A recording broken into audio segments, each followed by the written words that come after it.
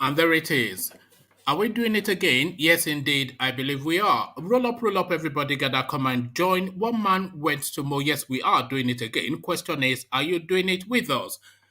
Gather, come. Let's do it together. That thing that we do round about this time, but often earlier. So later, but nevertheless, it's still on. So are you on with it? The one man went to more platform where we discuss all matters pertaining in Nigeria. Come partake. One man went to Mo, the eagle has landed. Water, only water. Water, only water. Where is Sima? Water, water, water, water, water, water, water, water, water, water, water. Water, only water. Where is Sima? Hapa o naido.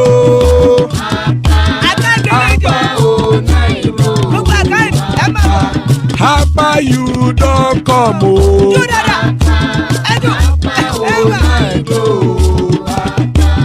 Hapa o naido.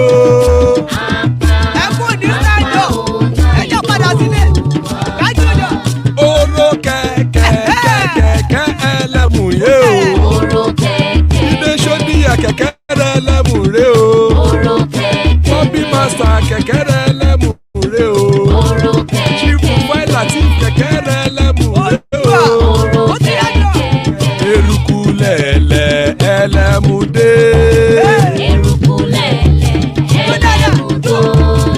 Eruku lẹ̀lẹ̀ ẹgbẹ́ ẹlẹ́mùdódò jàre o.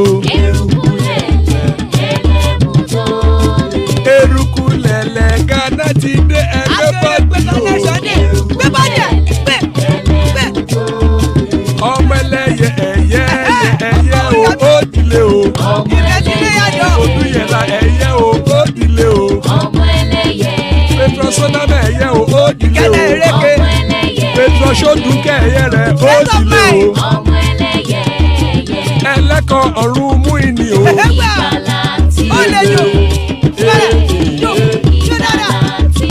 Àkùkọ ọ̀run mẹ́kọ̀.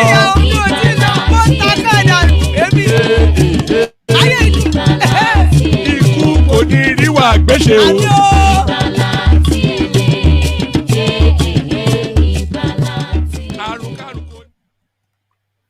And there you are. You already know the potency. Iku koniriwa gbeshe, powerful words by the Kegites. Iku koniriwa gbeshe. As guys, I bring you this.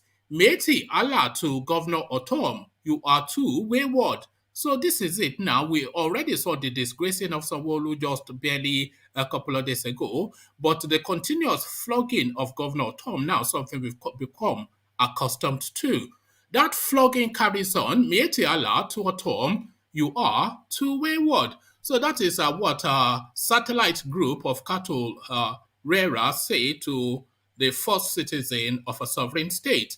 Ohanaeze to Buhari, show mercy to IPOB leader Kanu. So now on their knees, as we knew they would, so now we saw the senior elder statesman, former minister, go begging just a couple of months ago. But now the totality of the entirety of their leading organization now take a knee. Ohanaeze to Buhari, show mercy to IPOB leader Kanu. So the Dobale position now adopted by the Eastern Quarters. So a guy that needs to be in the Dobale position and taking a thorough flogging and chased out of clergy. Abiodun FATOYINBO, husband of late COZA'S chorister, breaks silence. So another sex scandal, of course. Anytime there's scandal, anytime you hear the names Biodun FATOYINBO or Suleiman Johnson, you know it's always a sex scandal. Nothing ever positive from these quarters. Again, the same narrative, but different characters with the protagonist remaining the same. FATOYINBO, husband of late COZA'S chorister, breaks silence. So a lot of you would know the backdrop to that story, but now the latest installation we discuss now. Power generation is now 13,000 megawatts. It was 2,500 under Jonathan. Garba Shehu now telling us that it's electricity 24 hours in Nigeria now. quite where this is taking place, perhaps in the north, because of course we know that the whole entirety of Buhari's administration was for his own people. So hurrah for them in the north if that is the case, but almost certainly a lie, because now this is what we know these people for. Our power generation is now 13,000 megawatts. It was 2,500 megawatts under Jonathan Gabashehu lies to space as usual. So now, from a lie to an admission, I am tired working 7 hours a day. Can't wait to leave office. Malam Buhari opens up again and he admits now that at 86, he essentially too old now for the job, which he was even when he took it over and which he was long before he took it over. So you can't hold back time, no matter how much medication they are pumping into this guy to keep him propped up. The time is an unforgiving. Anybody that is over the age of 30, you know the creaks and groans of even getting out of bed. So those creak and groans are heavily facilitated by medication for this Fulani chap from Daura, who's now feeling the weight of it in spite of his savagery. He cannot carry on. I am tired working 7 hours a day. Can't wait to leave office. The Aboki from Daura admits the obvious. It states the obvious. Army setting stage for jailbreak in Ondo. Akeredolu alarms to the space, but quite what is the cause for that alarm or of that alarm, we find out in due course. And this okay, let me let me bring you these two next. So this one goes just with the COZA'S story, so I'll move it over to join it in a moment. So when I'm doing the readout, it's sequenced. Timi Dakolo shares cryptic message after Costa Pastor FATOYINBO was called out by a former chorister over member's death. So you recall, of course, the opening salvo of that FATOYINBO space was essentially the allegations put forward by this guy's wife, Biodun Fatoyinbo, or whatever her name is, against this. Something that Dakolo's wife put out an allegation against this Fatoyinbo element of this same ilk of this allegation that is weighing upon him now. So now he just speaks to that space again to just make the association with that old and long-standing narrative. So we land on this one. Two autopsies showed Sylvester Oromoni died a natural death. There was no evidence to establish a case of bullying.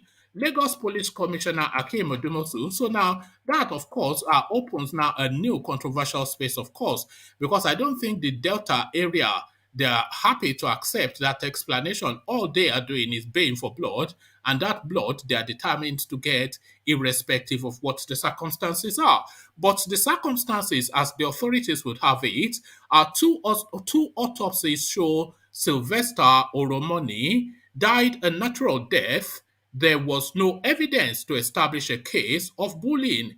Lagos Police Commissioner Hakeem Odumosu. So that's in play as well. So plenty to go through. So kick back, lean back, share the stream so that everybody is gathered. So let's just gather. If you want to come join, especially if you haven't joined before, I encourage you to click on the hyperlink just so that we can expand the range of our opinions that we do share on the platform. So both old and new, all voices welcome. The hyperlink there says StreamYard, but before anything happens, we come in now via what is now tradition, the Eastern Quarters, and of course, another Python dance.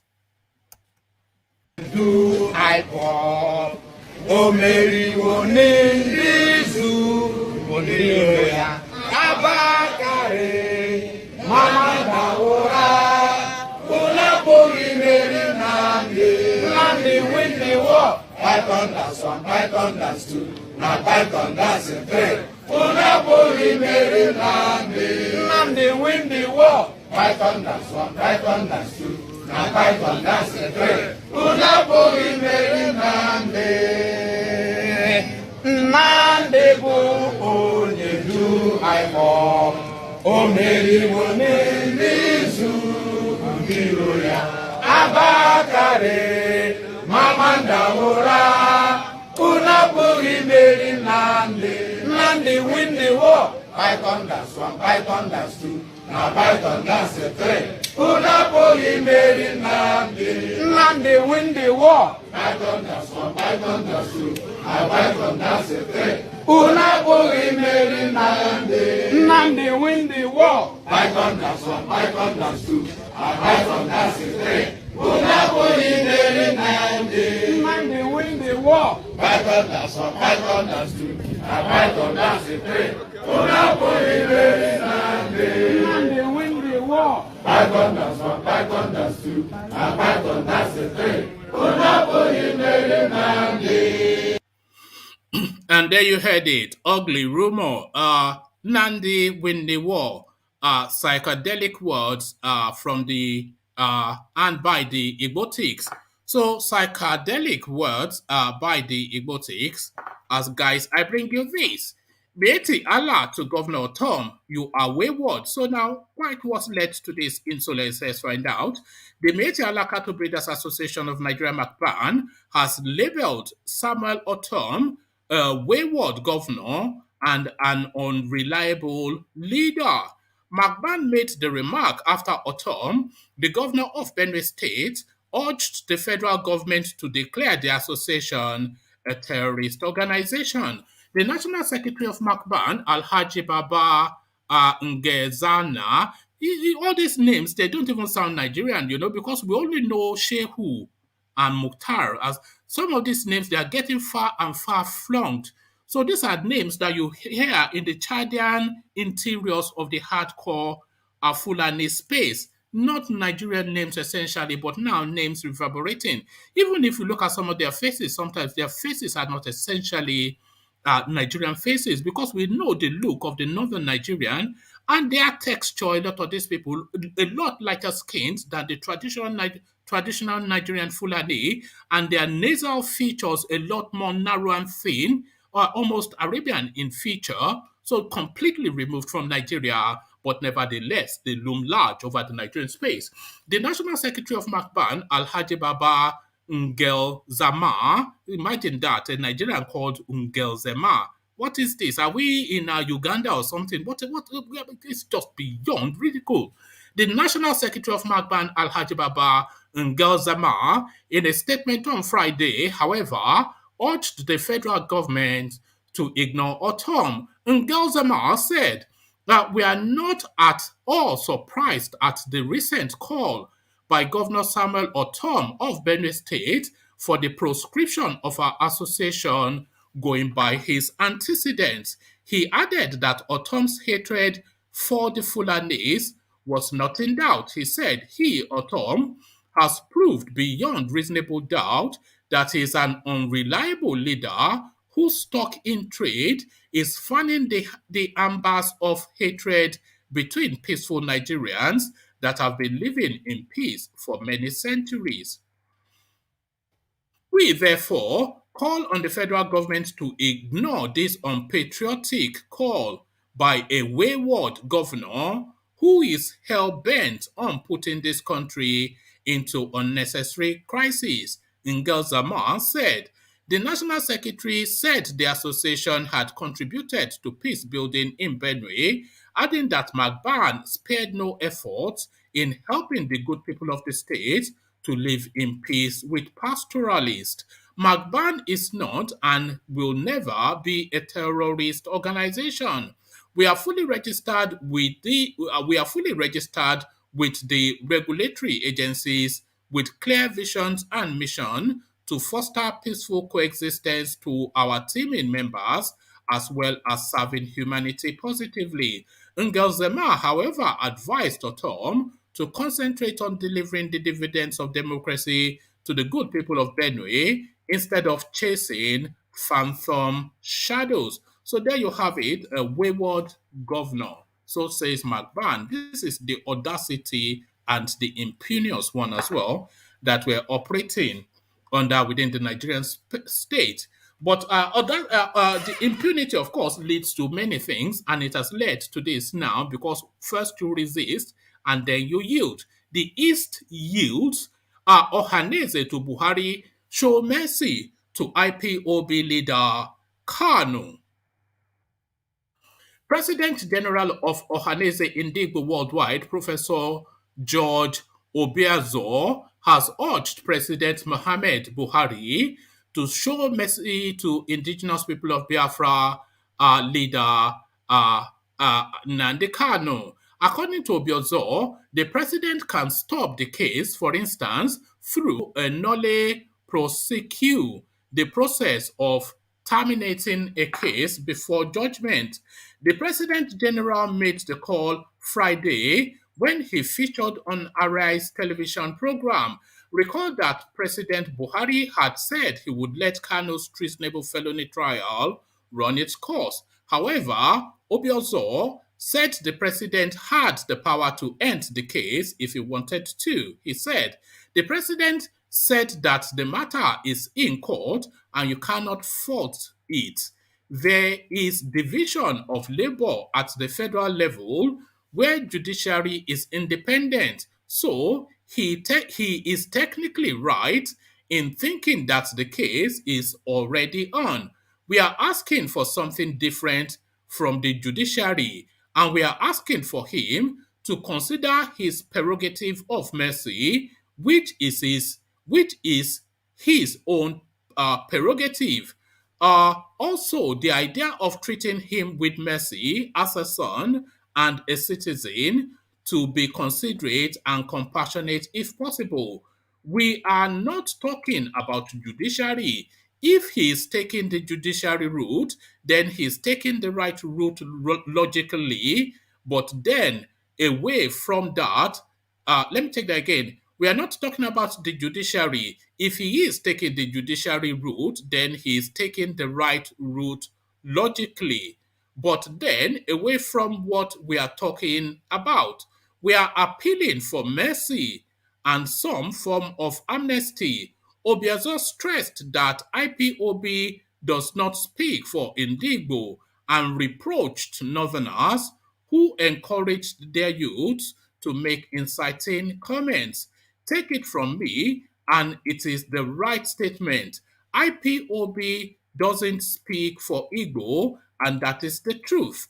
To be very candid with you, the IPOB anger is accumulated anger based on perceived or real injustice against Indigbo for so long. We understand their anger and the anger of many youths across the country. However, the truth of the matter is that they are not mandated to speak for Indigbo. The northern groups that are making the statements are unfortunate because we don't respond when their youths, in their youthful exuberance, make certain comments like they did before that all Igbos must leave the north. So youthful exuberance, they are claiming, Nnamdi Kanu, of course, a 55-year-old man. So there it is. But from Nnamdi Kanu now to this equally egregious waywardness. Let me see. Let me sequence this. Hold on. Okay, let me sequence this in this order. Timi Dakolo shares cryptic message after COZA'S pastor Biodo FATOYINBO was called out by former choir coordinator over a member's death. Timi Dakolo has shared a cryptic post about Victoria. Timi Dakolo has shared a cryptic post about victory and God fighting his battles after Pastor Biodun Fatoyinbo was called out by a former choir coordinator. Nnenna Kalu Ude, a former choir coordinator at Commonwealth of Zion Assembly COZA'S, accused Fatoyinbo of dabbling into the occult and treating choir members horribly. She also accused Fatoyinbo's wife, Modele, of being complicit. She said this treatment led to the death of Tegar, who was a fellow chorister, and that story is covered in a different readout, which I'm not going to read to you. Following this recent accusation against Fatoyinbo, Timi Dakolo, who stood by his wife Busola Dakolo when she accused Pastor Fatoyinbo of raping her, when she was a teenager, shared a cryptic post on Twitter and Instagram. He wrote, "But I been tell una call me all kinds of names." He added, "Truth is truth. Break it, drown it, cover it, blend it, burn it, or even paint it. The thing is, truth will always be truth, and it will survive all this its own. Victory is truth realized. And just because you are having a hard time believing the truth doesn't make it a lie." So there you have it. FATOYINBO essentially they say a revenge is a dish best served cold.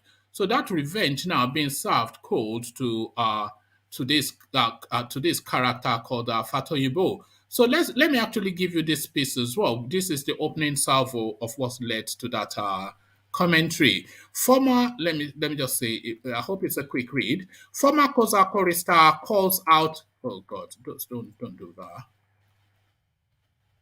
Former COZA chorister calls out Pastor Biodun Fatoyinbo, his wife Modele, and others after her friend, who was also a chorister, died. Former Commonwealth of Zion Assembly COZA choir coordinator Nena Kalu Ude has called out founder of the church, Pastor Biodun Fatoyinbo, his wife Modele, and others after her friend, who was also a chorister, died. And Nena outlined how she and others were allegedly maltreated by the church and circumstances leading up to her friend's death, alleging that people who want to speak up about the evil going on in the church either fall ill or die mysteriously. Inena further asked if Pastor Biodun Fatoyinbo has joined an occult group. She further described the COZA pastor as a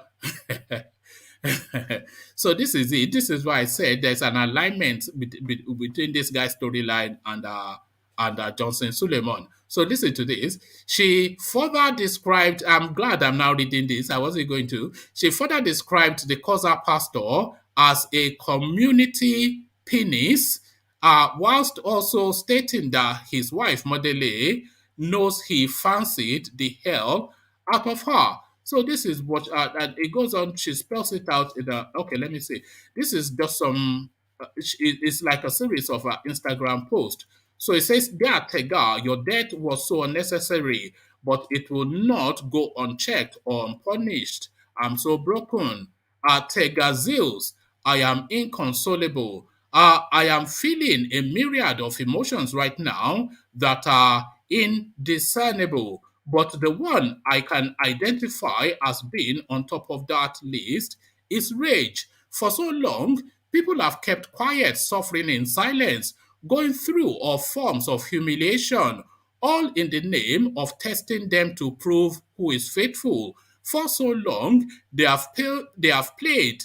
For so long, they have played with people like a game of chess, human beings that Jesus himself shed blood for. I am about to go 2019 again. I am done keeping quiet. So that I am about to go 2019 is in reference to the Busola Dakolo storyline when she alleged that she was forced upon by Biodun Fatoyinbo. So she carries on at Biodun Fatoyinbo, at Motele Fatoyinbo, at BNB Ladies, and all your sycophants who move about at your command. Stanley Osaji, Demola, and then she lists names, etc., who cleans up his mess for him and every other cohort. Jehovah's judgment will not pass you by. People may not speak because they are afraid of you. I don't blame them. I was like them too. But I am no longer afraid. I left my fear at your gate on the day of my last workers' meeting in your cult. I have never seen such cruelty, not paying salaries for months, but expecting them to still show up every day, driving them out of the house, even to the point of nearly putting Catherine on the streets, clearing the entire house of every furniture and appliance so that those that were still left would leave, dissolving the gratitude group but going behind to call some back, playing mindless, devilish games that you could only have received such inspiration from demons. So I think these things are peculiar to their environment because a lot of it don't make any sense to me. Turning them against each other like the likes of okay, on and on.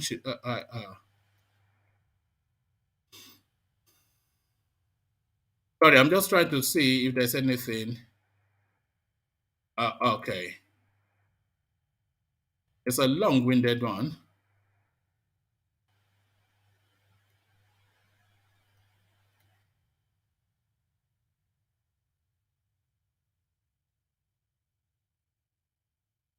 All right, I'm just trying to see if. No, I think I'll leave that there actually, but we landed on that community penis apparently is what Fatoyinbo is to his church. So let's round off Fatoyinbo with this last line. Biodu Fatoyinbo, husband of late COZA chorister, breaks silence. So let's now see. Uh, Okpefure Rima, the husband of the late chorister of Commonwealth Zion Assembly Kozar, Tega, has distanced the church pastor from the death of his wife. There had been reports that a friend of the deceased, Inena Kalu Ude, alleged that Fatoyinbo is responsible for the death of Tega. According to Kalu Ude, people who wanted to speak up about the atrocities of pastors in church either fell ill or died mysteriously. So it goes on to give us just another rerun. So let's take it from here. Uh,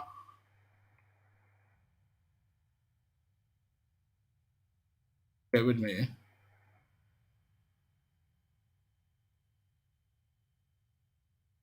Okay, let's take it from here. A video was spotted on Friday where the deceased husband said Fatoyinbo is not responsible for his wife's death.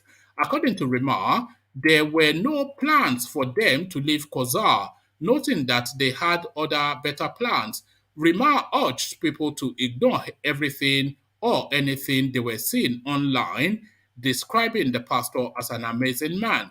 So it goes on to then well, that's essentially so that's that really essentially. So let's just move on from there to another storyline. Power generation is now 13,000 megawatts. It was 2,500 megawatts under Goodluck Jonathan. Gaba Shehu, another spin. Presidential spokesman Gaba Shehu has said that the Buhari administration has greatly improved power generation in the country. Shehu made the claim in an interview on Channels Television on Friday the 7th, said power generation was increased from 2,500 megawatts in Goodluck Jonathan's administration to 13,000 megawatts with an uptake of 5,000, even though the present administration has been constrained by situations on the ground. He also claimed that President Buhari inherited a reckless privatization process. Shehu said the situation on ground constrains the government and the party from delivering as much more than what we have. As we speak today, we have doubled power availability in the country. In terms of generation, it was about 200 times. In terms of generation, it has improved 200 times. We have the capacity to generate more than 13,000 megawatts of power.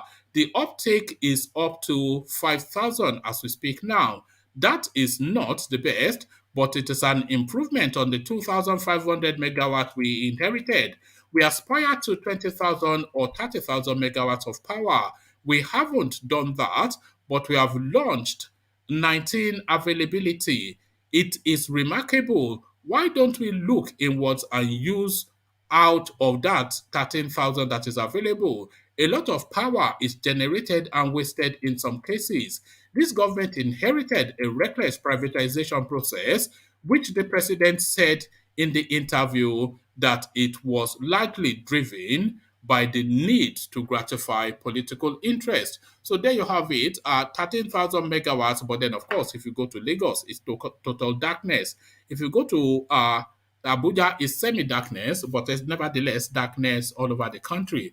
So quite well, maybe they are funneling it to Niger Republic. Maybe this is the thing because everything leads to Niger Republic in Nigeria at the moment. But thankfully, this next headline: I am tired working 7 hours a day. Can't wait to leave office. Aboki from Daura speaks. Working 6-7 hours a day as president of Africa's most populous nation is an insufferable job, says President Muhammadu Buhari, wishing he will be less busy. Less busy? How can he be less busy? This is the question. For you to be less busy, you have to be busy in the first instance. Mr. Buhari was born on December the 17th, 1942. The age is telling on me. Working now for 6, 7 to 8 hours per day in the office is no joke. There are questions of the Executive Council, members from as many states as possible to be considered virtually every week, lamented the Nigerian president. Really, it is a lot of hard work. However, the 79-year-old added, as I said, I asked for it and I cannot complain. He disclosed that on his wish list is the need to indulge himself in lazing around. Last year, Nobel laureate Wole Soyinka, Northern leader Tanko Yakasai, and London-based economist described Mr. Buhari as lazy. About my age, I see my colleagues, they are now relaxing. And I assure you that I look forward to the next 17 months when I too will be less busy, said Mr. Buhari in an interview with Nigerian Television Authority aired on Thursday.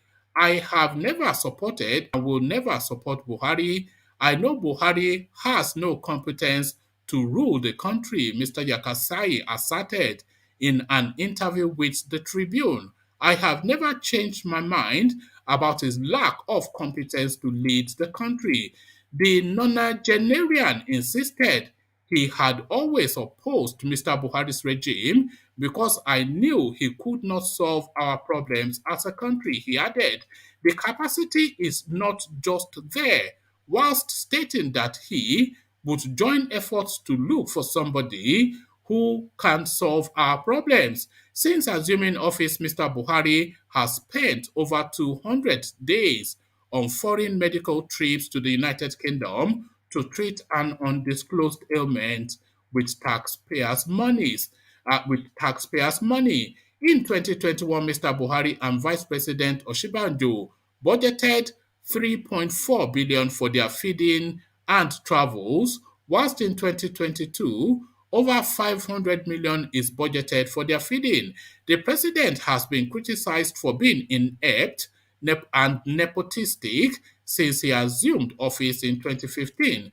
Under his watch, Nigeria became the poverty capital of the world with a record high unemployment rate standing at 33.3% as of the fourth quarter of 2020. So look at that, 33% of the working age unemployed. 33%. That is it, oh. That is it right there. If you are wondering where it is, that is it right there. So this is it right here. Army setting stage for jailbreak in Ondo. Akeredolu speaking. The governor of Ondo State, Rotimi Akeredolu SAN, has accused the Nigerian army of inducing steps towards jailbreak in Ondo State. This is as he condemned in strong terms the withdrawal of soldiers of the Nigerian army from the correctional centers across the state. Akeredolu expressed displeasure at the move after he was briefed on the situation by the State Commissioner of Police, Oyediran Oyeyemi, in a statement signed by the Chief Press Secretary to the Governor, Richard Olatunde. Akeredolu wondered why soldiers will be withdrawn from correctional centers which belong to the federal government. The statement was titled, Withdrawal of Soldiers from Correctional Centers in Ondo. Action is to induce jailbreaks. Akeredolu raises alarm. The statement reads in part, Last night, Governor Akeredolu received reports from the Commissioner of Police in the state that soldiers attached to the correctional centers in the state have been withdrawn. This development came as a surprise considering the fact that both the Nigerian Army and the Nigerian Correctional Centers belong to the federal government. The governor was more bothered about the overflow effect of the soldiers' withdrawal on the security situation in the state, more so that such action could easily encourage jailbreak across the state. It is, however, pertinent to alert members of the public and the federal government of this unwholesome situation.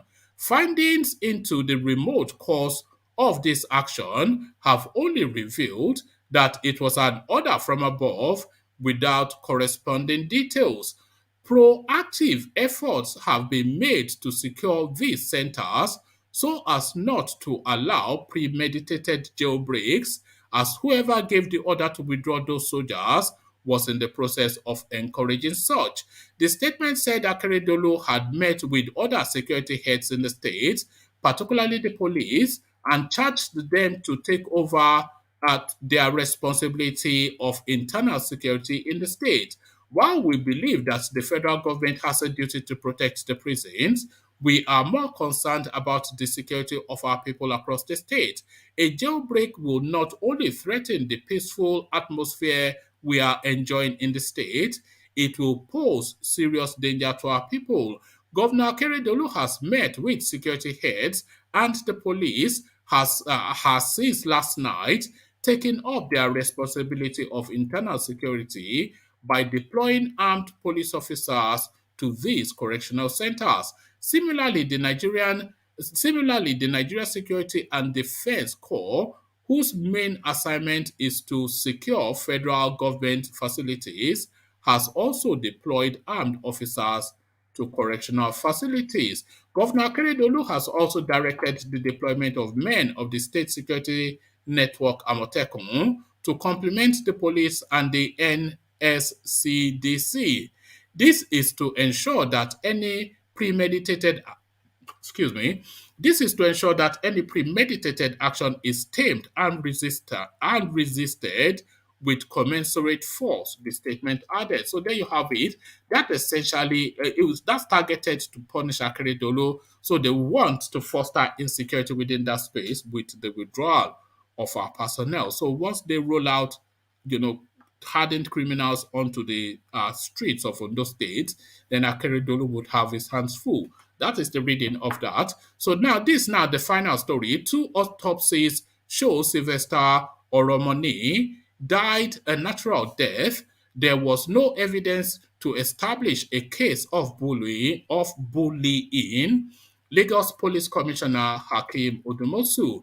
The Lagos State Police Commissioner the Lagos State Commissioner of Police, Hakeem Odumosu, this afternoon held a press briefing where he spoke more on the investigations into the death of Dowen College student Sylvester Oromoni. Speaking to the press, Odumosu said the results from the first and second autopsies carried out on Sylvester's body in Delta and Lagos State indicated he died a natural death.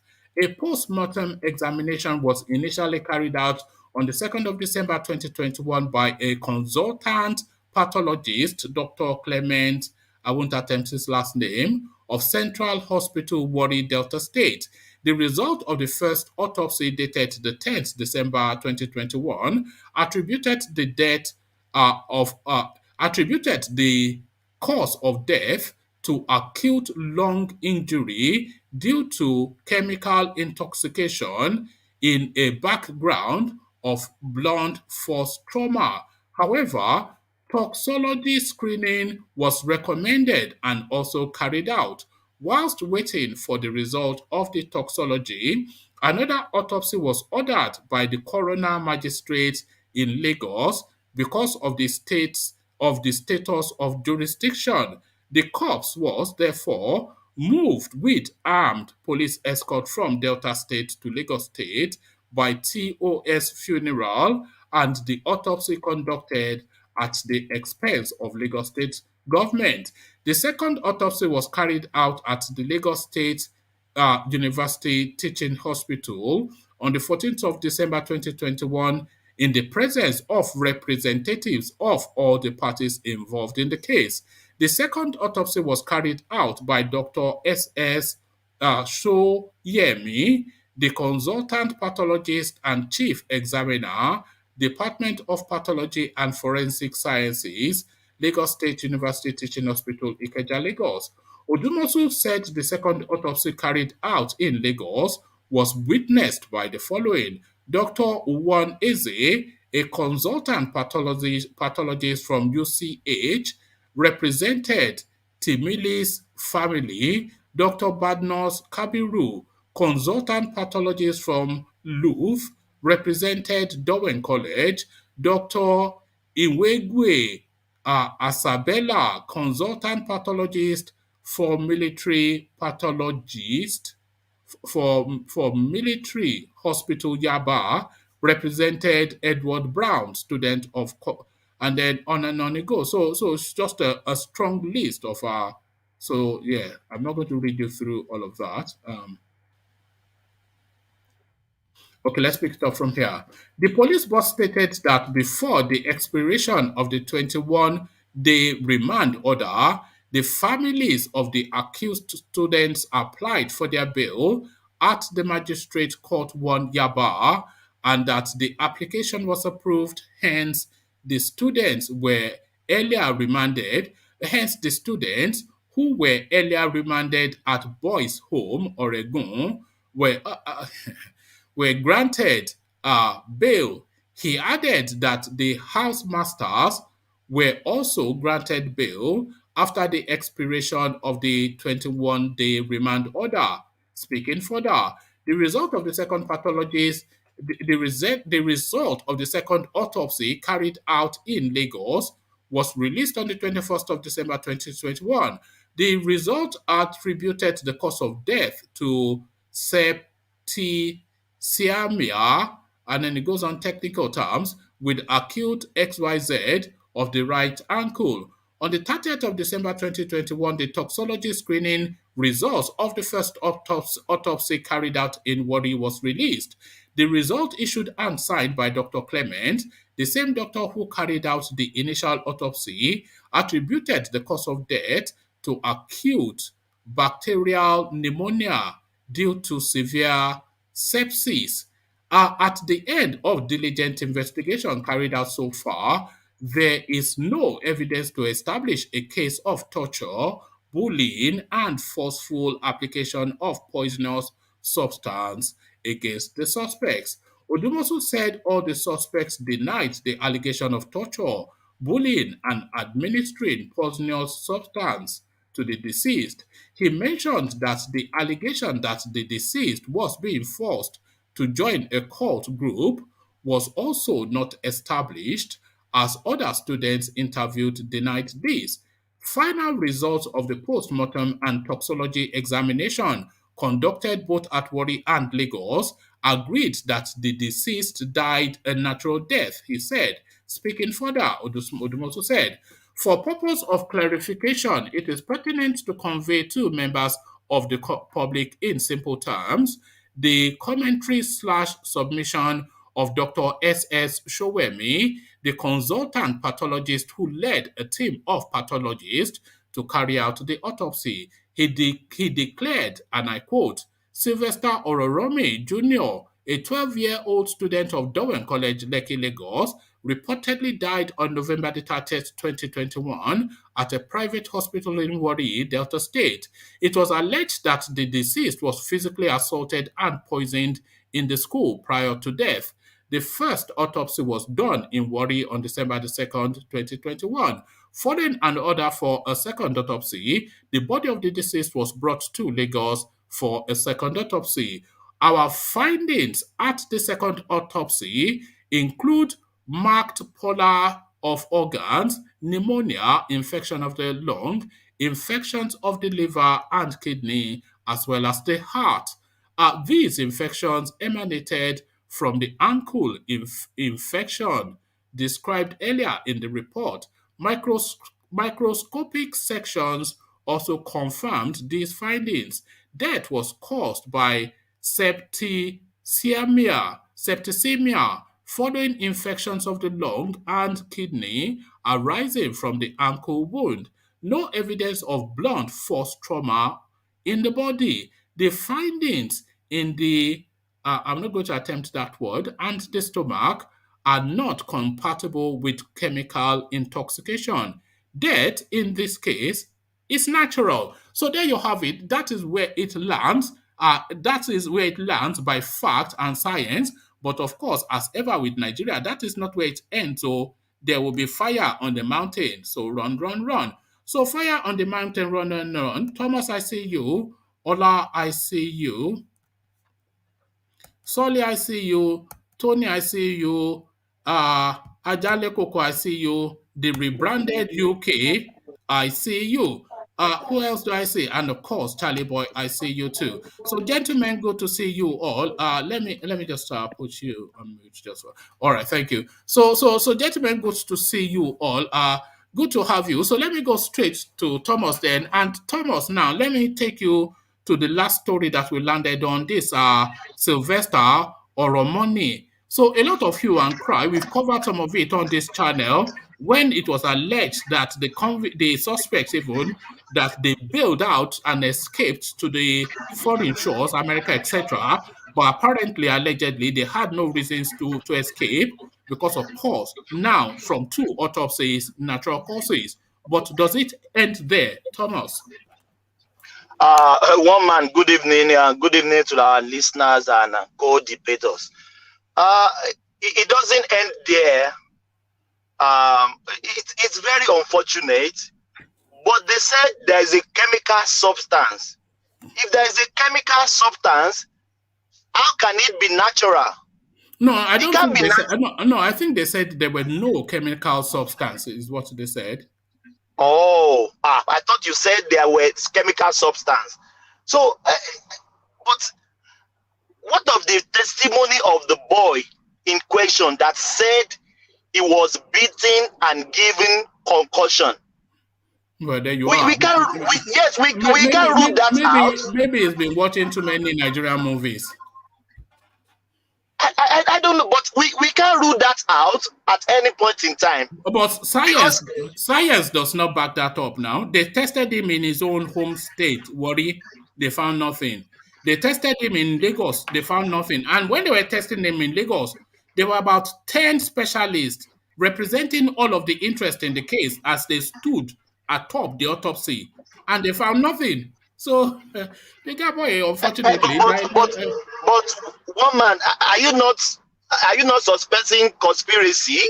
No, because there were too many people. I read about 3-4 names and I gave up. There are about 20 names at that autopsy representing everybody. And I even hear that the pathologists that carry out the postmortem, they are the best in Nigeria.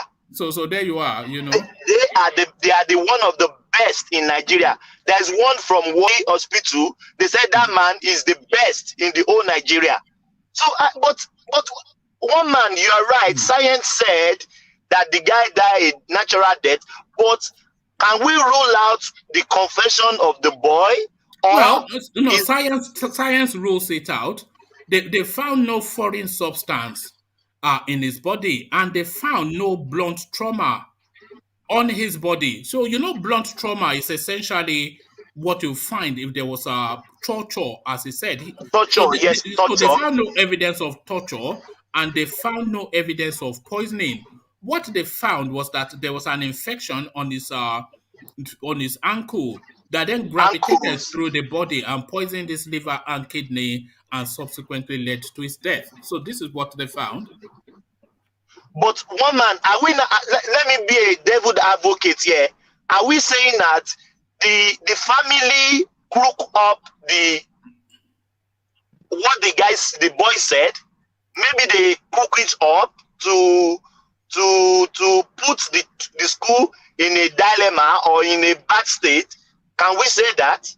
Well, Because it's a combination of so many things, isn't it? It could either be that boy said something, or the family could just. Can you imagine a 12-year-old boy that you are sending to a posh school just to give him all of the best that he can have for starting life? You know, it's a very, it takes the mind to very strange places. But but one man, woman, the injury, Yeah, Thompson, sorry, yeah. the injury that is sustained from the ankle, is it as a result of the torture given to him by those boys that that guy alleged that torture him, stuff like that? no, Maybe Ajale as a result Koko of that. say is an accused. They said that means it's ongoing. It's not if anything to my knowledge because I have We some can't hear medical. what you are saying. What happened to your phone? Yeah, you are breaking up a bit, Thomas. Can you hear me now? No, it's sort of graining, yeah, but Yes, yeah. I said, they said is an acute. If they said something is an acute, that means it's ongoing thing. It's not that it just happened. It's just an ongoing thing that has been happening to him. And one man, at the end of the whole thing, I can school. Because have you heard of the toxicology report? Have you heard of that? No, that's out as well. On the 30th of December, the toxicology screening result of the first autopsy carried out in Warri was released. The result issued and signed by Dr. Clement, the same doctor who carried out the initial autopsy, attributed the cause of death to acute bacterial pneumonia due to severe sepsis. There you go. Let me just add this let me just add the following paragraph. At the end of the diligent investigation carried out so far, there is no evidence to establish a case of torture, bullying, or forceful application of poisonous substance against the suspects. One man, there's a conspiracy. So that's the science, but nobody will accept it though because the story has already gone. Yeah. Nobody will accept this because if truly the guy said he was tortured and given concussion, it will truly. That means there is a conspiracy. But if we said there is no conspiracy and the result is authentic, that means we will say the family crook up the story. No, the family. That is it. I'm just saying this. Thomas, you cannot conclude like that. You don't listen what I said. You don't listen to me. Sorry, Thomas. Can you move around a bit? Is a real. Let's just say. Can you hear me now? Yes. Yeah, are you allowed? Because we usually hear you better than this, but carry on. Yeah. Yes. So if they said the autopsy, it's just unfortunate. If they said the autopsy bring out that this is a natural death, and the family said the children he was beaten and he was given a concussion. So one man, it doesn't add up to me. It doesn't add up any way. It doesn't add up. The two stories don't marry up. It doesn't marry up. No, the it two doesn't stories add up. In fact, they are conflicting stories because one says natural causes, which is the science, but then the storyline, the narrative says it was beaten, tortured, invited to join a cult, which the police also said was not true, and then he was forcefully inserted with poisonous something. So this was the story presented. Hold on, this was a story presented by his parents to the public as the recitation that their son gave them. So that story completely opposed to what the police are now telling us are the factual scientific findings. So it doesn't marry up. Charlie Boy, you wanted to say? Hold on, Charlie Boy. Yeah. Sorry, Thomas, hold on. Yeah, Charlie Boy. Yeah, I get what you're saying, but I kind of I can't. I get what you're saying, but I think the person saying because Nigeria code. I know in Nigeria code when people go in the code, they bully you. So that I think it happen all Nigeria codes. So Yes, it does happen, but what is looking like is that it did not happen in this instance. That is what the science is telling us. but why would the parent lie about that? Well, this is where the mystery is. Maybe that was what they were told by their son. But what's happening? The school's lying too. You think that the school people lying too? No, the science is saying that the school is not lying. The science doesn't matter. The school could be lying too. What do you mean? The science? No. They did an autopsy. They found no poison in the young boy, and they found no evidence of torture. Science. But one man, do you know the school could cover that up? School could do that. School could. They could cover up the poison. Can I say something? No, Charlie boy, give it up already, man. Drop it. Do you know how many doctors involved in this case? I can give you the list, though. I give up halfway. There are many doctors involved because I read so many people that were trying to cook up conspiracy theory. But the fact is that all the evidences, possibly you couldn't have compromised about it. They say about 35 doctors or thereabouts. All right. Sorry. Let me give you this Charlie boy for your benefit.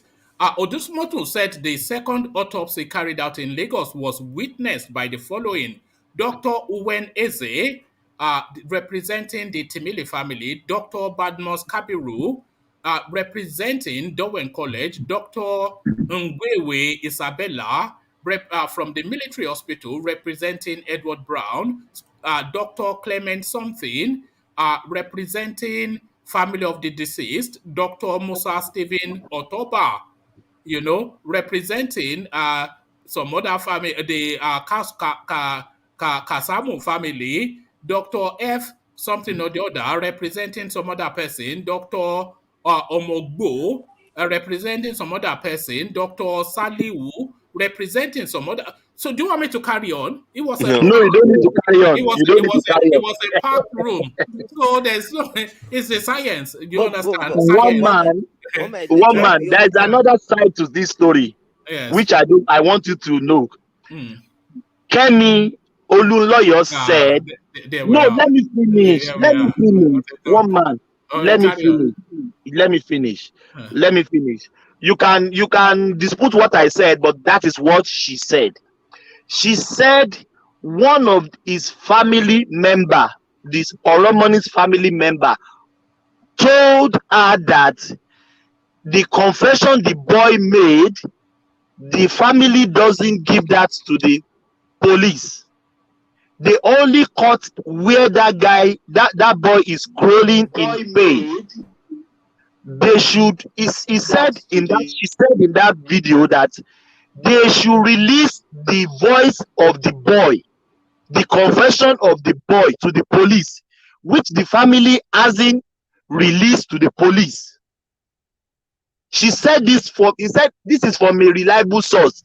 They should come and arrest her if what he said is lie. Thomas, so, are you or are you not aware that Kemi Olunloyo has just a little bit of scoin? Do you know that a little bit of one man? I'm not disputing what I am not disputing. One man, but what this lady said now, it should be addressed. If somebody is hiding scoin, if it is speaking rubbish till now, exactly. So one man, let me finish. Yeah. One man, let me finish. If this lady is speaking scoin, why don't Nigerian government invited him? He's been saying that they should invite her. Yeah, but that will give her the oxygen of publicity now. It's a bit like it's a bit like the referendum that they are asking from him in IPOB now. One man. It's just a nonsense space, One man. This lady is controversial. Yes. She said something. Is even challenging Nigerian police that is expecting their invitation. That he has She asked so much about this case. If they invite her, that will give her the oxygen of publicity that she craves. So she will just continue to say more and more outlandish things to hold on to the spotlight. This is a clout chaser, you know that.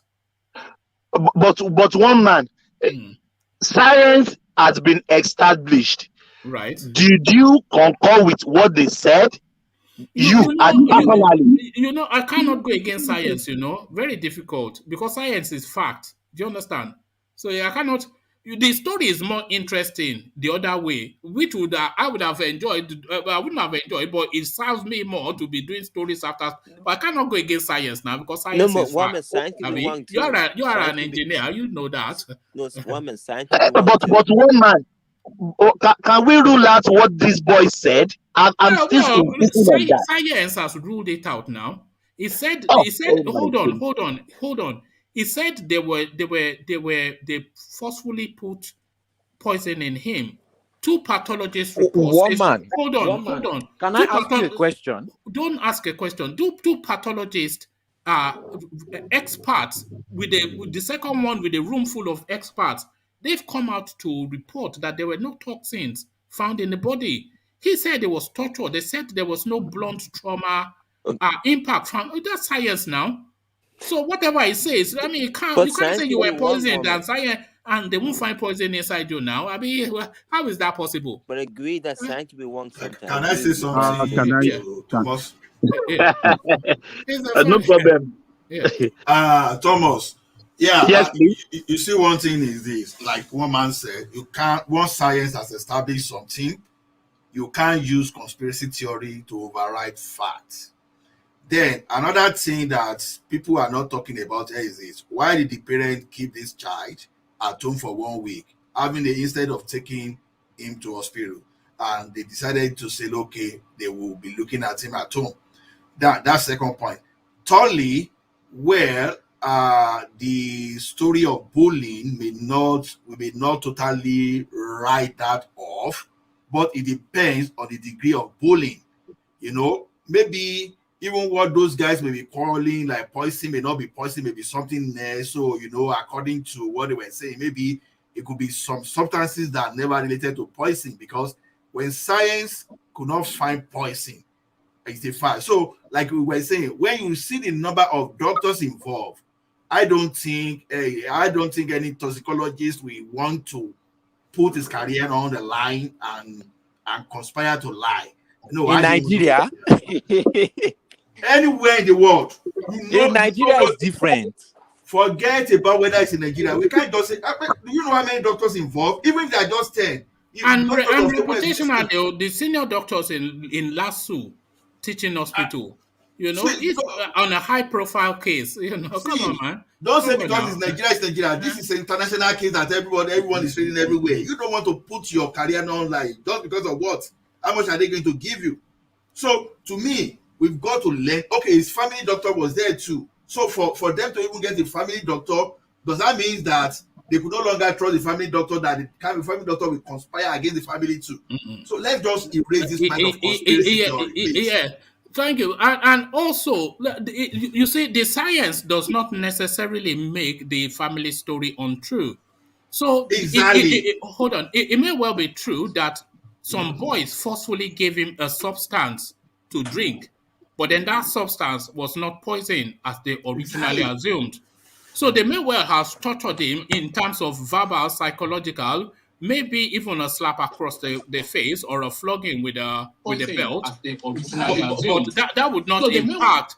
So that would not impact the sort of blunt trauma that you would have with a heavy hit by a big stick or a rod or something. So that storyline may well be true, but it does not impact our science as just so the science as just so these people, they get to walk away. That's just the thing. Can I say something? Yeah, let's have from Ajalan Koko. Yeah. And then Solid next, yeah. The science can be interrogated at the law court. All right. So those medical experts that you said came together and they came out with this report. The lawyer Femi Falana has responded that all those medical jargons they're talking about, they mentioned, yeah. He said they will go to court, and then they will interrogate them. They will bring their own expert too, and then we will know the truth. It's not going to end there, because something happened. It would not. Yes. So something happened that led to the death of that boy. Something happened to the boy. No, they told us it was a kidney failure as a result of an ankle infection. Well, that is what they said. It's going to be interrogated at the law court. Science. Yes. Oh, yes. It has happened in several cases. Yes. They interrogate all of the leading experts in Nigeria. They were there. Well, they will be interrogated just on one boy, on one case. So not a complex thing. Was there poison in his body or not? So it wasn't even, even a student would have been able to do that. But all the experts, they agreed.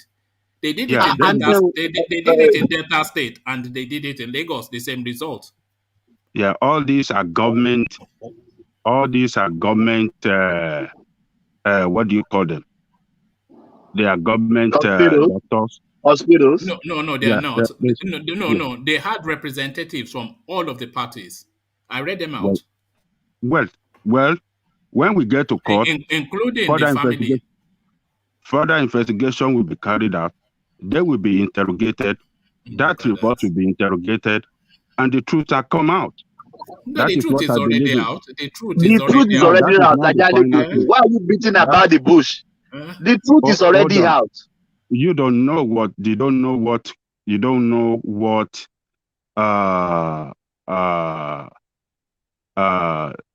don't know whether you don't know. You don't. So, Thomas, you don't know that science can be interrogated sometimes. You don't know that. But Ajale Koko, what I'm telling you now, do you know that? So Femi Falana, SAN will overrule science. It is not Femi Falana. No, hold on. One man is not Femi Falana. Femi Falana will bring his own team of scientists that will counter these people. It is possible. It has happened before. We watched several cases in this advanced country that we live in, and we saw the outcome of it. All right. I think we are talking of something different now. No. See, what do you mean by something different? There is a difference between when you have two different parties with two different results, and they cross-examine those results, and they say that maybe some procedure were faulty. And we are talking of a situation now whereby they just have only one party now with over 30 medical doctors, and they came into the same conclusion. So when Femi Falana want to set this aside, he must find his own scientists that will give a counter fact. Without fact, you can't just see. Without fact, you can even allow 99 criminals to go, 99 criminals to go just for an innocent one person not to be caged. So let's see the drama let's see something from Femi Falana. Let me say something. Femi Falana is just grandstanding. This is the end of the case that was just. That is the end of Solomon Grandi. That is the end of Solomon Grandi. Vivian Tiger, I know what you are saying, but don't let us be emotional about this thing. You understand? We can be emotional, and we can be wrong to someone that's not guilty. So when you want to deal with someone, deal without those people with facts, not just conspiracy theory or suggestion. All right, but Ajale Koko is insisting Femi Falana, SAN, he will overrule 30 medical experts. Femi Falana, SAN. Ajale Koko, one man. Thomas. Yeah, hold on for Ajale Koko, Thomas. Femi Falana, SAN, Abi. Well, he will overrule science. One Falana, SAN will overrule science. He's a Yoruba man. Look at that.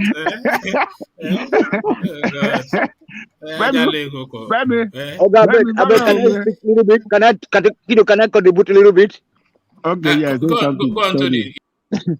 So it just shows the level of decadence in Nigeria society. That is from A to Z. The system has collapsed. What are you saying? Otherwise, no, hold on, please. Because these type of things are not doubtable in other countries at all. Once the doctor or the experts from different cities, they're able to prove that okay, nothing was wrong, and so it should have ended that way. But Nigeria, nobody want to die. They always say, "Oh, your grandmother kill you, or your mother kill you, or the church pastor will tell you that your mama might kill you." So let us science is the main thing here. It just shows the level of decadence. Nobody trusts anybody again in Nigeria. It's very bad, sir. So I support your view of it. One man for science, how to carry the way, Yeah, but that is Nigeria for you now, Tony. Somebody dies at 110. 110, no? Yes. They will say now which. There's one. Yeah, there's one. They will say now which killer. It's so bad. Looking for witch all over the place. Yeah, we have to close all the churches right now and all the mosques in Nigeria. We have to close them because they are causing all these pastors and alufa. We have to close them, before we start this You always take it to another place. You always take it to another place. All right, thank you, Tony. Let's move swiftly on before Tony comes up with another theory. So one man, I am looking forward to Femi Falana case at the law court and the team of experts that he is going to bring to interrogate these reports that concluded that guy died of natural death. Femi Falana and his team will surely interrogate this, and the truth shall come out. The truth shall be known. Then it's not ending this way. It's not ending. This little boy cannot just die, and just die just. It is a tragedy, like though. It's a tragedy, but and we must get to the conclusive end of this matter. And I believe that Femi Falana and his own team of scientists will come and interrogate this report at the law court so that we can get to the truth of the matter. Yes, that's what I believe in. It cannot end like this. Sorry, let Thomas round up so I can. Okay. Yes, to round it up, anytime post-mortem has been carried out, they've carried out in Warri and in Lagos. All the samples, all the liver inflammation, everything they use, they will pack it up and put it into the body and seal it up. That means now the another post-mortem cannot be carried out again. This is the final result. That is how they normally do post-mortem. When it comes to lawsuit, it doesn't work like that. I said that is what they normally do. I don't say they did it in this instance. That is what they normally do. After post-mortem has been carried out, result has been carried out, they will pack all the parts that has been tested, they will put it back into the body and seal it up and ready for burial. So right now, I don't know, maybe if another post-mortem can be carried out, the third one, maybe. If it can be carried out, that is where Femi Falana can be justified in these cases. But if they close everything and the part has been dumped, I don't think anything can happen again. No, Falana is just posturing and grandstanding. We know him. He likes to, him now, how he likes to throw his coat and say, the lumping. He likes to do all that. He's a poser. And even he asked Nigerian police to arrest to praise Falana. No, I'm a big fan of Falana, by the way. Yeah. It's a number one. Well, he's a poser, but he's number one. Yeah. He's a poser. One man, I need to smack you. No, is it not? You are come on now. You see how he likes to. He will puff up and he will. He likes to do like that. I know. No. He do pause. So justifiably, they say justifiably.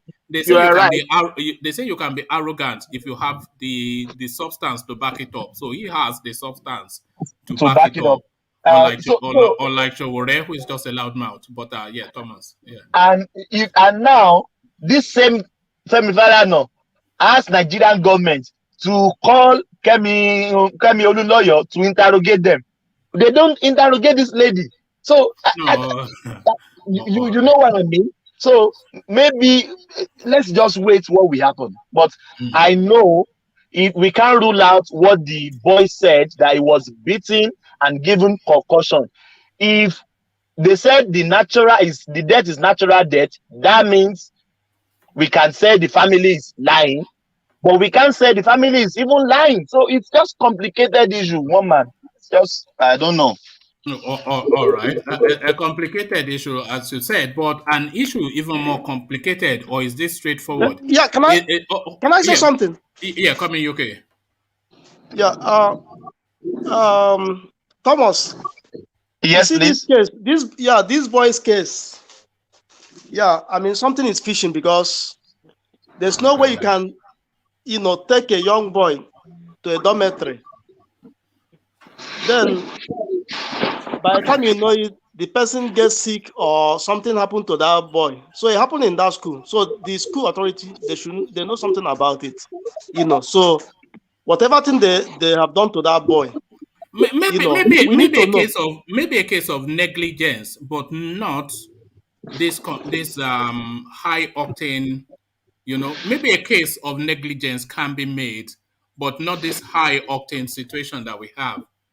Because science has told us it wasn't poisoned and it wasn't, yes, not to death at least, not to impact his death. So this is science, But this is what your friend is saying to you, Ajale Koko, your friend Abdul Momoni. Let me bring him up because you will never escape. This is your friend Ajale Koko. He says Femi. Sorry, who's that? So can you mute yourself for a moment? We're hearing back. So can you mute yourself? It says Femi. Sorry, who's that now? So can you mute yourself for a moment? Is that Solly? That's Solly. Yeah, that's Solly. Yeah, so this is your friend Abdul Momoni Ajanle Koko. He says Femi Falana and his groups of Babalawos, you should say Ajanle Koko. So Femi Falana, as we say, and it doesn't stop. It says Ajanle Koko will engage the service of Babalawo in this case. I don't see anyone can change this very clean and clear result we are all pleased with. So I'm not quite sure if we all are pleased with that, because a little boy did lose his life. But there's your friend. You can never escape that guy. This guy doesn't have human blood flowing in him. No, wait. It's in Saudi now. What do you expect? Yeah, no human blood flowing in him. It's the blood of pork that is flowing in him. That's why he talks like this all the time. The blood of pork. Yeah, like a pork blood that is flowing in him. He said he agreed with the final result. If you are the parent of that young boy, you will agree with this final result. Yeah, pork blood is flowing in you at the moment. Yeah, you can say that. You can say that. Yeah, they don't value life there. They don't value life there. In the north. Yes. It's not in the north, and it's a Yoruba man. So then you got to change his name. Sorry, sir. All right. One man. And did you see the video of the mother cursing? Yeah, but that course is not going anywhere anymore now. When science has told us that, So so that's the science of it.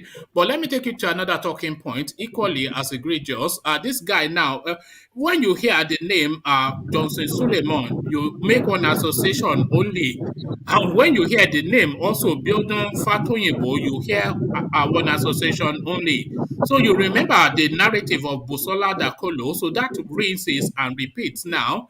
Another person now, female association that he has been pressuring. This lady now has passed on, and they're trying to make the attribution of this girl's death to Bildon FATOYINBO, and the person coming out into space, an inner functionary of that COZA'S church says that this guy is known locally, colloquially within that church as the community penis. So the community penis, this is what is going on in the Church of the Lord, COZA'S style. So what are you making then? FATOYINBO strikes again. Community penis. One man, you know this rhetoric of touch my anointing and do my prophet no harm. Those people they do hide under that rhetoric. It's just unfortunate where we find ourselves. A church should be a refuge when you are in trouble. That is where you should run to. A mosque should be a refuge when you are troubled. That is where you should run to. But now, even church now is the one even making the harm. Making the harm now. So it's very unfortunate. Someone is feeling bad. Can you mute yourself? Yeah. So it's very unfortunate. You can remember the time of Bukola Dakolo. People said, "Oh, this lady, he was paid to was it not your friend that led that narrative? Your Olunlo, your friend that led that narrative? Yes, one man. You don't know what is going on in that country. It's unfortunate that we find ourselves in this position. I remember she said something like that, but a status of Bukola Dakolo, can she come out and allege this man of this crime? No, she can't. You know why I believe that she wasn't lying. It takes more away from her to come out with that story than it adds to her. She gains nothing by making up a story like that and putting it in the public space, somebody of her profile. So she gains nothing from that and she loses a lot. But your party man, Kemi Olunloyo, she came out and rubbished that whole story in her usual cloud. The same thing she's doing now was what she did then. This is your Olunloyo friend. The problem we have is, if we want to establish a case like the raping case, just be mindful of the words so that YouTube If you want to establish that case, what's going on in that space, you know, people will ask for evidence. Yeah, but that's the thing, though. It's one of those things. There's necessarily, by virtue of that act, there's necessarily no evidence, especially if it's 20 years on. Maybe if you had gone immediately to the doctors, there might be. But 20 years on, it's a case of he said and she said. So it's a believability, isn't it? Believability. Who comes out as the most believable? So who do you think comes out as the most believable? FATOYINBO or Busola? I believe Busola 100%. Because with the status of her husband, what do they want to gain deforming this man? They are wealthy, they are famous. I don't know. But people will ask, where is your evidence? Sometimes if we are talking of cases like this, people do ask of evidence. The person, the victim, he didn't plan what happened. So it's very rare to establish any evidence in that manner. The only person that can bring evidence, that can stage the evidence, is the person in question, because you know what you want to do. But the victim, they don't know what is going on. It caught them unaware. So they can't really bring anything that is evidence to prove their case. But any cases of this manner, I normally believe them 80%. 80% of people that come out to say they were being molested in this manner, I normally believe them. Well, don't, because in some instances, in fact, in many instances, usually it's a female that is alleging, and usually in quite countless a number of instances they are leveraging it for just their lives have been destroyed off the back of false allegations. People have been jailed only then to be laterly discovered that the girl just made it up just to get. And in some instances, some girl, maybe she was still a little bit too tipsy and she said yes, and then she regrets it the next day. And then, of course, she then alleged it. So don't be quick to believe, but, But one man, that is your opinion. No, that is fact. I actually recall a case in Stanford University. This guy, he ended up with this girl, and then they did whatever it is they did. This guy was a Arab Asian sort of guy, and this girl was a white girl, and then she came out the next day to allege that this guy forcefully took advantage. This guy was rusticated from the university. He was put upon by the police. He was in the throes of the legal services until they then discovered a video, just a CCTV from a wine bar that they were in before they left to go to this guy's apartment. This girl was all over him, virtually almost pinning him down in that place to straddle him. And when that was then presented, that girl then withdrew this thing and said she made it up. She suffered no consequences, but then there's countless. So don't be quick to leap, to that belief, because in a lot of instances. So that means it was consensual. That means it was not. Yeah, that means the lady gave him consent. So one man, but we find many cases like this that people will say, "Where is your evidence? Where is your?" It has happened so many times. My own elder sister. Let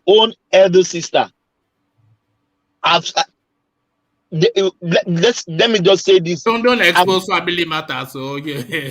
No. It's not something bad. It's not something bad. So there's no problem. This is my own elder sister. One of our family member, a pastor, tried to molest. Hold on. No. I don't. Be careful. No, what you are saying. No. One man. One man. This is what happened to my family as example on random. No. Forget it. Forget it. Okay. It's me that is talking now. It's me that happened to. All right. So one of our family member, a pastor, tried to molest my sister. When we were young that time, my mom, we said, let's go to this person for holiday. My sister will insist. He could not speak up. He could not tell anybody. When he got married, with 2 kids, one day he called me. He said, my brother said, what happened? Said, I want to tell you a story that you never know. I said, what? He said, so person has been trying to molest me, but I normally run away. I said, are you sure? He said, yes. He said, that is where, if you remember when we were young, anytime the mom told us to go for holiday in that house. Sorry, Thomas, I must stop you there. So yeah, you shouldn't be narrating your sister. No. She wasn't molested. Yeah, no. So I think you are cutting too close to the bone there. But let me take you to a narrative that you would not cut at all close to the bone. Aboki from Daura now, he speaks to space. Yeah. Can I say something? Yeah, carry on now. You okay? You know that if they don't use your family as example, though. But no. If they conduct DNA test in Nigeria, don't you know that the whole Nigeria will scatter? If they do DNA test, if they begin to do DNA test in Nigeria, everywhere will scatter. You know they say 1 in 3. What is his name? Femi Kuti, the son of Fela Kuti. He did that DNA test after so many rumors, and he found that I think about 3 of his 5 children were actually not his. And this, of course, like you said, if every home will scatter in Nigeria, especially in the north, where their drivers just impregnate when they marry so many. You at the age of 80, you are married, you have 30 wives, in the north, but. Oh, Oma, let's move on. All right. Thank you. Our power generation is now 13,000 megawatts. It was 2,500 under Jonathan. Gabashe will again telling us the fantabulous as the generators continue to pump out of every home in Nigeria. So quite where they are piping this power to, Niger Republic, do you suspect? What are you making of our Femi, you can be, Femi Adesina or Gabashe? What are you making of this statement from Aboki's spokesman? One man, where is the light? Well, I can't see the light. This is Where is the 13,000 light? megawatts. Where one man, we deceive ourselves a lot. We deceive ourselves a lot. My mom still told me they never have lights like 2 weeks ago. Nothing, no light at all. So where is this 13,000 megawatts? Where is this light they are talking about? Who is enjoying this light they are talking about? So one man, Ajaleko could normally said, we have a lying government. They will lie through their nose, something that we can see with our naked eyes. They will lie. Where is the light? My mom said until I said, Mom, you have to get the meter, the prepaid one. She normally pay very exorbitant payment every time. Since we purchase the meter, the card meter now, they are not paying so much because there is no light. Estimated billing, Abi. That seems to be the new lexicon. Now, if she buy 5,000 naira card now, they use it for 6 months because there is no light. That is why they don't want the meter to circulate everywhere. Because if everyone had this meter, they will not be charging these exorbitant, these crazy bills. He said, "Are you said 5,000 in 6 months? 5,000 in 6 months. All the money goes to fuel, gas every time. They run on generator every time. So where is this 30,000 megabyte coming from?" All right. Only in the imagination of Can I change the narratives? Can I change the narratives? Right. Now, you know, funny enough, Gabashew was not far from the truth. Right. But he only manipulated it. The installed capacity of Nigeria as we speak as at October 2021 was actually around 12,600 megawatts. Sorry, hold on. What does that mean, installed capacity? That is that if you fire everything at once, if you have a transmission network to send everything out, we're going to get maximum capacity of 12,000. And where are you getting that data from? Yeah, I'm getting it from trade.government.countrycommercial.guides. It's on the government side as the one. You see, you guys need to understand this. So that thing has always been there before. You know, the one of the major problems is this. Now, when Obasanjo was buying all this stuff, listen, no. When you say it was always been there before, how long ago? Is it pre this administration? Or No. What I'm saying is this: the major problem now is the transmission network. They've not done anything, but in stock capacity, it's up. Gabashew is not really far from the truth. If they get the transmission right, is that installed capacity that you are describing? Is that pre or post this or during this administration? Now at this administration. So they've increased it to that they've level. Increased the talk about okay, no, that's fair enough. If there's truth to it, because we know the distinction between generation and distribution. So if they've done that, then well done to them. So Charlie Boy, you wanted to say? You see, woman, Tommy. You see, you guys understand. This is what Nigeria can work.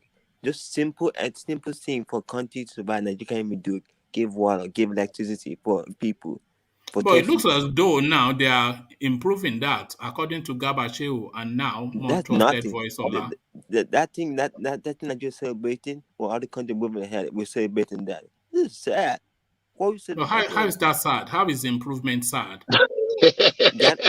Rwanda's already ahead of us. Kenya's already ahead of us. But now they're saying there's improvement, and that's been verified by Ola. So how is that sad? Well, Ghana's ahead of us. Forget that. No, but we have to improvement. keep saying it to Nigeria. But yeah. So hence, then improvement. So is improvement not a good thing?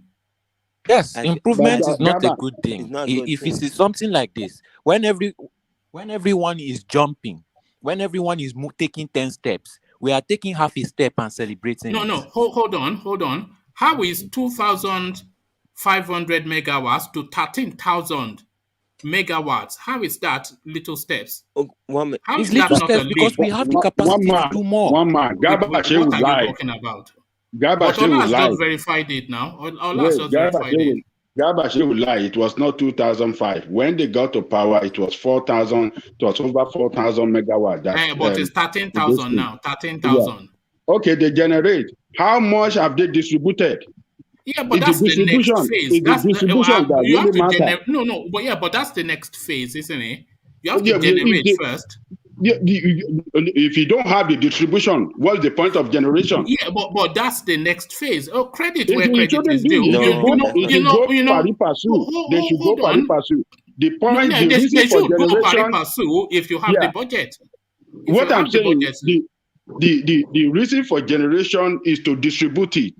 But when you are Yes, so generating it and hence you the don't next distribute it, phase. it's as good as you are not generating. It's as good as not No, generating nothing. it is not, because I was bringing that story to mock them. You know how I like to mock them, but I will not go against that. If Ola is now verified, then we have to say well done. No, You know, woman. if we go from 4,000 to 13,000, I was coming to mock, but then if it's fact, then it's fact. Woman, let me give you an example. Here's a good example. Why? But what I'm telling you, one man, is that if they cannot distribute exactly how much they generated, that means they are generating for nothing. But that's the next phase. That's the next phase. No. It should go pari passu, but it cannot go. If the budget allows, it goes pari passu, but the budget does not allow, so it goes then in phases. So the first phase to generate, and then the next phase to distribute. You see? No. Look, let me tell you. If you generate, you don't generate for nothing. You generate to distribute. Yes. And when you generate and you cannot distribute, it's a failure. No, it's a failure. That's what we are saying. You cannot. Hold on, Ola. They're not generating, not intending to. Are they generating, not intending to distribute? Ajanle Koko. I mean, what is the point of generation where you are not distributing? I'm asking you. Are they? But what is stopping them from distributing? Because Ajanle Koko is saying it should go pari passu, but the budget does not facilitate for pari passu. Why? Who is in charge of the budget? Because they cannot afford it. Oh, well, what are you talking about? That they cannot afford it. They fail. Do you know what it takes? Do you know what it takes to charge a distributor? It doesn't take nothing. They cannot afford it, or they have stolen the money. It doesn't take nothing. Come on, man. It doesn't take nothing. Hold on. I came here to mock them. But Ola has now verified it. Ola a voice we trust. So if that is the truth, then that is the truth. We have to say well done. I'm not a fan of. I cannot verify that totality of generation that Garba Shehu is talking about. I cannot verify that. It's on USA.gov and it's on government.gov too. There are two trade.gov, so there are two very reliable websites here. I can post it. Kudos to their bookies. We Yorubas would have done it better. The thing is this, Ajanle Koko. Before now, we don't have this installed capacity. Meanwhile, this installed capacity is likely to reach 16,000 megawatts by the end of this year. That's one good thing there. It's on USA website. I'm telling you, as I speak with you, what is the point? My question is, what is the point? What is the reason for generation that you cannot distribute? That's what I told. It is the distribution that matters. Capacity. Wait now. Before this government came to power, the installed capacity for Nigeria was less than 6,000 megawatts. Now, the installed capacity now is at about 12,600 megawatts. We are targeting to reach about 60,000 plus by the end of the year. Now, installing that simply means that Siemens, you know, they have some agreement with Siemens. They are Sorry, working Thomas, on please revamping, mute yourself because yeah. they are working on revamping the transmission line too. So hopefully, if everything goes the way they plan, maybe by the end of this year or before Buhari leaves the office, we may be tending towards 60,000 megawatts. So see, I'm not a fan of this government, but I will not lie against them just because I want to play No. All right, thank you, Ola. Let me explain. Go on, Thomas. The one you want to hear them. The same China, Nigeria is helping. Why is that China helping Kenya? Why is Kenya developing? China? What are you talking about? And Kenya is still lowering money. So one man theory is fully wrong because Kenya is lowering too, but Kenya still building infrastructure. China's helping them better, and what the same China Nigeria has. Why is Kenya developing? Ask yourself, I think that. Well, Nigeria is developing too, as you just heard. No, Nigeria is developing. The same China Nigeria using. Why is Kenya more developed than Nigeria? Ask the question. Who told you that Kenya is more developed than Nigeria? Where do you get this? Abuja is the most beautiful city in Africa. Can Nairobi rival Abuja? What are you talking about? Have you been to Kenya or Nigeria? Oh, Nigerian people are funny. They're funny. You are funny, Charles. Nigerian you are funny. They don't think they brain. This is why Nigeria is so behind all African countries. All right. But Kenya has constant electricity now. Why I don't know about that, or I've never been there. They have constant. Oyinbo people live there. They have constant electricity. They go on vacation there. Generators, like they go on vacation there every day. One man. I will say this. Kudos to them for generating it, but it will be better if they can distribute this light. That's confirm what I said, because there is no light. People don't have light, so that means why are they generating, keeping the generation where the distribution is zero? Yeah, but so that's the next phase now. They are not generating it just to keep it there, are they? So they're generating it with the intention of distributing it. We don't know. We don't know if they want to distribute it to Niger. We don't know. Well, I don't Thank know you very much. That's what I was trying to say. That Wama already summed it up in his introduction. It's very powerful.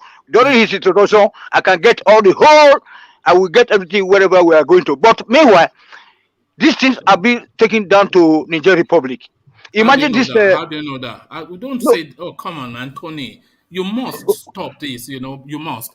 Okay, I'm sorry then. Okay, I'm sorry. Okay, I'm sorry, sir. Always go in one direction with every storyline. Okay, I'm sorry, sir.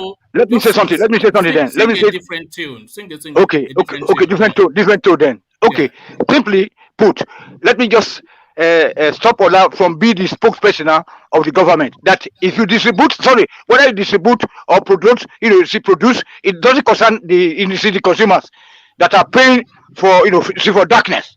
So once you produce, show it on the ground. You know what I'm saying?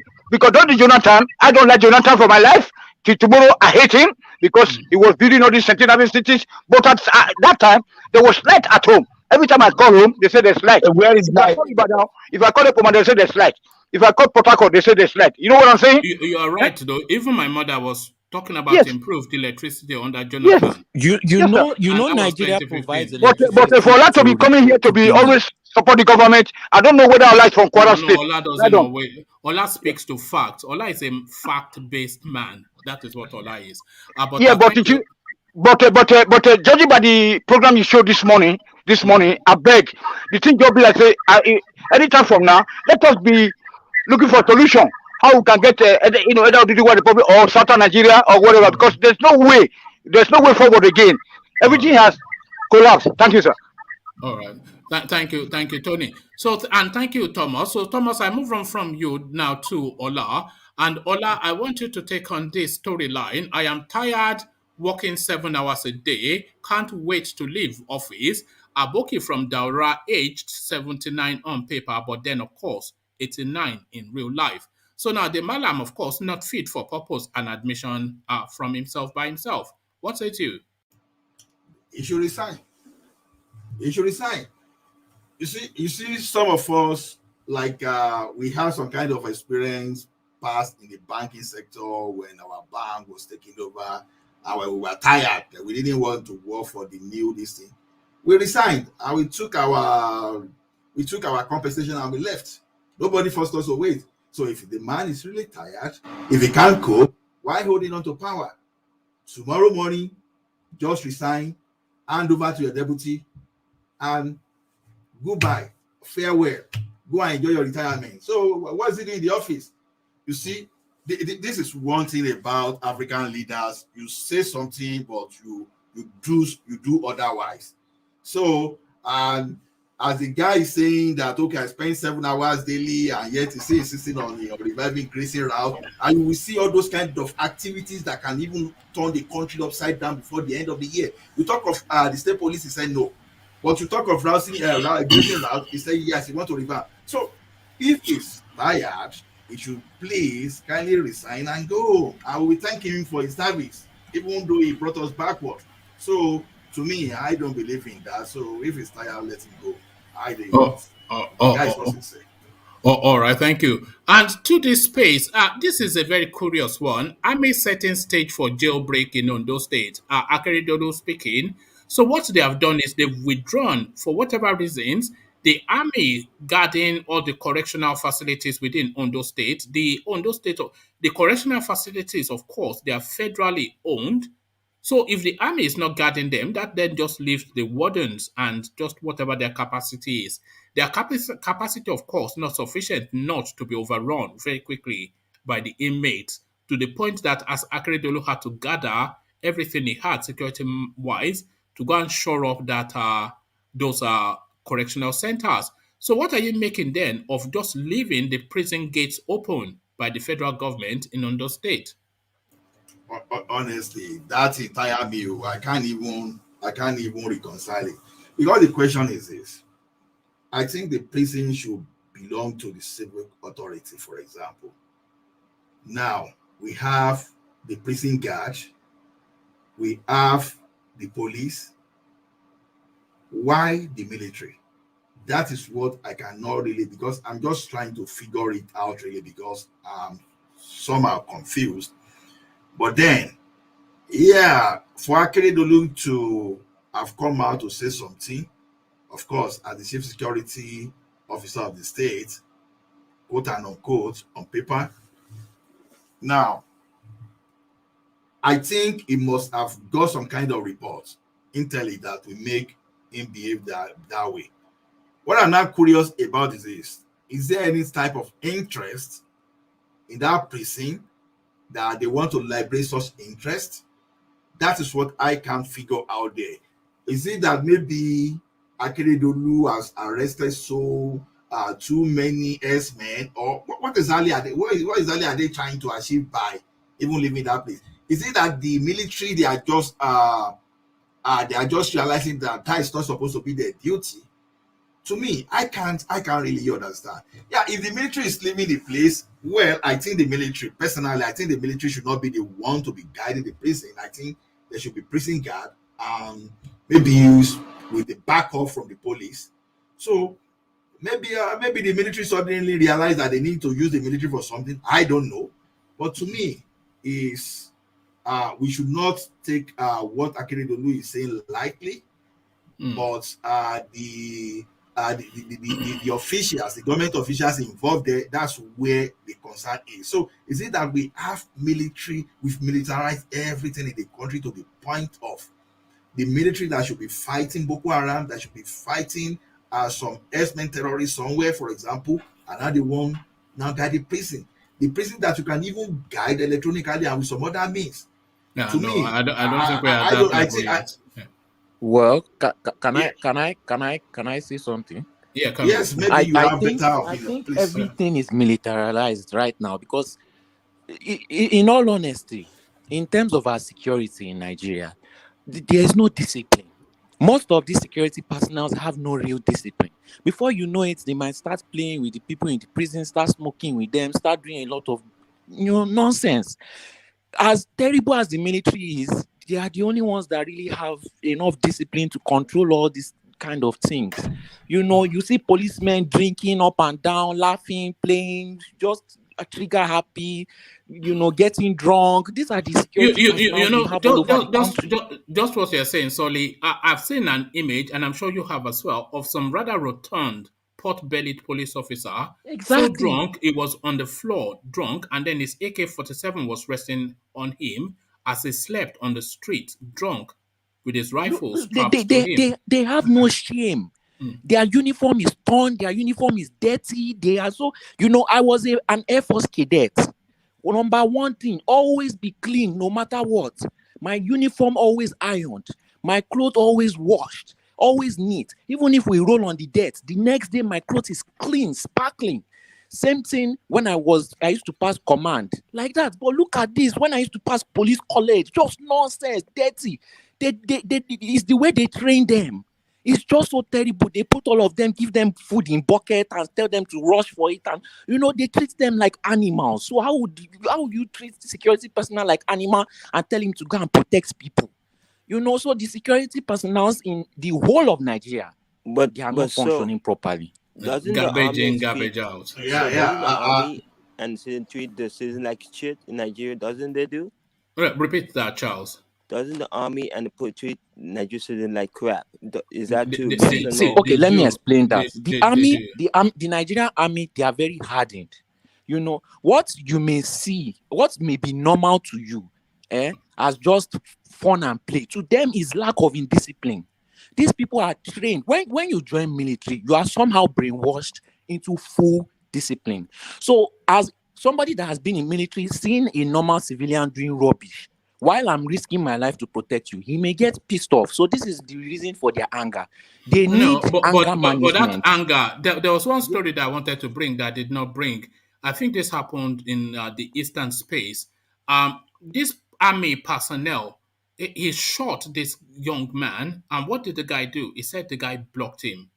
So yes, that's what I was about to shot him dead, So that's what I was about to say. So this is not an uncommon narrative within the Nigerian space. Yes, but this is the reason why. When you want to join there's a reason for that. You want to justify that? Yes, I will, because everything has a reason. People don't just do random things for nothing. Even if it's random. Let's hear it. Let's hear you justify that. Okay, see, when you join Air Force, there's a level of intelligence. I've noticed it that people who join Air Force have. Same thing for Navy. But when it comes to Army, any moron can join the Army. So when you don't have anger management, somebody that is in the Air Force doesn't really need anger management. Everybody around you, you are like who you are surrounded by. Basically, even if you don't have common sense, you start to behave like you have sense because you are around people that have sense. The army is full of morons. All they teach them how to do is handle weapon, do everything a soldier needs to do. They don't teach them anything about school or educate them or teach them about emotions or anger management. So they are just a more disciplined version of Nigerian police. That's all. But solely based on what you said, that justifies shooting somebody for blocking you. No, it shows why. It shows why they did it. It doesn't justify it. Solely, there was a chief, there was a naval staff that shot someone on Obafemi Awolowo way. Yes, it was an Okada rider that is shot that led to riots. Yeah. Exactly. Yeah. There was even a time that the chief of naval staff even molested this former politician daughter too. So see, it's anger management. So in Nigeria generally, it's impunity. Anybody that find themselves in position of power, even last man today, once they carry on that uniform now, it's become principality and power. So it's still a societal thing that. No. This is just the minority. Because if it is really a problem, all of them have you been to the tax office before to even see government officials, they lord over you? You've been to Nepal office, you've been to any government parastatals. Immediately they realize the power that they are in control in Nigeria. See, even someone that we have PhD that would say that this one is well read, for example, is not behaving by abusing the power. So can I give the reason for that? Okay. There is no accountability in that country. When you start to realize that there is no accountability for what you do, even it doesn't matter if it's Nigeria, if it's a white person too, they will behave like that. in any country, they will behave like that. First of all, there needs to be accountability. It doesn't matter whether you are rich or you have power. If there's no accountability, things like that will happen. Even in UK, even in USA, if there's no accountability, people will behave like that. It is human nature. So yeah, I can agree with you on that. So to me, I can't really figure out the difference between the uniform men, even though I know that police, they have their own level of degree as it should mix the military with the police. Even what they were not doing before now, I think some of them, they perfected that art of bribery now. Yes, because see, in the Air Force does not mix with military. They don't mix with Navy. But what Nigeria has started to do is they've started mixing military with police. And obviously, you will learn bad habits. Because bad habits are easier to learn faster than good habits. When you are using military to open door, you are using military to guard musicians, all these Nigerian rappers. You are using military to wash car. What do you expect them to turn to? But so, here's the question. Why then time when Nigeria protest, they shoot you when you protest? Why is that? Answer that question. All those soldiers cannot take a shot. They cannot take a single shot without command. If they shoot, when you are in military, you are brainwashed to follow command. Do you understand? You are brainwashed. Them? You act first, then think later. That is the brainwash. They will never fire a shot on protesters if somebody does not give command.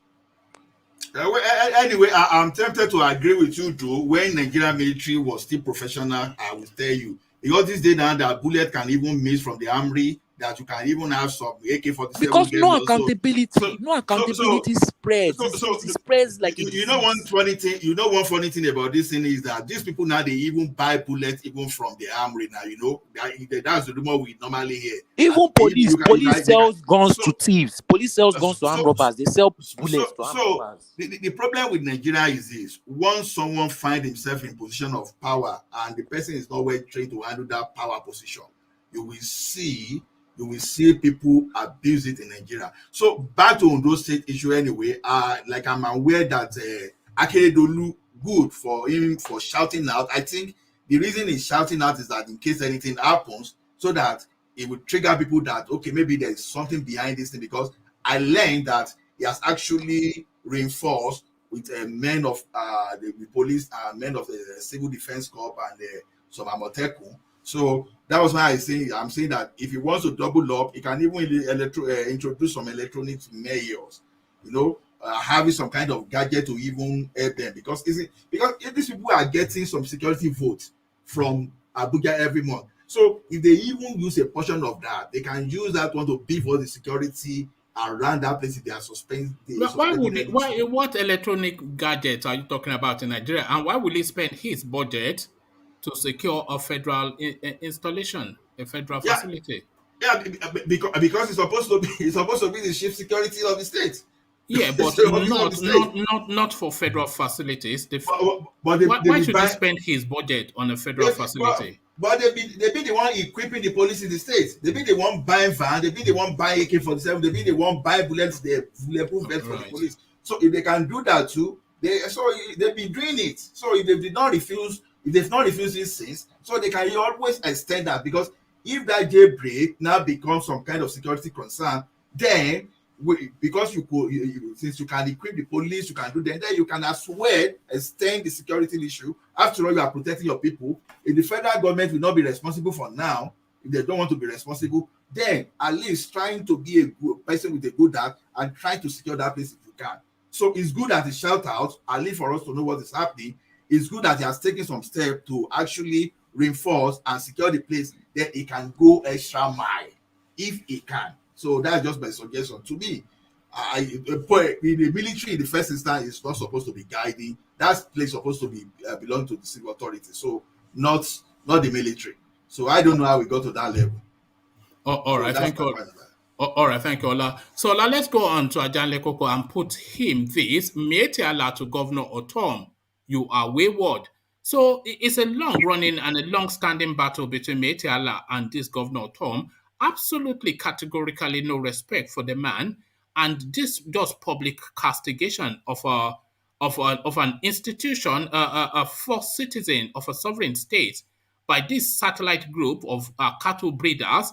So the audacity, but what do you think gives them the bravery to be so impetuous in their manner? So the Miyetti gives Governor Ortom a flogging again. What are you making of this off the back of what we saw with Sanwo-Olu yesterday? Adanle Koko. Well, I don't blame is the president that gave this Miyetti this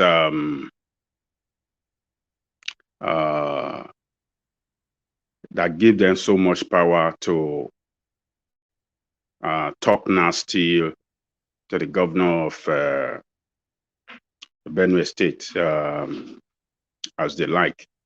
One thing that I would like us to know, though, is that Miyetti are two factions.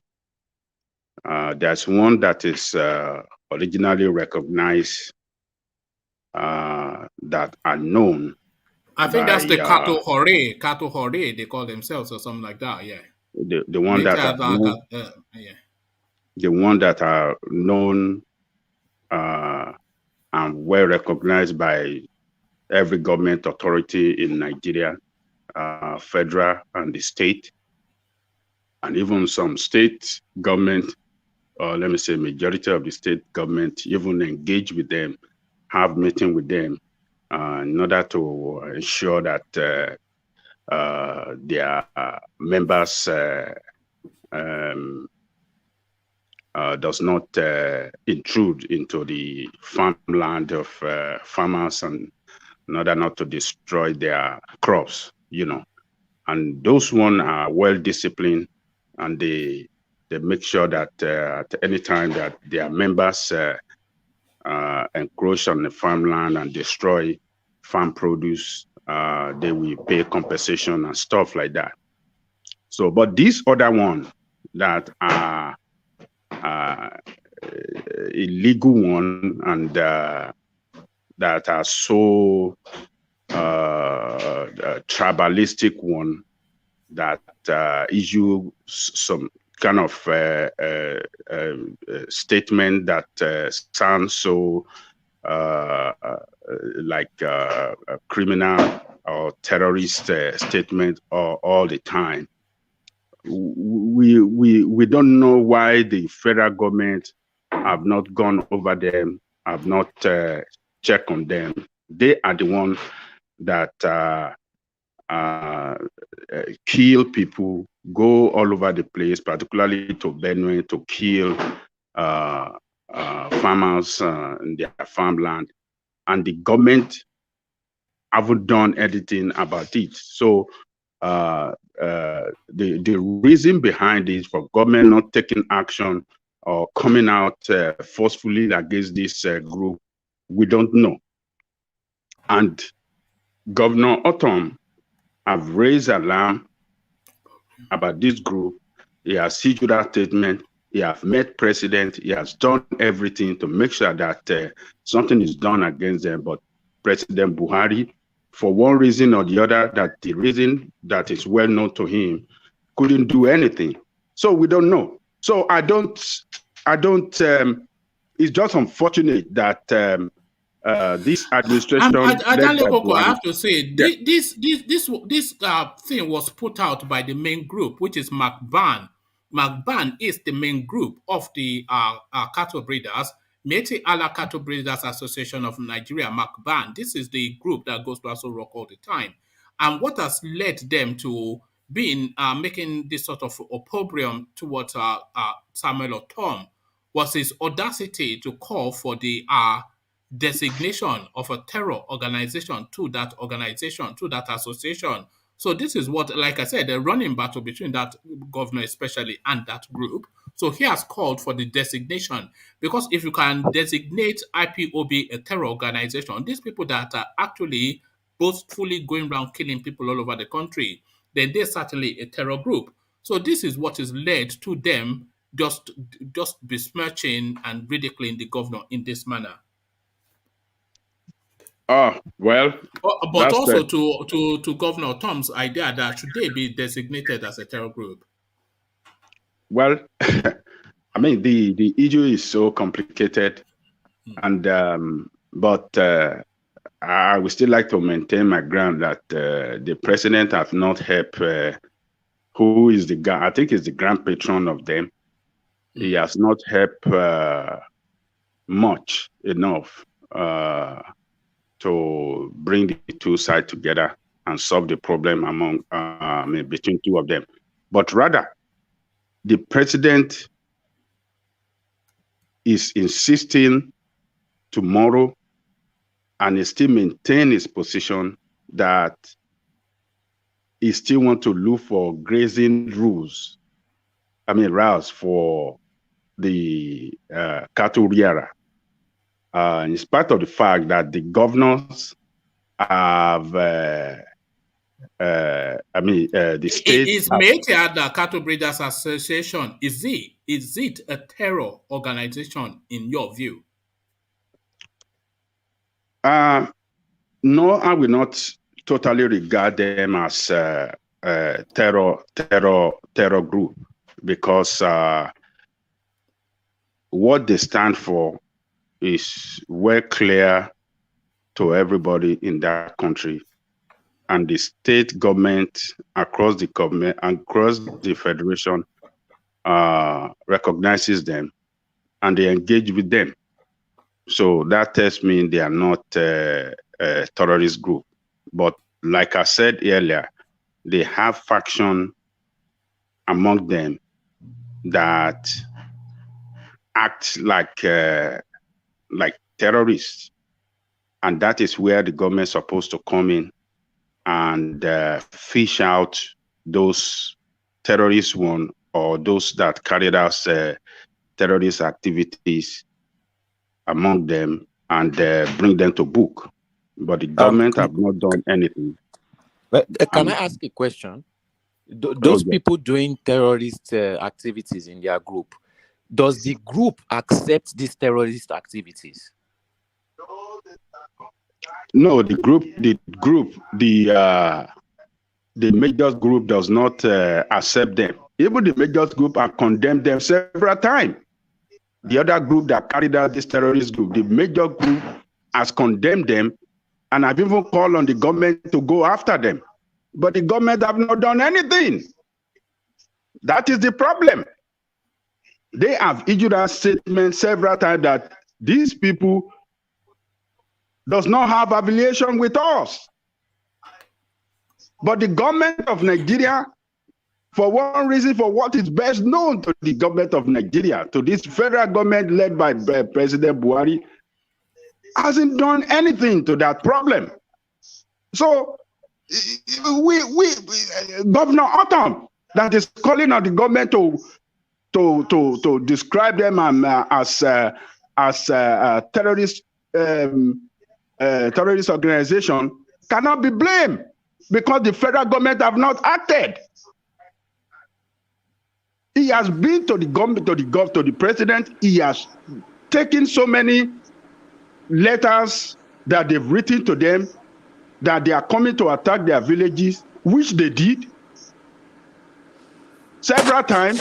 He has been to the president to lodge copy to give them the letters and all the rest, but the federal the government failed to act. So that is the problem that we have. So Governor Ortom is not wrong. It is the government, it is the federal government that fail in their own responsibility to protect the people of Governor State, of Benue State, as well as the generality of Nigerian people. That is the cause of this problem. And what the federal government is doing and emboldening these people, it makes them get stronger, they get more arms, and they continue their havoc on the people in their villages and in their farms, their farmland. So is that the failure of leadership? That is what we have in Nigeria. Failure of leadership. President Muhammadu Buhari is a failure completely, and his failure has affected us, you know, in and it's not helping the security of that state at all, of that country at all. So it's just unfortunate that we find ourselves in this situation, and Governor Ortom have to stand up for these people. And what he knows is what he knows. He knows better. He that is calling for the government to declare them as a terrorist group, he knows better than all of us. There's some intelligent report. There's many things that he has seen that which make him conclude that they should be called a terrorist group. He knows better. So, but the government knows as well, but government failed to act. So that's my conclusion on that. All right, thank you, Ajanle Koko. So now, Ajanle Koko, in Yoruba land, we say, Entoba mejo elebi, kongpe dori kunle, for the benefit of those not privileged enough to understand Yoruba.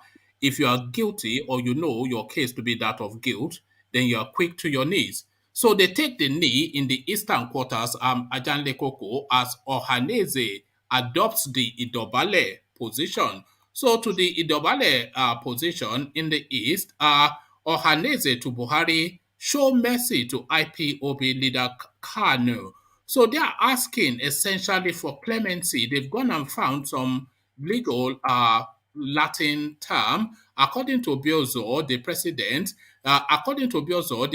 can stop the case, for instance, through a nulli prosecute, the process of terminating a case before judgment. So presidential fiat, presidential pardon, essentially language of contrition, essentially taken to a knee.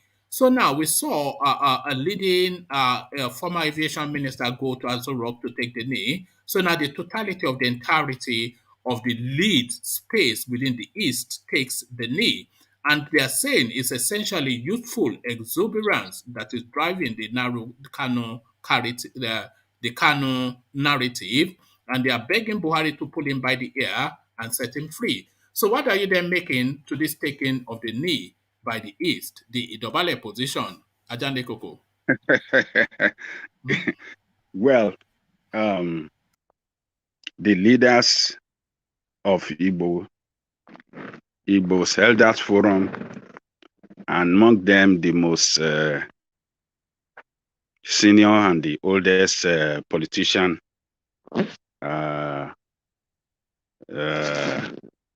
in Igbo land, the one that was one of those that participated in the First Republic, in some month back, went to meet the president and called the president to release Nnamdi Kanu to them, and that they will take care of him, and they guarantee the president that he won't make no trouble anymore once he's released to them. That is their son. They can talk to him and he will listen to them. But the response of the president in the recent interview with the Channels TV tells me that Buhari is not yielding to their request. Buhari doubled down and said that he has to face the consequence of his misbehavior. He said it categorically that what Nnamdi Kanu did constituted the economic problem and political problem for the country, and he has to go to court and face the consequence of his misbehavior. So this guy is not. This president has shown to us that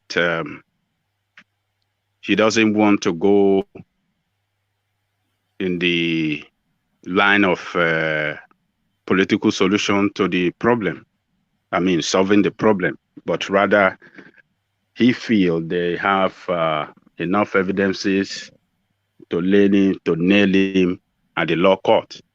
They want him to face the full wrath of the law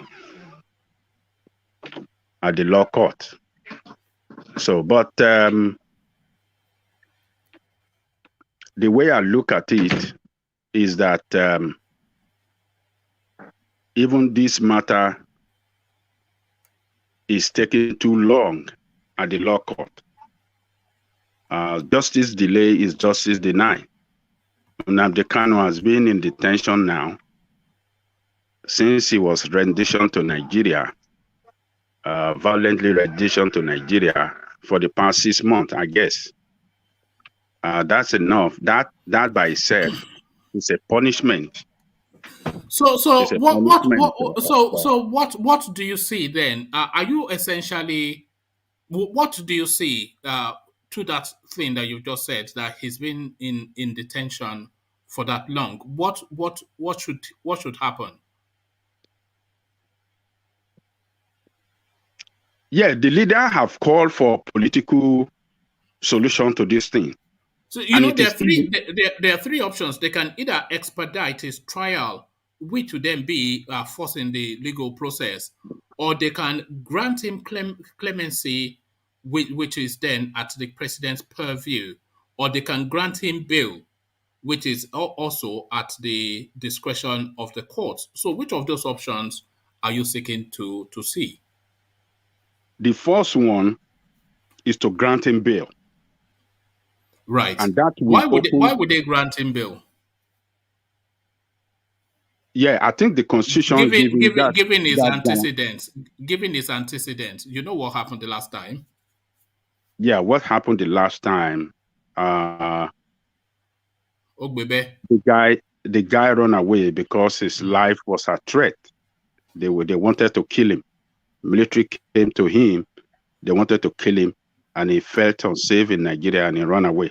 I don't blame him. You will run away as well. If you are the one in his own shoe, I would do the same thing. So, but the Constitution guaranteed him to be given bail. So if we are running a democracy and we don't follow the Constitution, that means that we are actually not running a true democracy. So if the Constitution, give him the right. The Constitution does not give him the right to bail if it's a flight risk. It's a flight risk because he ran the first time, so it's a flight risk. So bail is not an option for him. No, you can't say it's not an option. It's an option. It's a flight risk. The last time they gave him bail, you know how much it cost the country to go and kidnap him in Kenya? It's a flight risk now. Yeah, this is the way it works. Let everything run through the court process. Let the court decide that yes, this guy is a flight risk. We are not granting him bail. Yeah, let everything go through the law, the court process. But the Constitution. They already did. Thomas, for God's sake, they have not done it this time around. Let it go through the court process. 6 months in detention without any progress is a punishment on Kanu and violation of his human rights. It's a violation. I don't think they want to respect his human rights. Yes. So when you allow citizens to violate the right of one citizen, take it. That kind of treatment can be meted on every one of us. We all have to stand up against. How about the alternative? How about the alternative argument? So they granted him bail originally, and they put conditions to those bail which they flouted. They went to effect his arrest, which then let him flee in the country.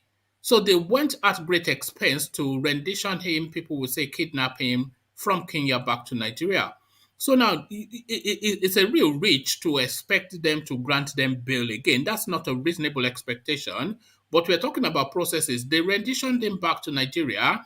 they had to amend his charges. So that takes a process, which they have done, and then present that amended charges to the courts, which they have done, and then to present him in court, which they do sporadically, and let the judicial system take its course.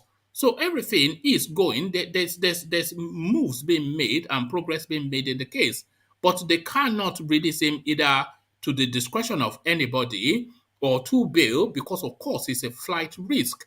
So it's either they grant him presidential fiat of pardon, or they let the judicial system take its course, which is what we're saying playing out.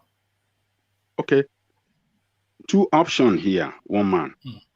Is either the president weigh in to pardon him, and the first step to take towards giving him that pardon is to grant him bail. Once the bail is... No. It's not the first step. It's just a categorical release him, but it can't categorically release him without conditionalities.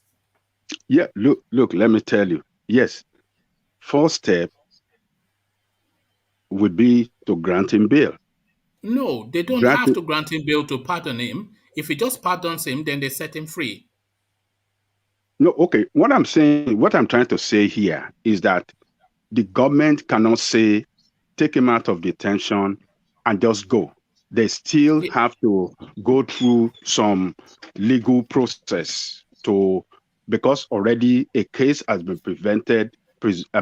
a case has been established against him at the law court. So they have to go through the law courts to ensure his release as well. No, they don't have to. They don't have to.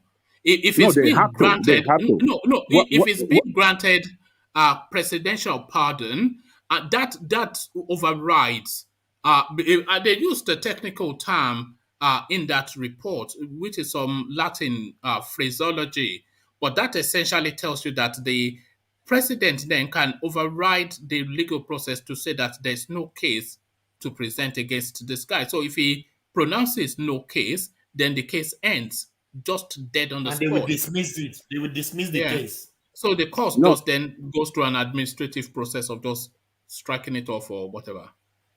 Well, they don't have to submit him to bail, though. They can release him straight from custody to his own liberty. Executive arm of government that establishes a case against him have to respect the independence of the judiciary before they give him pardon, because this case is already in the hand of the law court. They don't have to. They don't have to. Yeah, and it's not a matter of respect, it's a matter of process. Let's move it from that space and localize it. Let's say, for instance, you've instituted a case of theft against somebody and that person is held in custody. You've leveled your charges and he's presented his defense. So then, of course, you then go to the court and say that case of theft no longer exists. So the moment you say that, then there's nothing for that guy to answer to. There's nothing. Okay. So they just effect his release immediately. Okay. Well, I will agree with you. But the leaders have called for his release.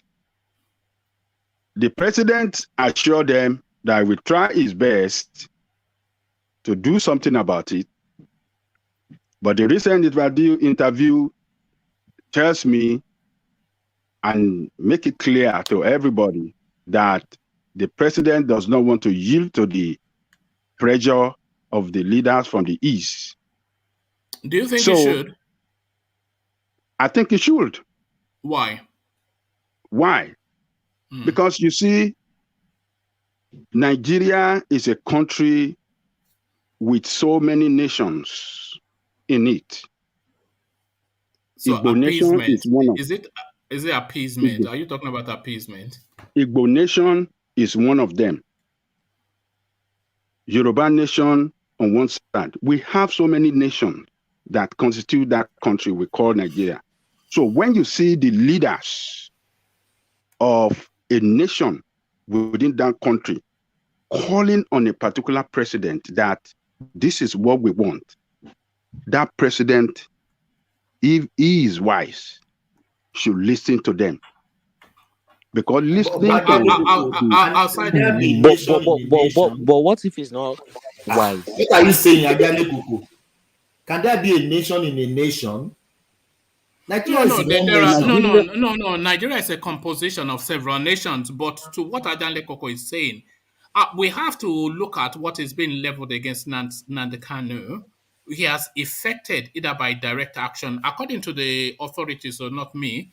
He has effected either by direct or indirect action the killings of so many people. You cannot just walk away from that. Look, let me tell you, Abacha's son had the same problem with Olusegun Obasanjo while in power. Sardauna of Sokoto, with some leader in the north, called on Obasanjo that please release this son to us, and we will handle him. But Abacha's son is superior to Kanu, surely. He's a Fulani man. It doesn't matter. Are we not the same people? Yeah, is he not superior to Kanu? He's not superior. What I'm trying to tell you here is that the leaders of that nation in the north put weight on Obasanjo that please release him to us and we will handle him. Obasanjo listened. He handed him over. Yes, but because Sardauna of Sokoto represent the whole leadership of the north. But Obasanjo is a Yoruba man. Buhari is from the north. The video you watched, there are some things that you do not notice. When they were asking Buhari those questions, he was answering it, anyhow. Sometimes he will not even give them direct answer. But when that Nnamdi Kanu topic was brought up, you should have seen the disdain in his face. He became serious and clear about what he was saying. They are not going to release this guy till after 2023. This guy is a threat. This guy will never stop. If they release him tomorrow, next week he will start his Biafra agitation again.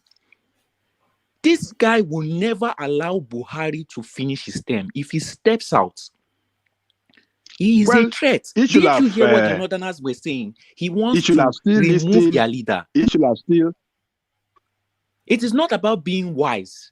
Buhari was removed before. This is why he's going so hard on his nepotism this time in his current presidency. It is not because he likes people from the north. It is because they are less likely to betray him. I somewhat agree with what you said. All this, I don't think he will release Nnamdi Kanu till after 2023. I think he might if the political space advantages him to do so. But he would not want these to, Northerners don't think like that. They know they can take the country with force. So it's not about political space. No, we know that. But if there's a political, if releasing Nnamdi Kanu serves him generously politically, he would do it. But I don't think that can happen. Well, it can. Something has to drastically change, like a miracle. Especially if it needs a favor or something from the east, then it can just throw it to them. But Northerners don't feel like they need anything from people in the east. No, everybody needs. But Buhari found out the hard way now. He went 4 times. He couldn't be president until he had to negotiate his way with the West. But that space that you said that his main interest is not to be removed by power, and that is really what underpins that nepotism. That is why he always has all these Fulanis in all the top military spaces and gives them generous budgets that do whatever you like, steal all of the money, but just make sure that I complete. Yes. Yeah. All right. So back to Adanle Koko, who wants Kanu released at all costs. Yeah? So, for president not to listen to the leader of Igbo, the implication is very grievous for him. It shows that he have respect for Igbo people and Igbo nation.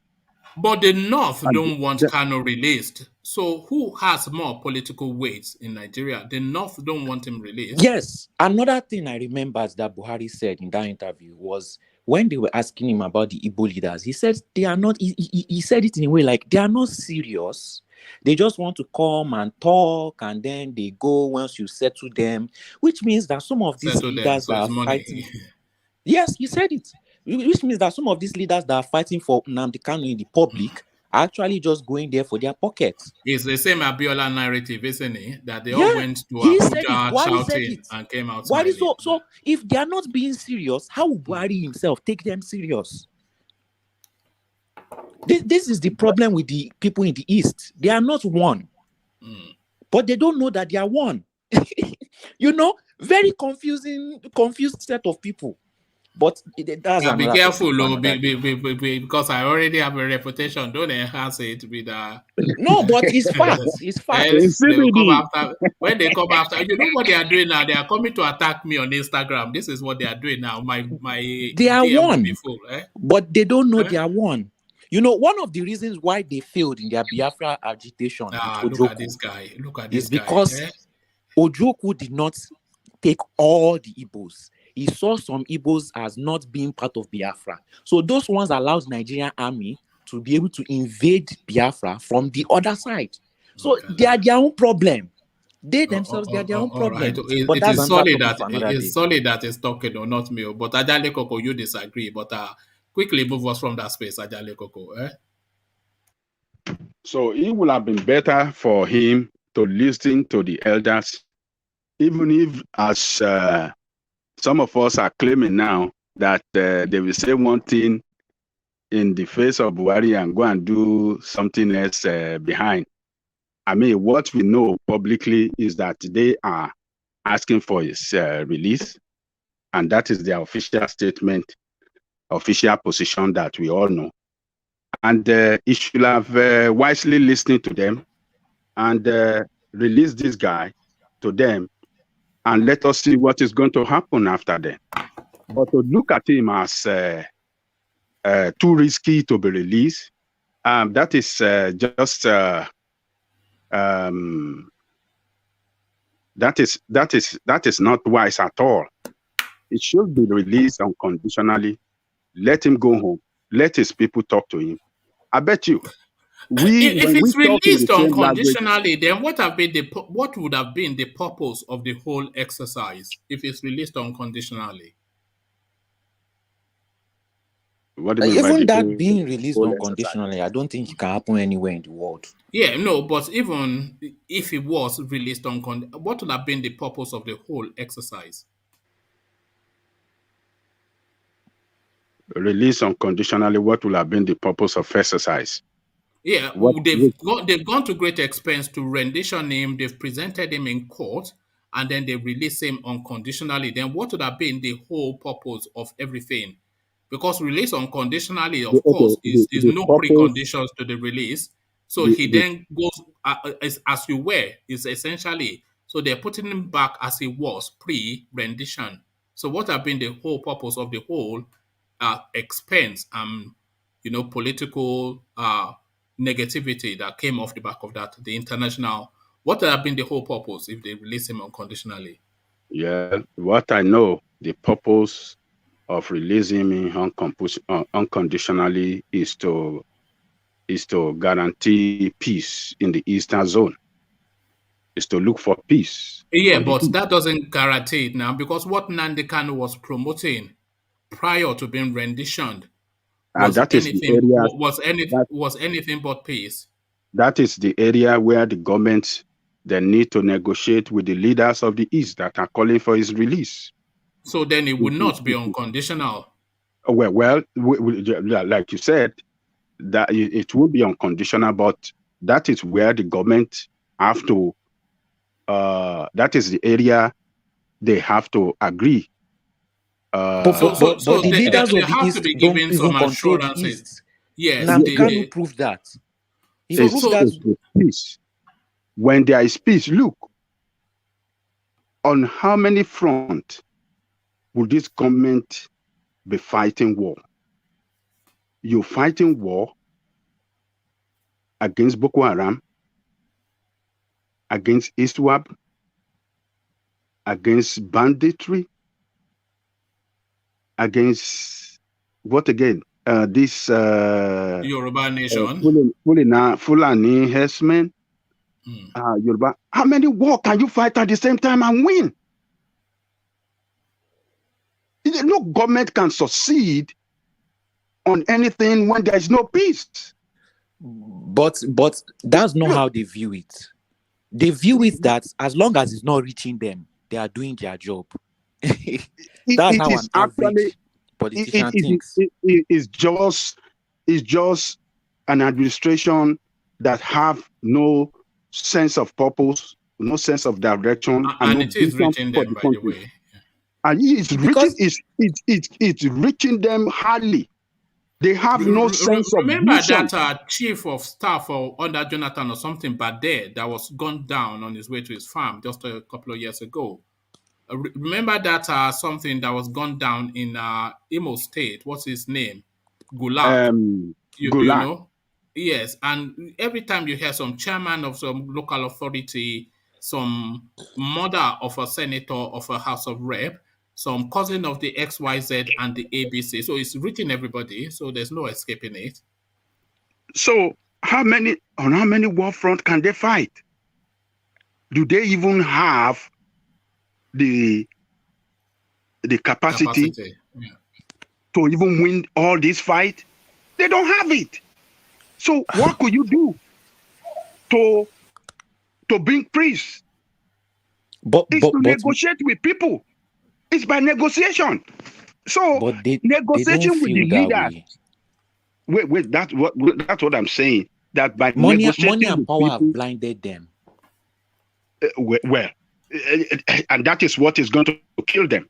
So instead of negotiation with people and get peace, so that you can govern well and achieve what is good for the people, you cannot brutalize people everywhere, and you think that you can succeed. It's not possible. We are different nations within that country called Nigeria. Can I make a statement? Can I make a statement? What?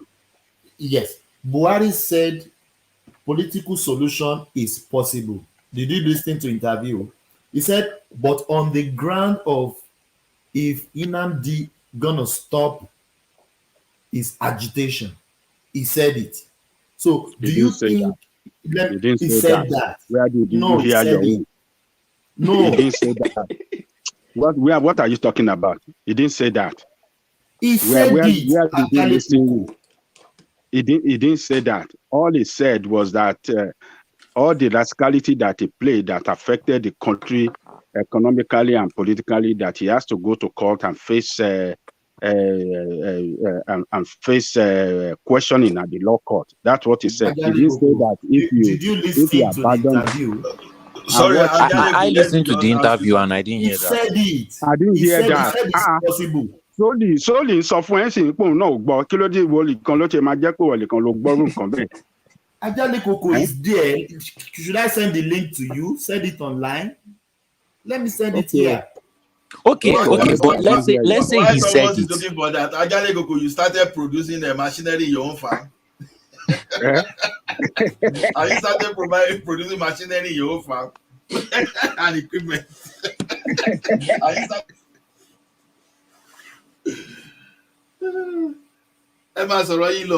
I didn't hear that to Thomas. I didn't. Maybe he said it. I have to go to the private chat now. Maybe Thomas was. Maybe the system is like what is using now. You're some crackling. Are you using Radio Caroline to listen to stuff?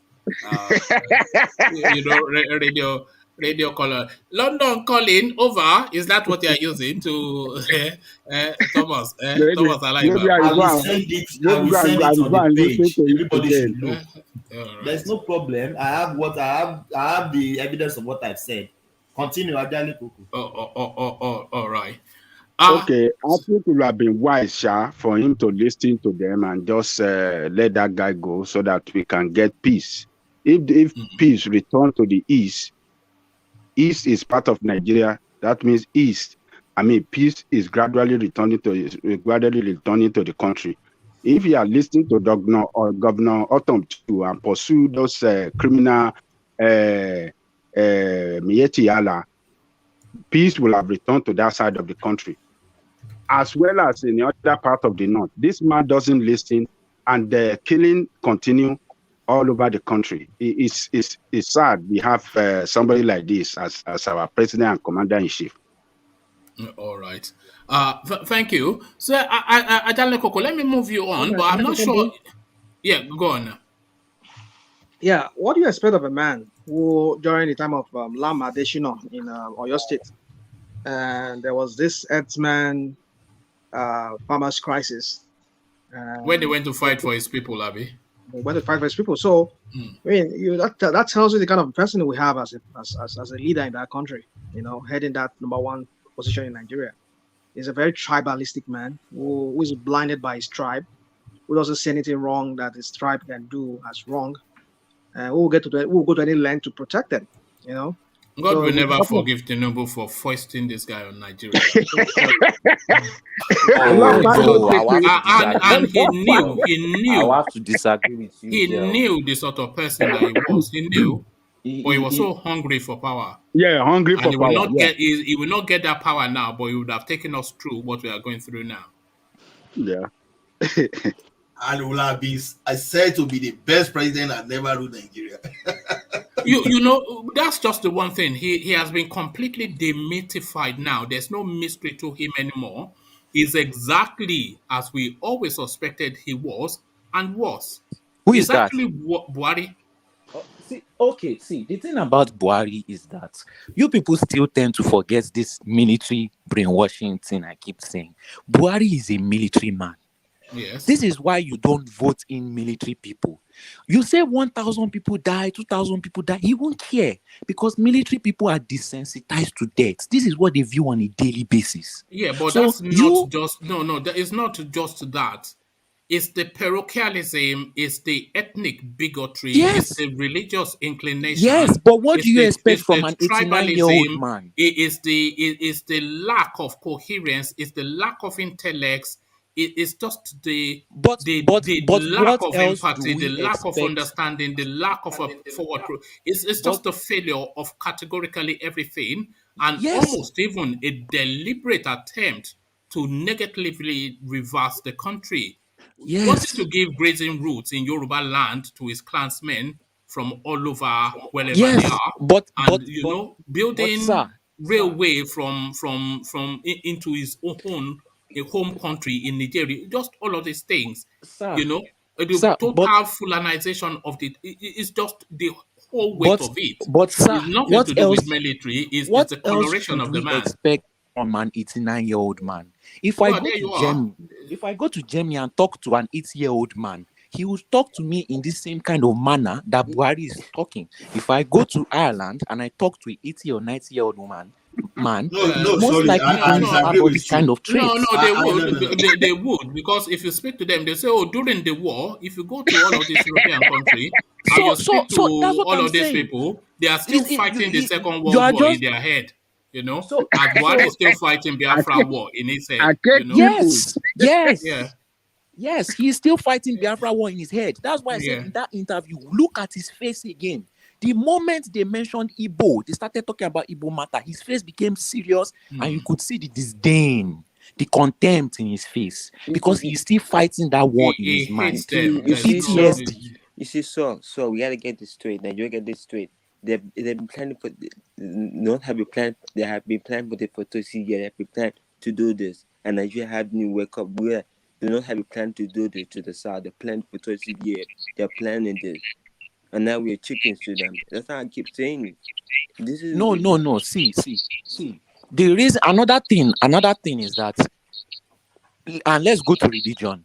Whenever you are in a society that has Muslims view themselves as top and first-class citizens, and every other religion below them is second-class citizen. That's how they call us kafiris or something like that. Yes.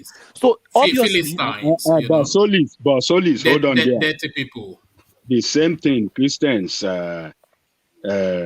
religion look at other religions too as No, evil no, religion. You know, no. it's I the same thing. as I am What not are a we talking about? Christian anymore.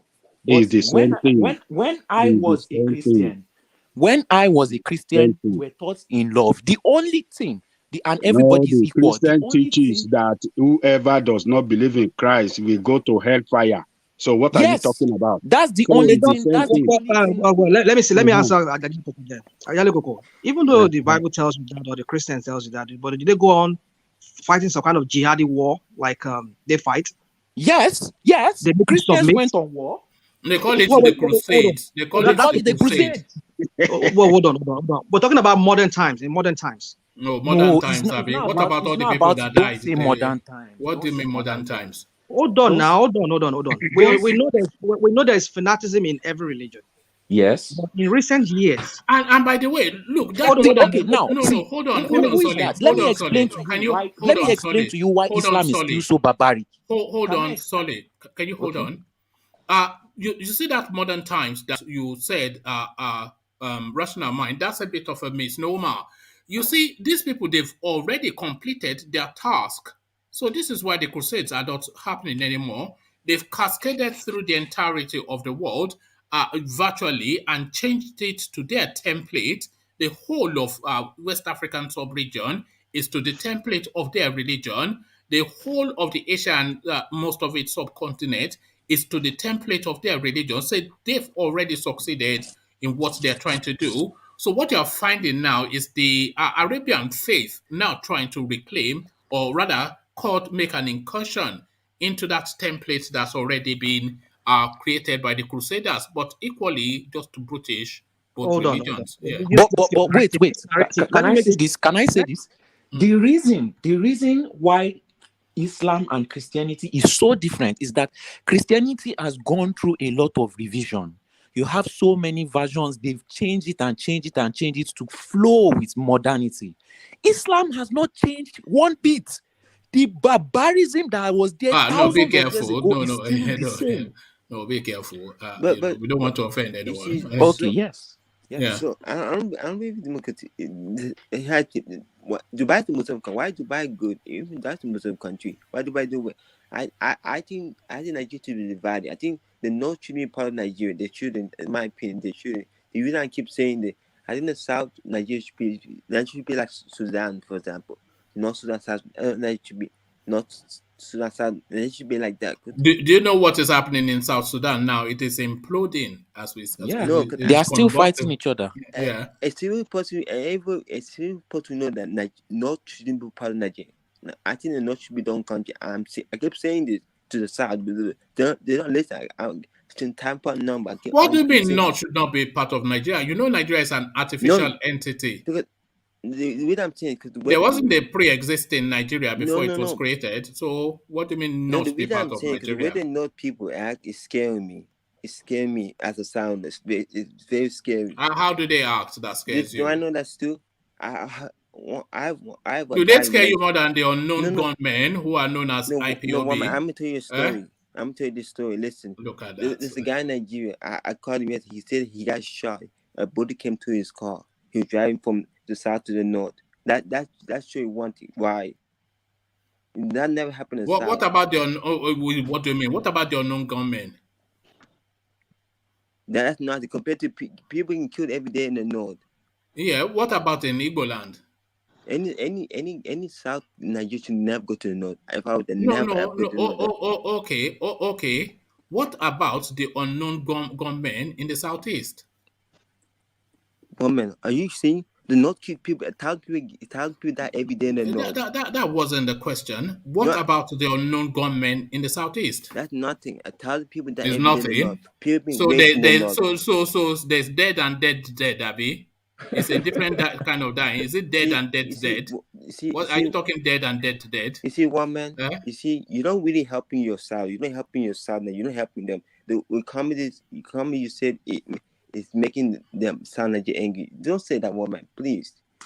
Say the No, truth. I can't. Well, that is exactly what I am doing, though, Charles, isn't it? No. One man, let me answer that question. I mean, that point you raised, the narrative you Yes. threw out that saying because the Crusaders they metamorphose in some sort of ways, they're spreading their colonization and thereby also spreading their so-called Christianity. And it still subsists. Let me make this point. Then now it's being countered by Islam. I mean, we see in Europe now, we're seeing an influx of the Arabs into Europe. No, go quickly to it. Yeah. Well, what I'm saying is this. Yeah. But then even at that, are you seeing some kind of how do I put it? So kind of a defense being put up by the so-called Christian you're talking about who spread that Christianity back then. I mean, what I'm trying to say is, since Islam is trying to gain the whole of Europe now and also in Africa here, do you see the so-called Christians or Christians fighting also in retaliation or trying to prevent that from happening?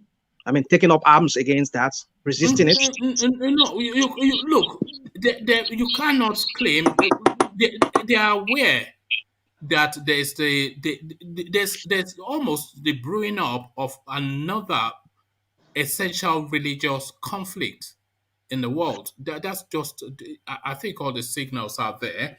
Yeah, and I think the signals are being read by the people who should read them. So how they choosing to respond to that, it will be left to thinking bigger than mine. But certainly, that's what I'm saying. I mean, these two major religions, they've been fighting up from the Crusader. I mean, the Crusade they fought back then in the 11th century or the 14th century. They fought that.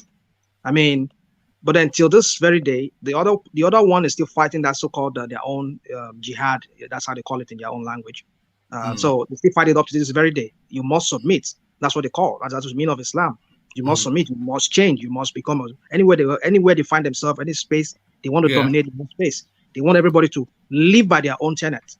Failing to realize that everybody has the right to choose. They said, no, you don't have the right to choose. You just have to convert. You have to become part of them. So that's the point I'm trying to make. But you see other religions fighting them like, okay, what is going on in Southern Kaduna?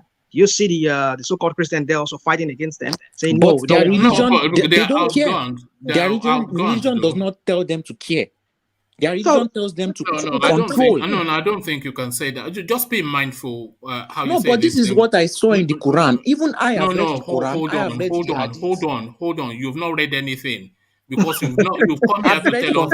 Hold on. You've read some verses. You look at this guy. You come here to tell us. No, hold on. You come here to tell us you were once upon a Christian. Now you are once upon a Muslim. What are you upon now? No, I never said I was a Muslim. I said I read the Quran. Don't talk of the cough now. Come on, man. One minute. Do you know the only Solely, let me ask you a question. Are you saying that the two book does not preach preaches hate against each other? Is that what you are saying? Does Christianity? I did not say it preaches hate. I said there are some certain things. Does hold on, man. Does the Christian book not preach hate against Islamism? No. Ajaleboko, where did you preach it? No, Ajaleboko. Christianity doesn't preach it. About that. Christianity doesn't preach it. I don't know about that. I've never seen or heard that before. It does not. The book does not preach that if you don't submit to Christ, you are going to hell or you are not in the line of God. Is that not what you said? That's a choice. Hold on. Is that not what your book tells you? Yes. But what did this say? Did this say what does that mean? Every religion says that. It preaches against alternative. No,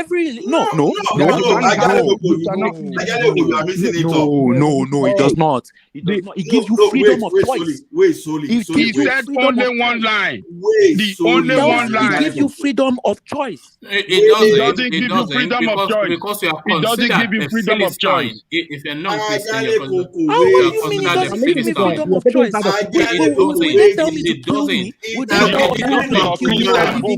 give you freedom of choice. Does the book say that if we don't read the book? If I leave, it doesn't have to say to kill you, but it doesn't give you the freedom of choice. It insists that you're lesser than. if you're How not am I lesser occupied. than? Yeah. How am I lesser You're talking than? about one man. What are you talking Yes. about? What does The that same mean? thing. It's just like The if you same enter thing this door, you will Quran burn. If you preaches. enter The this door, same you will thing enjoy. Quran It is preaches. your choice to choose which door to enter. It gives you a choice. Yeah, but I don't think that's hate. So preaching. Christianity gives you a choice. It has been Tell me the given choice. unto a man. Give me the Wait choice. now. Give me I'm the choice. quoting. Yeah. I'm Can I say that quoting. to you Tell me now? the choices. Let me this to him. Okay, when I'm you read the book, quoting. hold on, let me say this to you. When you read the book of Numbers, You've got the hold on, Bible. They've got the Bible out. I'm not, Okay, you've got I the don't have it in Bible front out. of me. All I right. can't even remember even Here we the go. chapter. But there's a verse in the book of Numbers where God says that He has put before you life and death. Make your choice. Look at that. So you have to make a choice. So it's a choice. And that is not compulsion. Actually, Coco, there's no exception. Is that compulsion or not? Most does it say organized that once you make religions your don't choice, give they you should a kill you? choice. No, it does not say that. It does not say. It's talking about the spiritual world. It's not talking about the current physical world. In the current physical world, you have a choice. What are you talking? All this one you just they talk. They look for the permutation.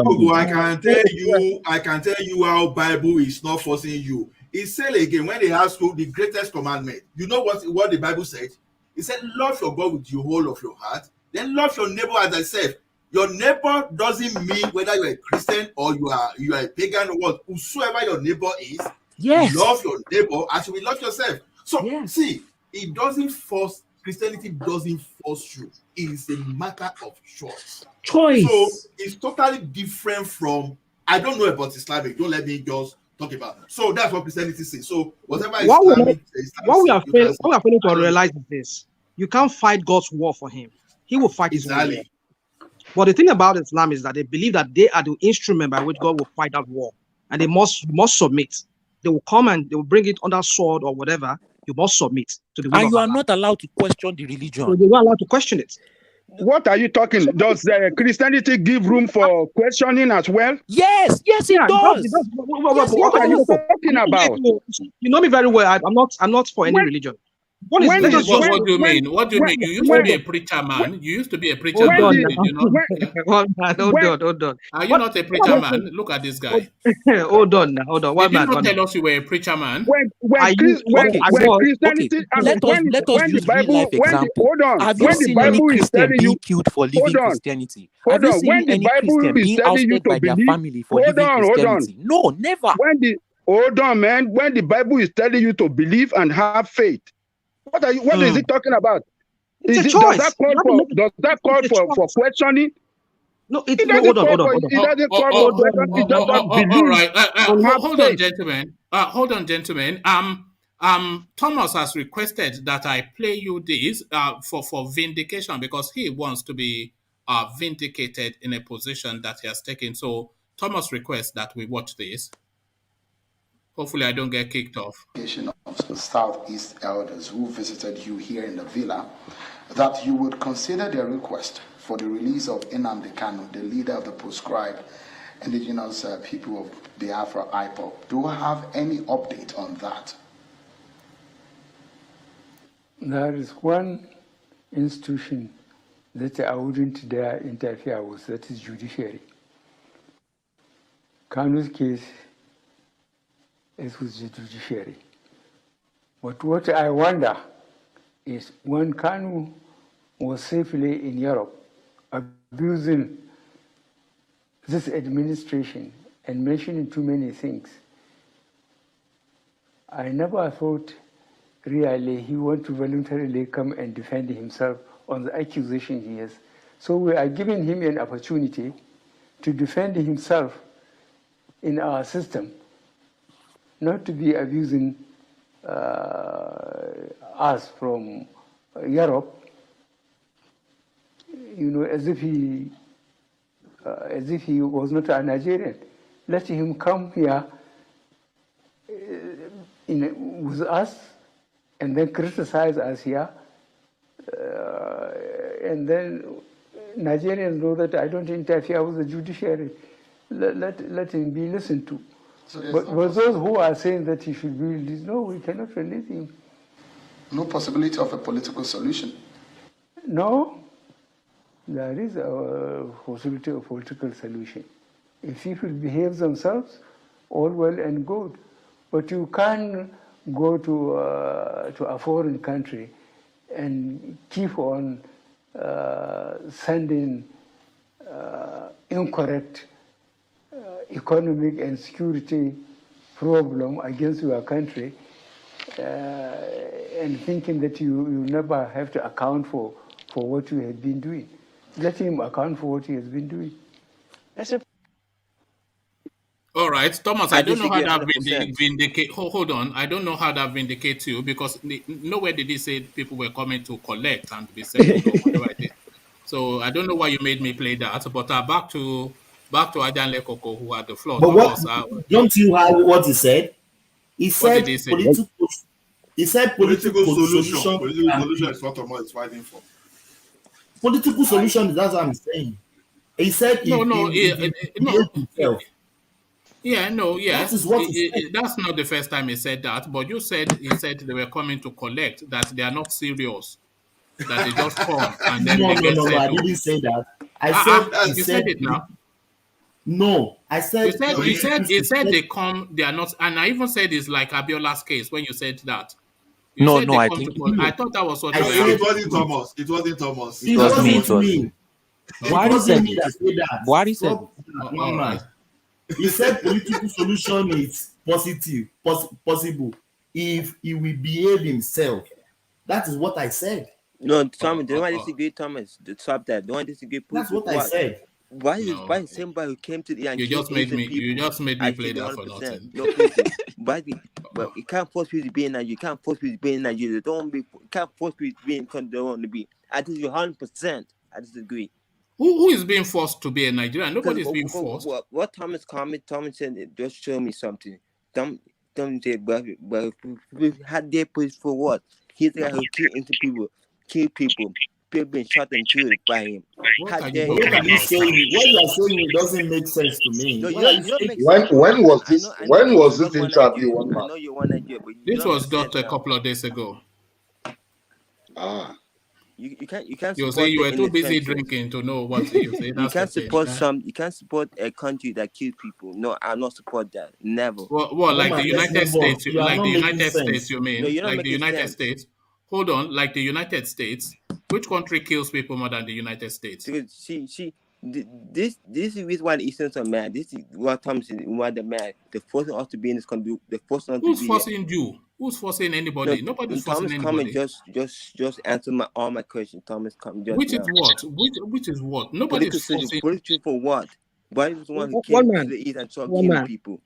One man. Let me say this. One man. You see, from what Buhari said from that interview, you was talking about he has to go through the justice system. That is not going to interfere. But then you ask the question, these are the same people who say they don't interfere with the justice system. Rule of law should apply. It only applies when it's in their own interest. Yes. When it's not in their own interest, it doesn't apply. That is why he said you should go to court. So you can imagine, like this that's the same thing that Malami did in Lagos when he sent, and I'm not saying that because I know you guys talk about that this morning. I was listening. I couldn't come on the studio. So what I'm trying to say is, these people, they only want to enforce law when it's in their own interest.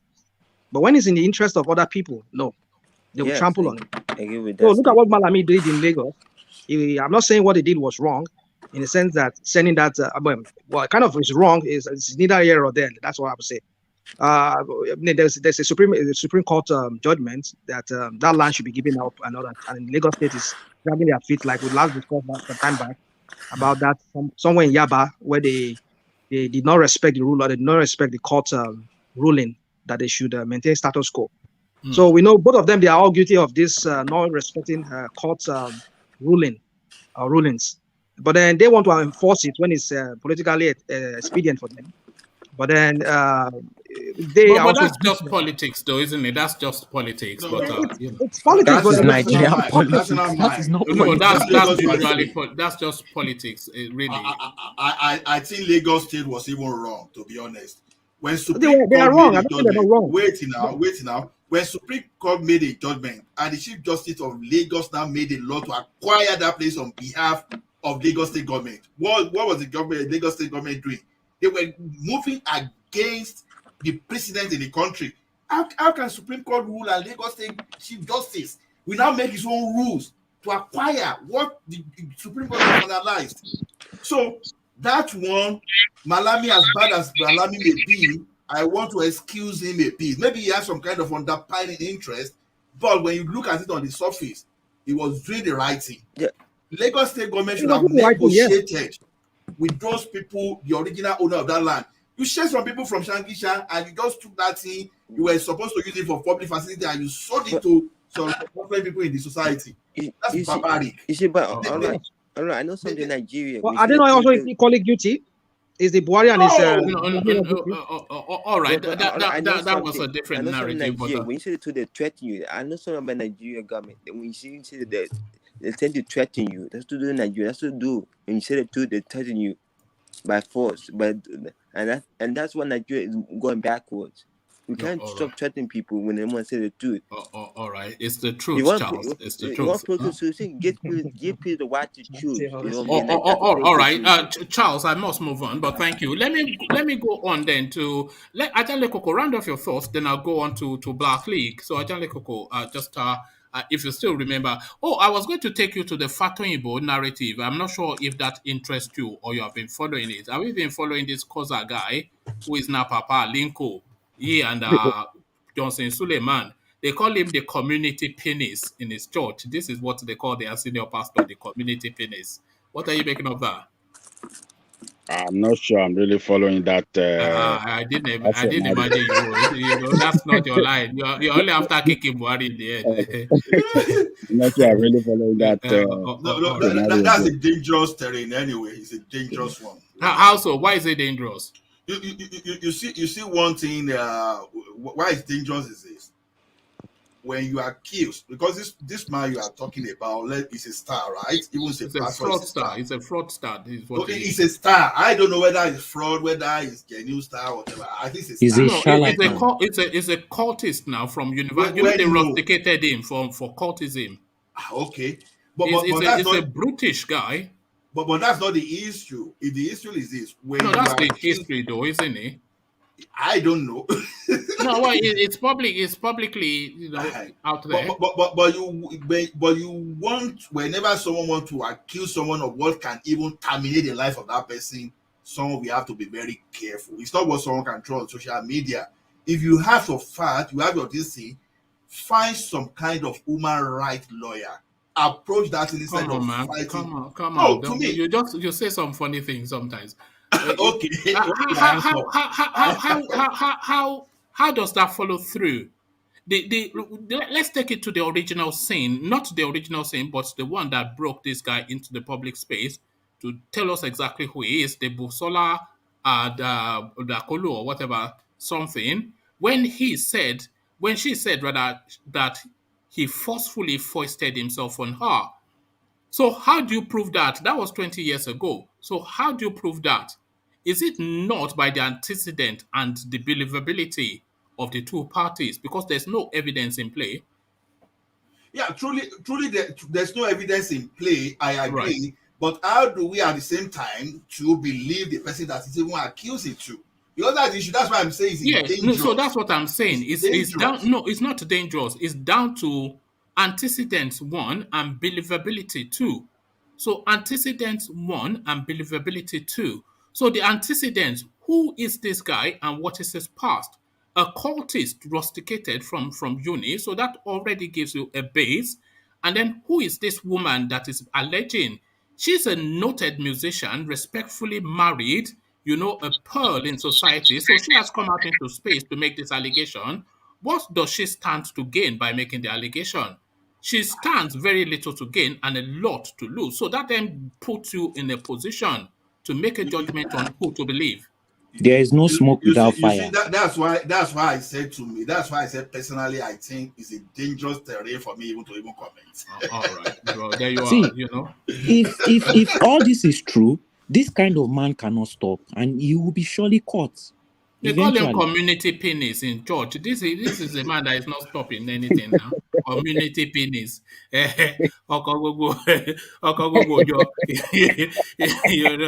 Deborah Kwade mi lẹ́yìn One man. ìsìn. Deborah Kwade mi lẹ́yìn ìsìn. Look at that.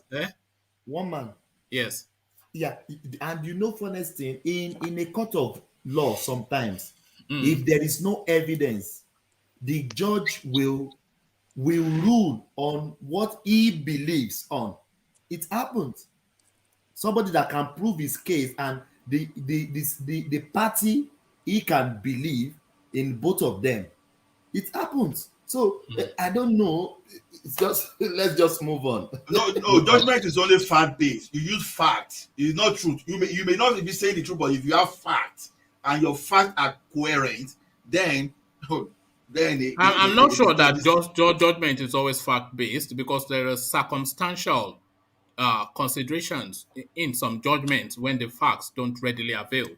You know? That's another thing. Yeah, I agree with you, but that's why I'm saying it's not normally. It doesn't mean it's true. You know, true is different. The truth is different from fact.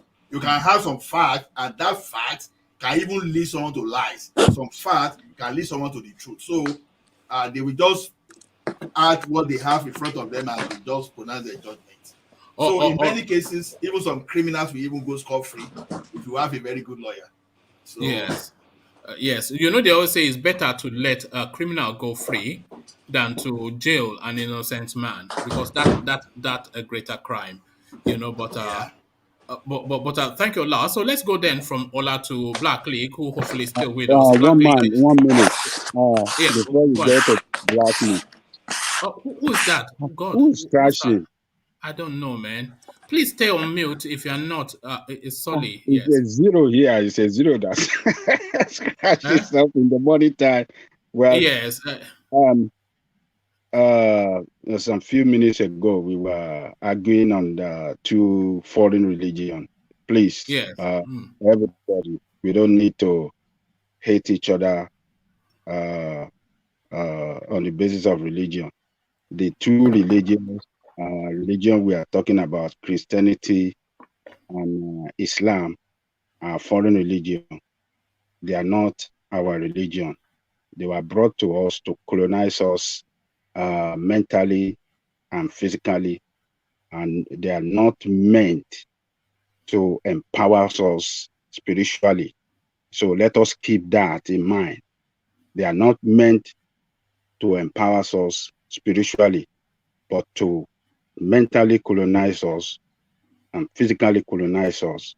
So the issue of religion, don't let us take it serious. Let us just talk about it as because the two religions are opposite each other. They are from the same source, but they are both fighting their cause for supremacy, who can come on top of each other. So we need to know that, but they are not. That is why every society has to go secular. You get what I'm trying to say? That is why any society that has such religion has to go secular. Nigeria, in theory, is a secular state, but not in practice, of course. In practice, an Islamic state. Yeah. So that's what I'm saying. Well, so that's how we can avoid this whole thing about one religion wanting to adorn the other ones. So okay. What so I can say is, I am not a Christian. I am not a Muslim.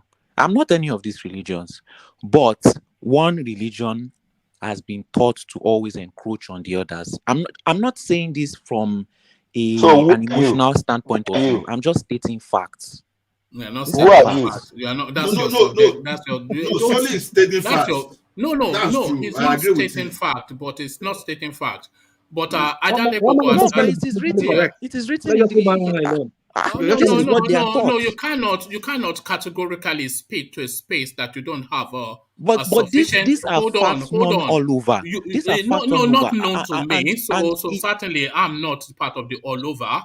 And you also, you are not based part on of the history. all over. You are based not on history, even if it is not encroached by war, give them 10 years. They can wait 10 years, 100 years, 600 years. Look, let me tell you something. Hold on. Let me tell you something. Sorry. Religion, essentially, especially the Abrahamic faiths, setting aside Judaism, but even a little bit of Judaism, but the Abrahamic faiths of Islam, Christianity, and Judaism, they are essentially tools for conquest. They're Yes. just tools for conquest. So forget everything outside of that. But as Ajale Koko said, these are foreign to our land. So Ajale Koko then, who then has that supremacy? Because we're saying we're fighting over supremacy of foreign religions here. But who has supremacy locally? Obatala or Ehidioha? So Ajale Koko, Obatala or Ehidioha? Who has supremacy? Whose God is bigger? Obatala or Ehidioha? You have to bring Mike. You have to bring Mike. Let's take it local. Or Dugurudu. Or Ayulala. There you are.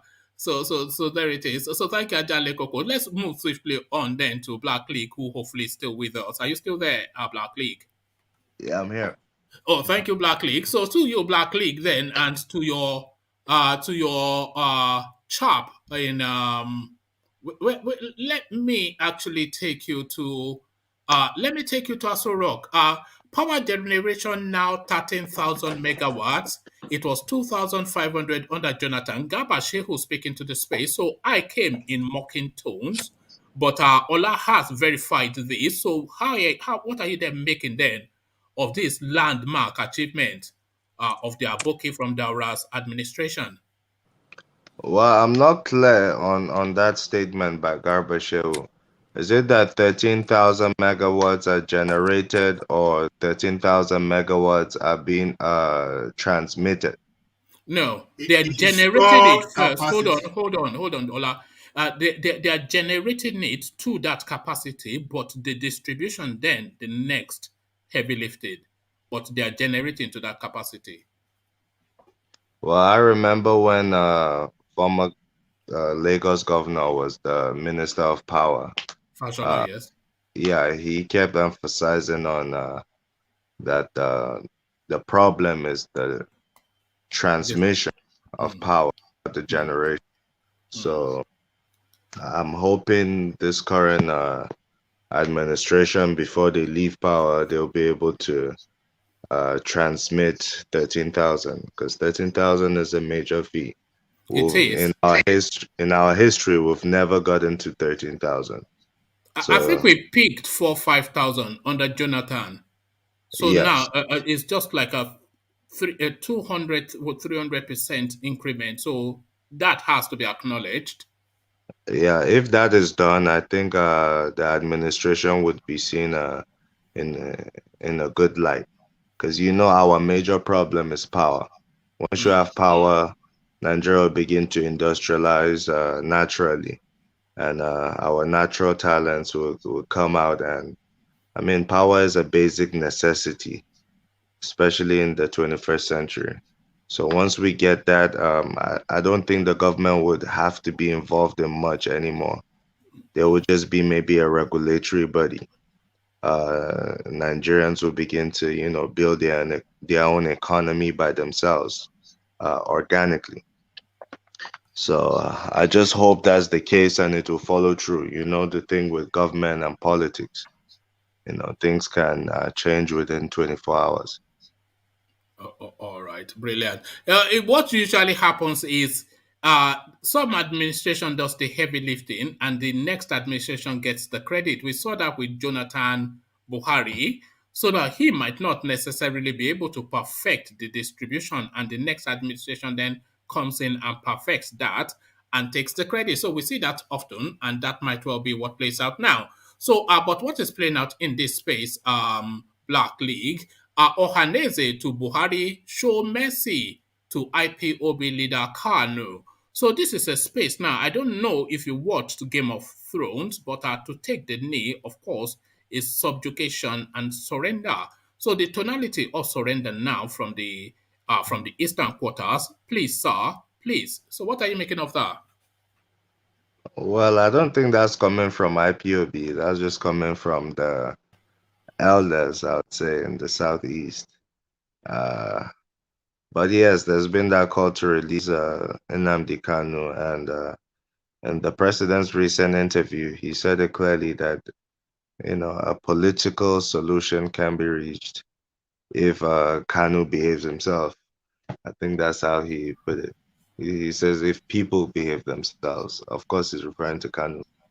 So So still in that space, because there's two forms of release in contention, both of them far-fetched and not really plausible, at least in the climate as it is. But the one is an unconditional release or a release with conditionalities. So which one do you think is most plausible in these improbable options presented? An unconditional release of Nnamdi Kanu or release with conditionalities? And if it is a release with conditionalities, what do you anticipate they will be? I don't personally. I don't see this government releasing Nnamdi Kanu, but it's possible if it's reached politically. So, and I think it will come with conditions, just like CHIOR's release came with stringent conditions, which can easily be violated. CHIOR has been violating his, by the way. You know copiously. Why they've not picked him up and locked him up again, I don't know. They told him not to gather in large congregations indoors.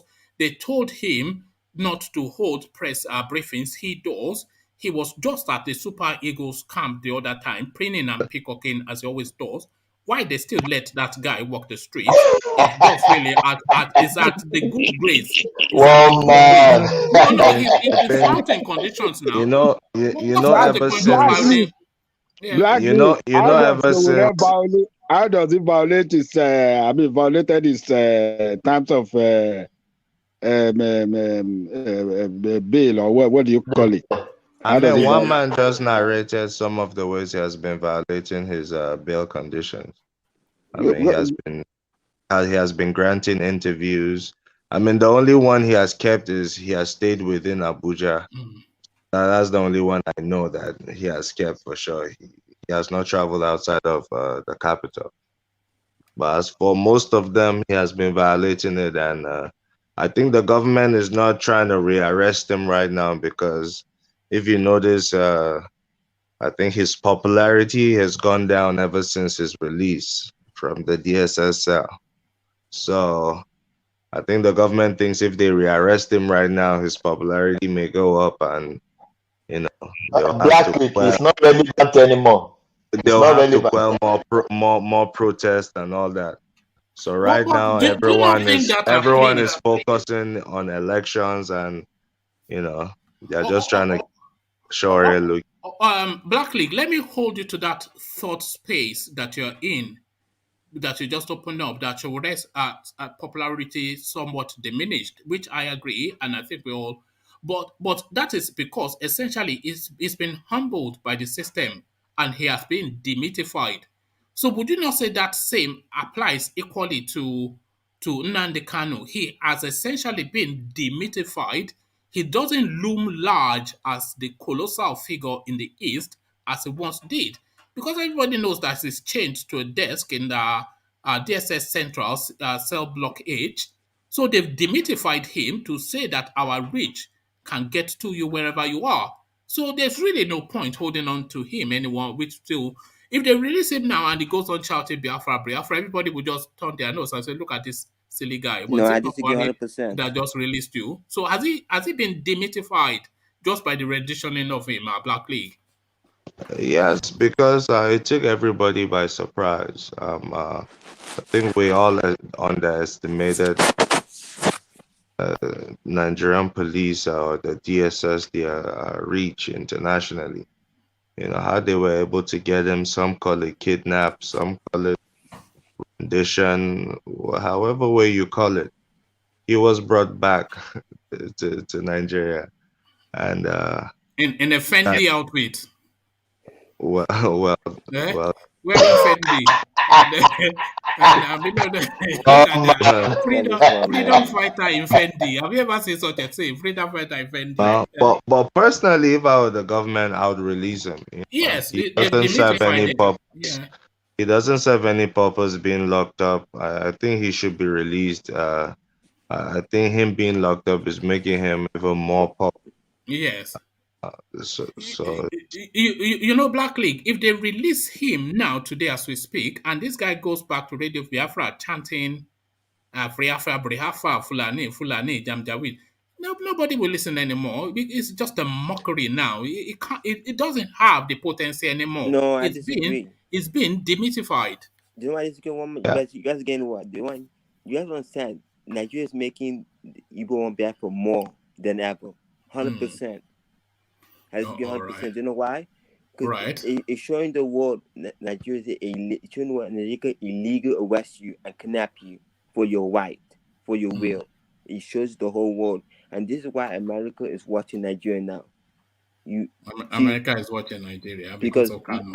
I did something great to make the whole world watch Nigeria. No, Nigeria is the evil country. That's why America is be careful working with Nigeria, because they realize, okay, I'm trying to say come to. That's why I believe Nigeria government is scared. Nigeria government know that they're fair and willfully now. They know that they're making Nigeria know the truth. That's why I think Nigeria is gonna split faster. Because by making Namka more popular, he making Igbos want more Biafra, making the Yoruba war a nation more. He didn't realize what he's doing. So I disagree with you 100%. All right. Well, is there not a time that you don't disagree with me? Every single word. If I say good morning, you disagree, Charlie boy. But you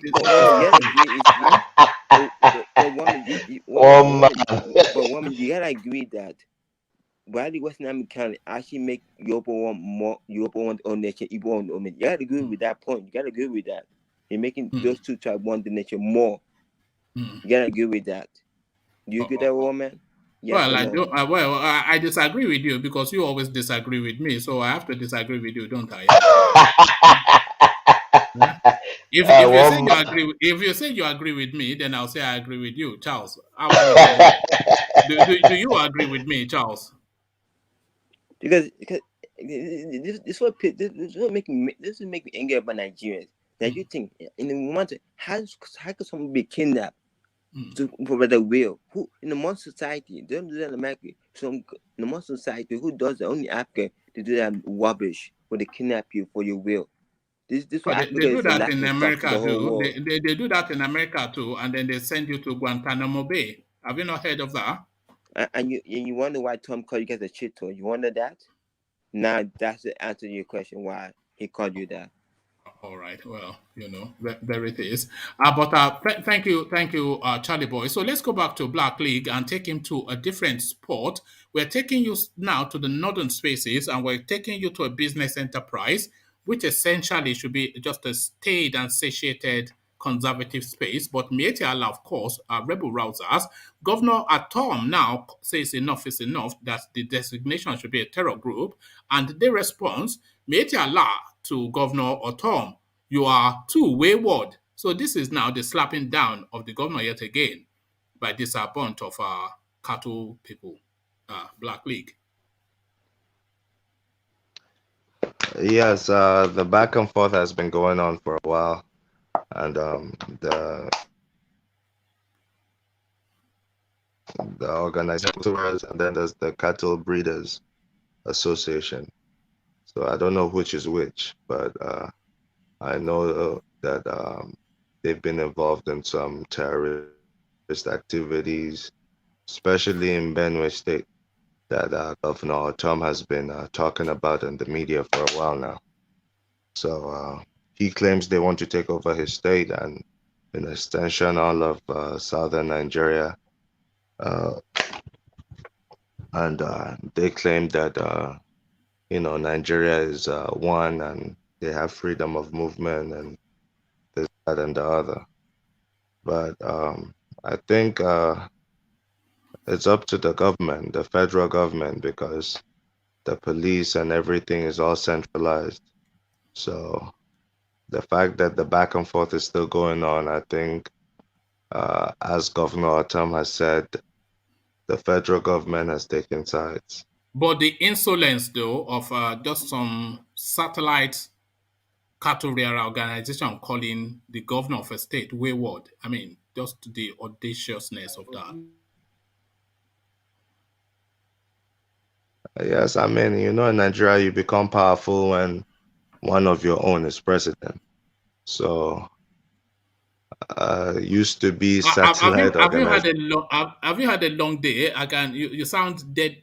You sound like you're ready for your bed. Yes, It I'm sounds ready. I'm it sounds already. it sounds tired. Yeah, it sounds with Uh, a capital T. What's been going on now, Black League? Have you been out partying too much of the Remy it's, Martin and no, whatnot? no, it's Friday. Ready Look at for that. bed. Look at that. My party days, it's back in the days, we're not Eh? getting any younger one man. No. Àríyá ò lópin o. Ọjọ́ kú lọ́jọ́ ìsinmi. Àríyá ò lópin o. But go on. Yeah, Ajanleko, go on. By this time in Nigeria, I mean Friday is a real night now. Yes, now. Look at us here now. We're hiding inside our bedroom. Cold weather is killing us here. This is it. You get dressed on Friday in Lagos in your best outfit, and then you look for somebody's party to get crashed and pretend like you are invited. Oh, Bogbamo branch. That'd be ego. Ego like the party. One man, can I ask a question? One man. Yeah, go on. I mean, most of us here, we're talking like as if maybe I'm stuff here in my winter jacket and everything. But you're there wearing a t-shirt. Yeah. Are you sure you're in the UK? You are laughing now. I've always told you. I feel your local government area, God's own country. Because I wonder, you should be talking about, winter over there in the UK where you are. But then maybe you have some sort of some kind of heater in the room. No, I have body fat. You remember Black League already came here to call me fat, so that insulates me. So there you are. So you don't forget. One of the advantages of being big bones. Come to Abata. Which body fat are you talking about? Come and feel some minus 38 degrees. You know what? I actually enjoy the cold weather. It's just mild, and I prefer it actually. I don't know, but it doesn't faze me. I don't change my clothing for the weather. No, because I grew up on Agbo. I had what Ajesara is. Black League would not know Ajesara now. Ajebota people. Black is know what is Ajesara. He won't know. He grew up in the midst of Yoruba people, so he knows Ajesara. Pan-African man with no Agboda. All right. I have native insulation. But Black Leagues, somebody that is not insulated anymore, but still controversy generating, 2 autopsies show Sylvester Oromoni died of natural causes. So now the last thing, this is the police commissioner of Lagos State coming out to space to say this. So this is the last thing that narrative wanted to hear, because a lot of controversy already built around the death of that young boy. But now the science tells us that this is just natural causes. Do you think this will be sufficient enough to satiate that high octane space? Black League. Well, it depends where the autopsy is coming from, whether it's credible or not, because autopsies can be tampered with. Last I read about that, I think Femi Falana was disputing it and saying he rejects the autopsy that was presented. So I don't know. I haven't seen it or read about the autopsy, so I can't really go. All right, so the controversy rages on. So lastly, let me take you to this space. Ajanleko conducted it, but I'm not sure if you know about this space. We are talking about Biodun FATOYINBO, of course, the Papa Jasko, alongside Suleiman of the Nigerian space. They call him the community penis in his church, so that sets the tempo. So yet another allegation now. Who calls him that? This is what the lady, the choir coordinator, told us, that they call him the community penis in his church. So that's what they call. This is according to Inena something or the other. She's the one saying it. The community. Look at that. What a title. Look at that. That one really tickled me when I read it. That is unbelievable. But what are you making then of this element? Just the sort of people that just mount the pulpit, not fit for purpose, 99.9% of them, chancers, gangsters, criminals, fraudsters, almost the entire totality of them. And this one now being a prime example, a former cultist, a wayward being, somebody that foists himself on women, and he continues to straddle the pulpit. What are you making on that? What are you making of that? Yeah, I think I've been following the story of this, and I think this is the second one now in about 2 years. I think the last one was from Timi Dakolo's wife, I Yeah, believe. Busola Dakolo, yes. Yeah. So, well, it's just unfortunate, but I think that one was taken to court, and I think the court found him innocent at the end of the day. But it's whatever the court say versus public opinion. Public opinion still, for the most part, counts him guilty for that. And then there's another one coming up. So I don't know, because a lot of things happen in churches and mosques that people don't talk about. How many pastors do you think? Especially Black League, how many pastors, if you were to put their congregation to a lie detector test, how many pastors do you think will also carry that title of the community penis in their churches? What do you think is just a cesspit of a debauchery? Yeah. Well, just going by the history of it, is in large numbers, I would say. If that's just what they have for you is penis. If they don't have it for wife, they'll have it for your little son, or they'll find someone to give it to. Yes. That's just the history of it. So, and it's not limited to Nigeria. All over, you go to the Vatican, they're dealing with the same issue. Matter of fact, that one is with boys. No, they are not chasing women. Yes. So, if we were to do a head count, if we were to do a head count in Nigeria, FATOYINBO certainly, Suleiman certainly, but that Ndobrisky, I think, is a bit too weird to even. That one is from the spirit realms, isn't it? That what in Ndobrisky, Ndobrisky? No, in Dabosti. In Dabosti. Liquid metal, liquid metal. Yeah. Yes, I've heard of the light skin short one, right? Yes. Do you think it's anything to do with Christianity, that guy? And hustle. So You say now, however way he wants to get his own bread, I'm not going to block him. It's whoever is susceptible. The thing is, our people are very susceptible to things like this. Why? Because our original spirituality was taken and used to form organized religions that was used to in turn enslave us, and that's what is happening. We're just going through the effects of that slavery being foisted through these religions. Before the Europeans got into slavery, there was the trans-Saharan slave trade dominated solely by the Arabs. What did they use? The tool that was used was Islam. Same thing when the Europeans started slavery. It was with Spain and Portugal.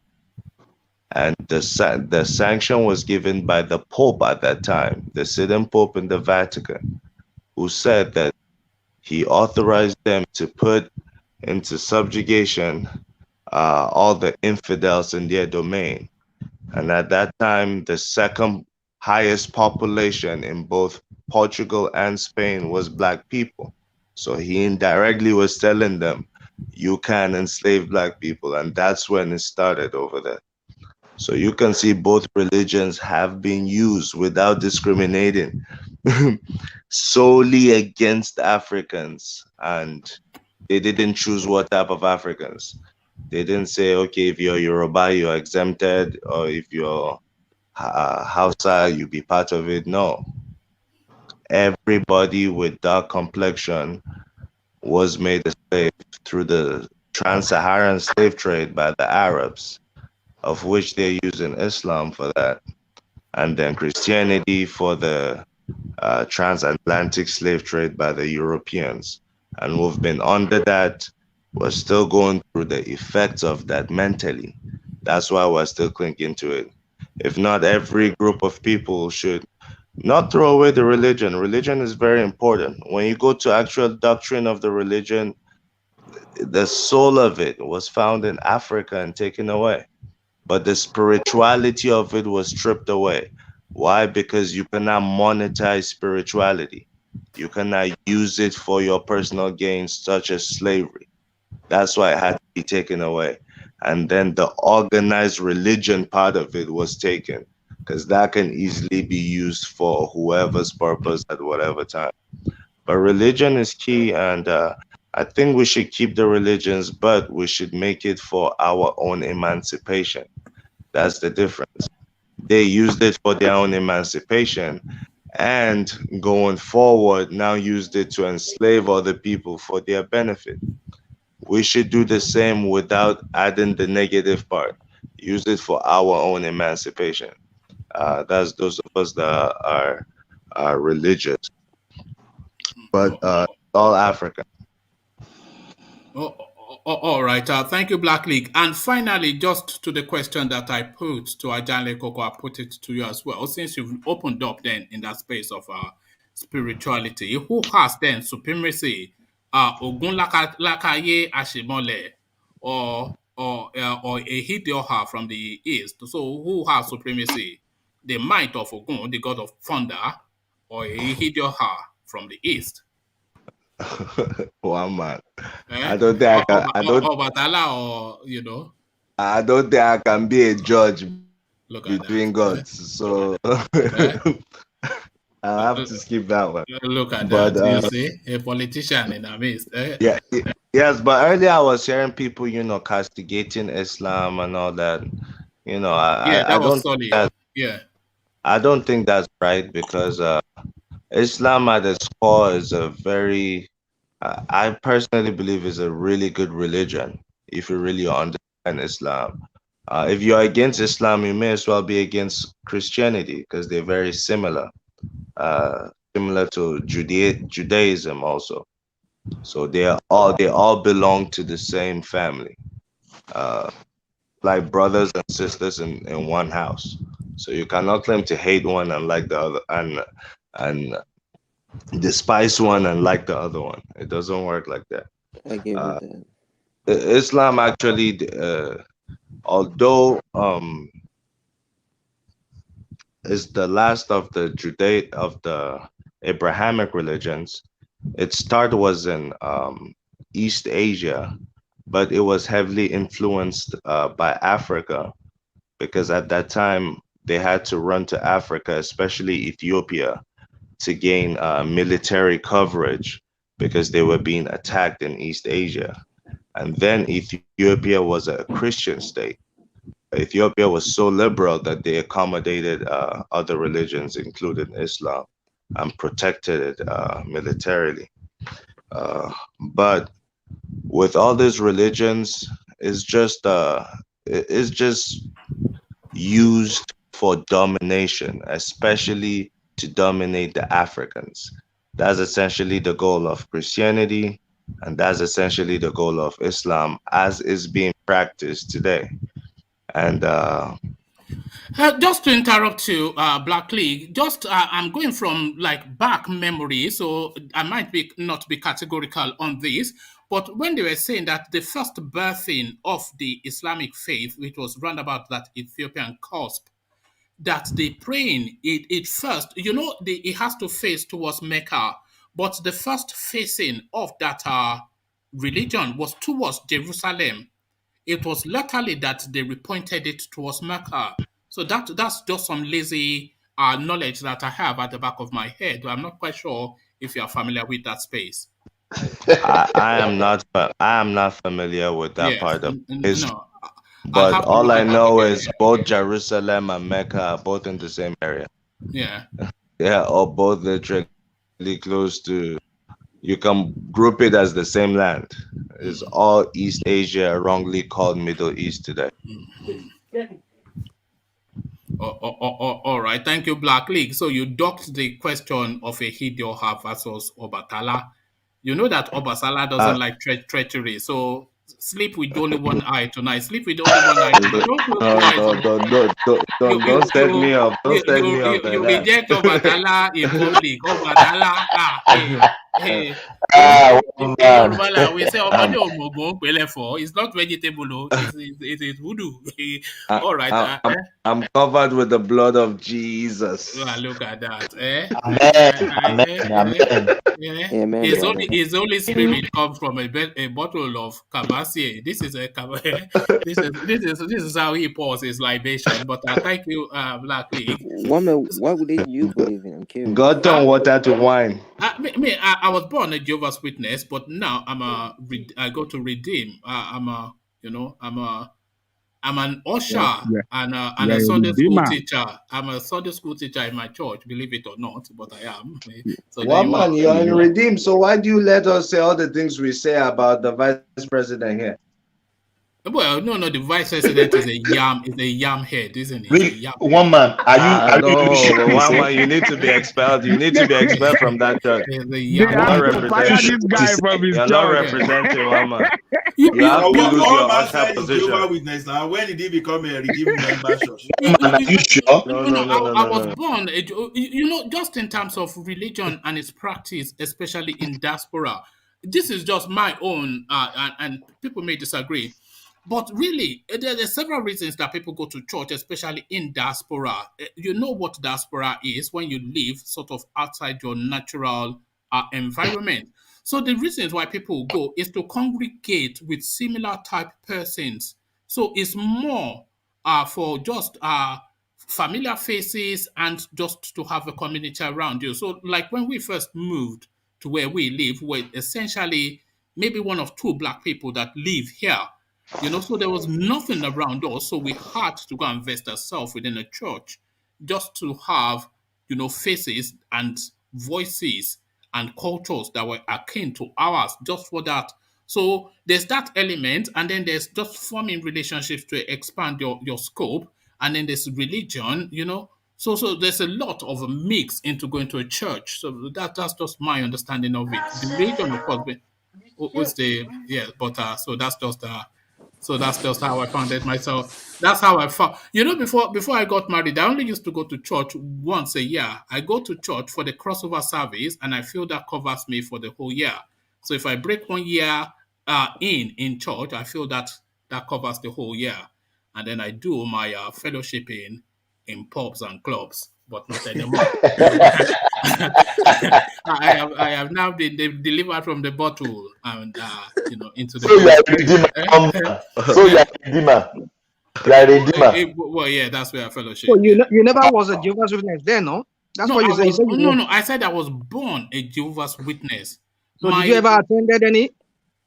We don't attend anything. What do you mean service? They don't have service. What are you talking about? What did they have? They have. I can't remember what it's called. But my grandfather was a lead member. My father followed through. But then, of course, it was never really. There was never a time that they went delivering a wake to our house, awake all the time. So don't worry about. So did you practice Jehovah's Witness before you moved to Redeem? Well, I wasn't practicing. Like I said, I used to fellowship in wine bars. That's where that was where I worshipped. Playing pool and you pop champagne. Well, So you used to drink a lot. Eh? You used to be a drunk. I will ban you from here. Look at this. What did you call me, Charles? You know what stoop down? Do you know what stoop down means? There's no discipline anymore. Do you know what stoop down means? Go and ask mommy and daddy what stoop down. One day I'll switch on your cameras and make you stoop down for the whole session. You put one hand down and one leg up, and you do that for 3 hours. Then you look at this rascality. You look at that. Charles, you cannot say that to elders. Charlie boy, this is all these are Jebota people. But thank you, Black League. So let's go on from Black League to Solly, and we're starting to huddle through now. So apologies, but Solly, just a little bit on the space of FATOYINBO, who is now the community penis, as they call him in his church. What are you making of that, Papa Jesco on the temple? Well, I believe he's a charlatan. And you know me, I'm not about religion. I believe most of them are charlatans anyway. But he seems like, there's a psychological effect when you do something and you go scot-free, it emboldens you and you start becoming more careless and you do it more and more and more and more. I feel that is what is eventually going to happen to him until he is completely exposed with nowhere to hide. It's just human nature. And he seems very emboldened. Being in that pastor status will actually make him start feeling spiritually protected with all the things that he's doing. So eventually you get caught. It's just history repeating itself. Do you think there's a little bit of a God complex about this that the GOs and yes, do you think they have some sort of God complex? Yes. The thing about faith is that if you believe in something and you are going through hardship and you come out through that hardship while believing in that thing, it increases your confidence in what you believe. So these people have become very powerful people. So they will believe in their own hypocrisy. Most of them actually say what they feel. Who do you think the congregation? Who do you think the congregation go there to worship? The pastor. Yeah. The pastor. They go there to worship the pastor. Do you know why I asked you that question? My uncle is a pastor. One of the biggest pastors. Let me just set it. Let me tee it up for you. Why I'm asking that question is I've noticed that in some of these churches they'll say they are praying to the God of Adeboye, the God of especially in that celestial space. What is their leading? What is their they believe the God that of that guy? So is his God different? Is it a different God for every mega church? Because they always wanting to pray via the God of their lead person. So is it that lead person that's actually the God that they're worshiping? So yes, it depends. It depends on what the person is looking for. If the person is looking for finance, he will be he will move towards the pastor that is preaching about finance and all this kind of thing. Is what you are looking for in that religion that you move towards to. So they will say, the pastor of Adeboye, they would have seen somebody that came from nothing and got up to that point. So it's those kind of people that will be attracted to that kind of church. Because also, if they are in that kind of situation, they are from that kind of environment that allows all those kind of wearing long skirts, and so they are still very, how do I put it, conservative. That's why you always get those kind of people. Everything is psychology. And my pastor, my uncle was a pastor that came from nothing to he had one of the biggest churches in Lagos. In fact, international. So I saw the people that came to the church. They did not come to worship God. They came to worship the pastor. I saw this for years. So that's just it. They are just fanatics. It's just one very big cult. You are piped in. Well, you're not the one that came telling us that you are always in the meetings with all these election people, all the senior politicians. Yes, it's when I go to visit my father in his office. Look at this guy. Look at this guy. Are you the DSS guy that is monitoring us? We are starting to narrow it down, and your name is on the list. So there you are. Maybe Ajale Koko is even the DSS. It will be the most unsuspecting person, but certainly not Black League because it's too obvious. But thank you, and I jest by the way. But thank you, Solly. So from Solly, let's quickly huddle on to Ego. We were going to Rational Mind, but he's left us. So let's go on to Ego then. Hopefully he's still with us. Oh God, it's all going to go haywire now. But watch this. there we surrender now. Nothing is going haywire. Oh man, why you giving me that kind of reputation, man? Nothing is going haywire, man. It is only because of your antecedents. Thankfully, there's no Igbo man on the screen, so we thank God for that. Otherwise, we are not discussing Igbo matter today, so it's not going to go haywire. Now, I was just trying to correct you guys, help you guys understand when you guys are talking about the Christianity thing and the Islam. I was trying to help you guys, give you guys information how the origin, of these religions. Like the problem is people follow things, they don't know the origin, you don't know the source. If you you don't have to beat us down to bring us. No, I'm not beating people down. I'm just saying it's common. No, the mistake I think especially is very common with Africans is if you're gonna do something or practice something, you have to at least know the source. It's kind of like you want to drink something or want to eat food, but you don't know the source. You have to know the origin of it. You understand? So I think most Africans are so religious because, and they're following these religions blindly, and they don't know they haven't gone back to go and study the history how it all began. This Abrahamic religion all began with a man called Zoroaster. He's from the Persian Empire. You understand? He was the one that created the concept of devil and God being two separate entities, you understand? Enemies and things like that. So that's how the whole Abrahamic thing, the concept began. Then this group called the Council of Nicaea, they were the one that actually created Christianity. You understand? They sat down and took stories, the metaphysical stories they got from Africa and from the spiritual stories, and they put it together and came up with all these figures. Are you saying Jesus is a mythical figure? He's a mythical figure, exactly. He wasn't a man that ever existed, He was not. Christ, you're making, that's a bold statement. Why go and do your research? The thing is, when you guys go, that's what I said. When I think I was not a Christian again, I knew my research also. And that's what I told you. It's very important that people, when they give you something, go and study the source. All the story about when you go and dig back into history of these things, hold on. You said the story about Jesus is lie, that he never existed. He was that whole story now they just put it together. It was this group hold on. Did he exist as a person? No, he never existed as a person. But there are historical documentations to church. Oh man, forget all this propaganda, man. You said it yourself. This group, they're using their religion to get a global supremacy. You understand? So they have to keep coming up with most of these things just consume is propaganda from these Western worlds. They just want to keep Christianity going and using it to Christian countries. You understand? The people that are really control, like the Vatican, all these people, they are the richest people in the world. You understand? Yes, imagine if we is the welfare star, exactly. So Mecca as well on the Islamic side, Mecca. I mean, dude, Saudi Arabia, you know how much Saudi Arabia make for Islam? These people they need their religion to be, to stay alive, man, because for them to be so relevant, to be powerful, that's what it is, man. So forget it, they all know.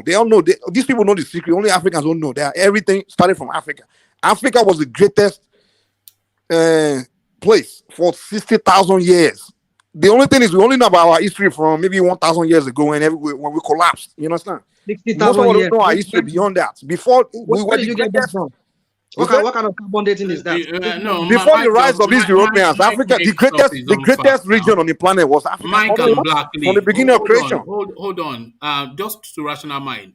Anytime you listen to Mike and Black League, you have to hold a sieve and try and sieve out. There's a lot of just made up stuff. Civilization just recently began in Europe not so long ago. Just few hundred civilization just began in Europe and the rest of the world. Well, I believe Jesus existed. Wait. Woman.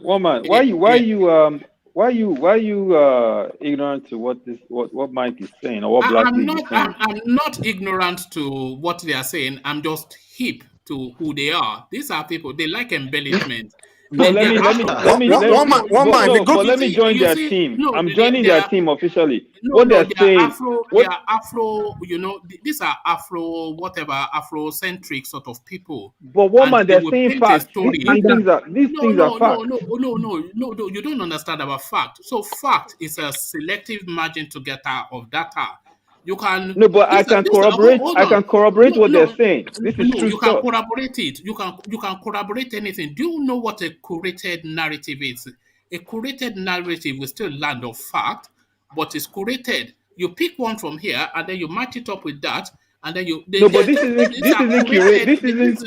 curated narrative. Woman, this is not. Now this is a woman. Okay, so wait I a second. have to agree with one man also. Wait a second. This is not curated narrative. Okay, let me ask you this. Woman, let me ask you this.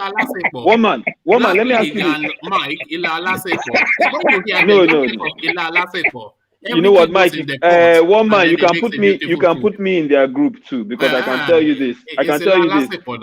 No, there's something about African history that most people, like, for some reason, are ignorant to. And then when you go, the funniest thing about it is you have to go out of your way to actually find these facts. But once you find them, found facts. Well, no, because the history has been told from one particular person's lens. And they don't give the full picture of some of these things these guys are saying. It is a fact. Everything Mike has just said is true. So you don't know that to be true because it chimes with one the man. romance. Okay, do you know why it's true? Let me tell you why it's true. Let me tell you why it's true. Hold on, I will let you, but let me tell you why it's not true, and then you counter me. It is true for you and for everybody that believes it is true, because it chimes with your romance as a black man that wants that to be true. Yes. So it chimes with that romance. So now you tell me how it is true. Yeah. It is true because expert historians look at that. How do we get information? How do we get information on things that have happened in the medieval or ancient world? Is it not from the historians that studied this for an entire lifetime? Let me tell you the so fact. Wait, let me finish. Wait a second. Let me finish. Let me tell you the fact. So wait. Let me finish what I'm saying. You are willing to dispose of these facts because you don't want to accept that maybe there might be a modicum of truth to what they are saying about Africa's greatness. No, you don't want to wrong. accept it. So wait, no, seriously. But wait a second. Back to the point of it being fact.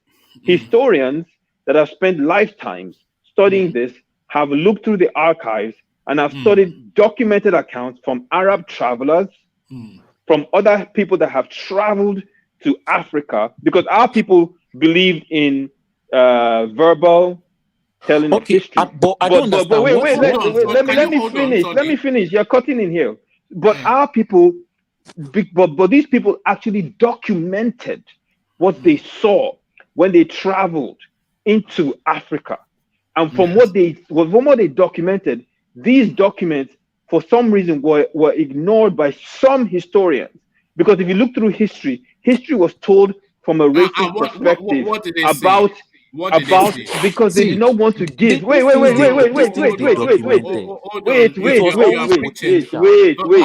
brother, wait. My brother, Africa was never what? What are you talking about? We never went through industrialization. Africa was the center of civilization. Fact. But was it industrialized?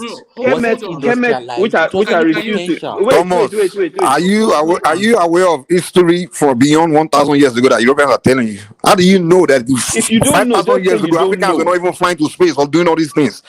When Europeans go to Mali, the Dogons are telling them about, they're teaching them astronomy. They are teaching them about space. How do they know all these things? Don't you know there's a possibility your forefathers are already doing it? The technology that you see today, there's a possibility your forefathers are already doing it. My grandfather. I'm not talking about grandfather time. I'm talking about ancient, after thousands of years. Listen, man. He learns this from school. Why are you guys so hesitant to accept our greatness? Let me tell you something. Our leaders are Because you are saying it based on in our DNA, we are great. Hold on now, too many voices. Let's hear from Ayizon. Carry on, Ayizon. Yeah. What I'm saying is, why is it so difficult? Listen, woman, I will send you tons of links.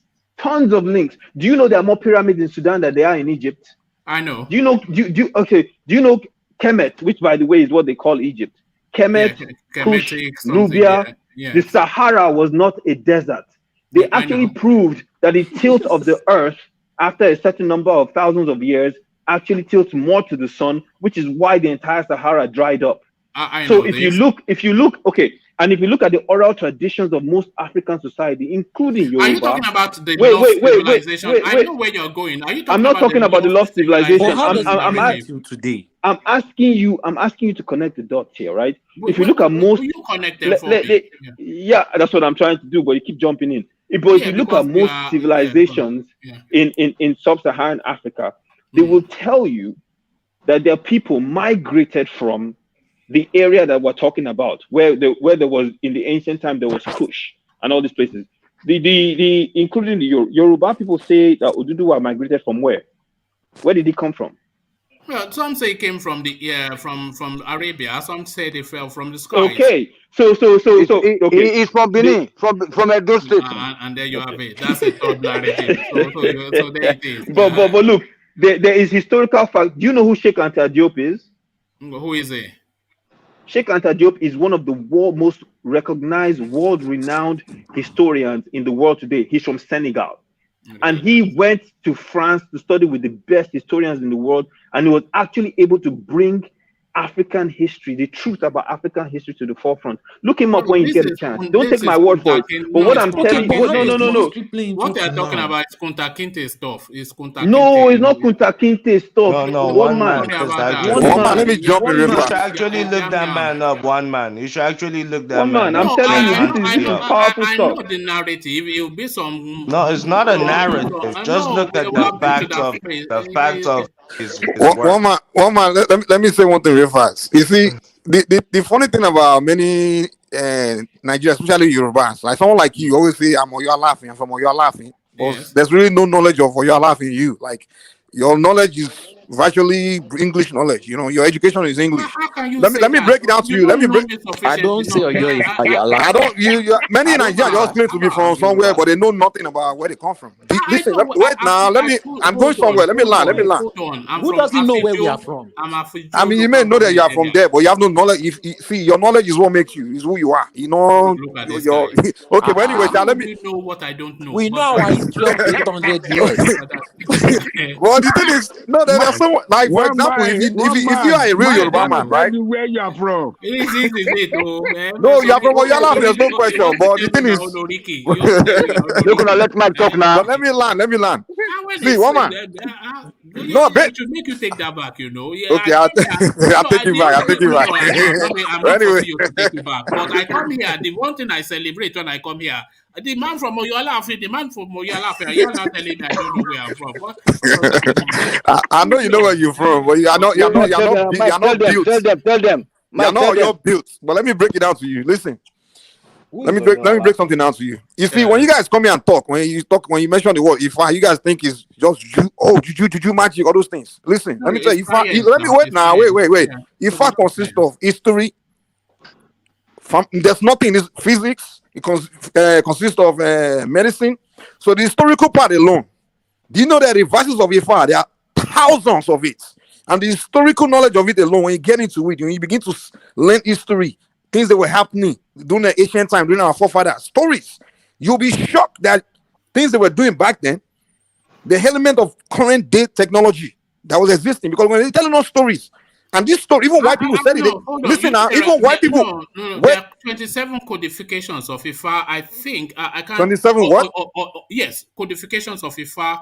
No. Jailbreak, I think it was. I can't quite recall. But and then Yetu and Jailbreak. But no, I don't know what you're talking about.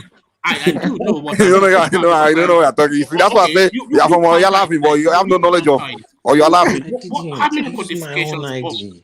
No, listen. There are 256 too. But I'm talking. Listen, wait now. I'm talking about these stories. They said these stories in it. They are at least. Hold on. Let me just hold on, because let's establish if you do know what you're talking about. So in Ifa, how does Ifa work? Well, Ifa is knowledge. The word Ifa itself is the knowledge of the universe. Knowledge. I'm talking about the practice. what does the readings of the cowries mean? What does Are you it talking mean? about the Odus? Yes, the Odu Ifa. Odu Ifa. There are 16. There are 16 mages. There are 16 major Odu Ifa, and there's 200. Now there are 16. The combination of the 16 is created 256. Right? Now inside this, the word Odu itself means the womb. You understand? The womb is where secret is kept. You understand? It's where something is created. Knowledge is. No, it's not instilled. I'm just giving you. I'm not going to get into the teaching and everything. But inside of it, listen. Inside of it, inside of these old Ichodus, there are stories. You understand? There are stories, and these stories consist of history, medicine, any knowledge of this universe, all inside of it. You understand? Computers, that's all, isn't it? And this is where white people go to study to get roots of their technological advancements. They're just like Black Lorries. They come to Africa for knowledge. You understand? Yeah. So in Yoruba land, this is secret. You have to be an Awo to go and get into these studies. You understand? Now, those of us that are in Awo, we know things. I'm not going to secrets. And if I tell you the things that we learn, history that we learn, my high hope, I'm like, whoa, this is our Asian forefather were actually technologically advanced. Okay, let me tell you how IFA works, because you don't actually know how IFA works. So what do you mean I don't know? No, I can't. You have to understand, this is powerful things. I can't come here and start giving you deep. I can give you fundamental knowledge, but I can't get into. It's not metaphysics. So if you're saying no, the word you know what metaphysics means? You know the definition of metaphysics? No. Before we go there, let's stay with IFA first. You see, IFA works on a binary system. There's a listen. It's a computer. Yes, no. You say it's a computer, but that is what actually predicated computing. You don't know what IFA is. You don't know. You think IFA is what the way Nigerians talk about it. The word IFA itself, the word IFA is to draw. You understand? That's what it means. To draw. Why don't you? Let me tell you. Listen, one man. Listen, you got to learn. Listen, your general description. People say IFA, yeah, juju, all those things, all that. You have to learn to separate IFA from Orisha, from Onishegun. These are all different elements. They're all different components. But people mix it all together and say, "What are you talking about?" Don't worry what I'm talking about. Go and study. You learn something. But the word IFA itself just means the knowledge of the universe. That's what it is. But now inside of it, it's all these different components of knowledge. You understand? But when you now ask how does IFA work, that question is not. It's not really a sensible question. You can tell me how does work. You can ask me a component of it. You can ask how does Odus work. Can you then allow me the space to answer my question? Without you pouncing. If IFA works on a binary system, they have these cowrie beads that when they do the cowrie beads. So when they do it, if it lands on a single digit, that is a double hand punch, and if it lands on a double digit, that is a single hand punch. So those two strap lines and then one strap line. I think it's Ogbe and Oyetu, but I'm a bit vague on that. But Ogbe and Oyeku, I get it. Yeah, that's just one piece section of. Go ahead. Finish. Hold on. So those, and they have about, I think, 16 or 27 permutations. And then outside of those permutations, they have infinite readings. So when you do the Ogbe and the Oyekus, which are the binary system, so you do the cowrie bead, and depending on how it lands, you punch it and then you punch one and then you. So the permutations of it, they have recitations, which are historically and antecedentally based. So it is from how the cowrie beads inform the binary lines and the storylines that interlinks it, that then brings out the pronouncement of the Ifa priest. So it's a scientific process rather than a metaphysical one. So if you have it to the contrary, then you have it wrong. Well, no. He just said something that didn't make any sense. He said scientific. Wait. He said scientific, but not metaphysics, not metaphysical. Metaphysical? Yes. Do you know the definition of metaphysics? You tell me. Metaphysics is spiritual science. Metaphysics is the father of all knowledge. Scientific physics, whatever it is, biology. That's what metaphysics. That's the definition of metaphysics. So the thing is, if you don't know the definition of a word, don't just throw it in and discard it. You say scientific rather than metaphysics. Metaphysics is the father of science. All right, let me. And when we use the word metaphysics, listen. When we use the word metaphysics, Metaphysics encapsulates everything anything you want to talk about. That's why I told you that the word Ifa is the knowledge of the universe. You understand? Mike. Which many are so secret that it's not even good to put in the hands of just an ordinary man. You understand? Let me see. Very powerful knowledge. So this is the hand of Africans, and you guys go to colonial school and tell you that you are daft. Africans are just a bunch of weak people. Nobody say we are daft, but who said we are daft? That's what they teach you in Western education. Mike, that's why when someone like Black Lee trying to tell you Africa was once great, you guys just laugh at him. I'm like, Black League talks from the same space as you do. Mike, I have a question for you on that line. I'm just looking up that metaphysics as you are saying. I think you may well be right. One question for you, Mike, based on what you're saying. I've always wondered why did they refer to Shango as Jakuta? As well. Oh, so it was just Jakuta. Shango, you know they call it. Well, I don't want to. You know what they call it? Duara. You know Shango. You know Edu Ara. You know when Shango wants to carry out justice, you can throw Edu from sky. It's a stone. It throws at you. You understand? Oh, stone. Okay. That stone it throws at you. That's how Shango when he wants to strike someone. That stone he throws. All right. You know Duara. So it's stone. Well, anyway, but I don't want to get into deep. Educate us now, Mike. Educate us. I always wondered about Mike. You know that superhero called Thor, right? Yeah. And one man, let me correct you. When you say, go look at that. And one man, when you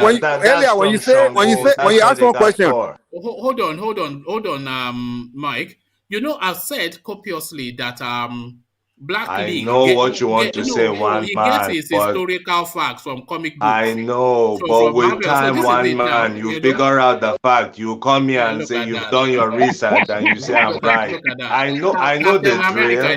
Go and look it up. Go and look up Thor. T-H-O-R. Exactly. We've all been watching Thor as babies. They got Thor from the Shango story. Look at that. Straight up. Now, woman. Have you ever heard of Xena, the warrior princess? Yes.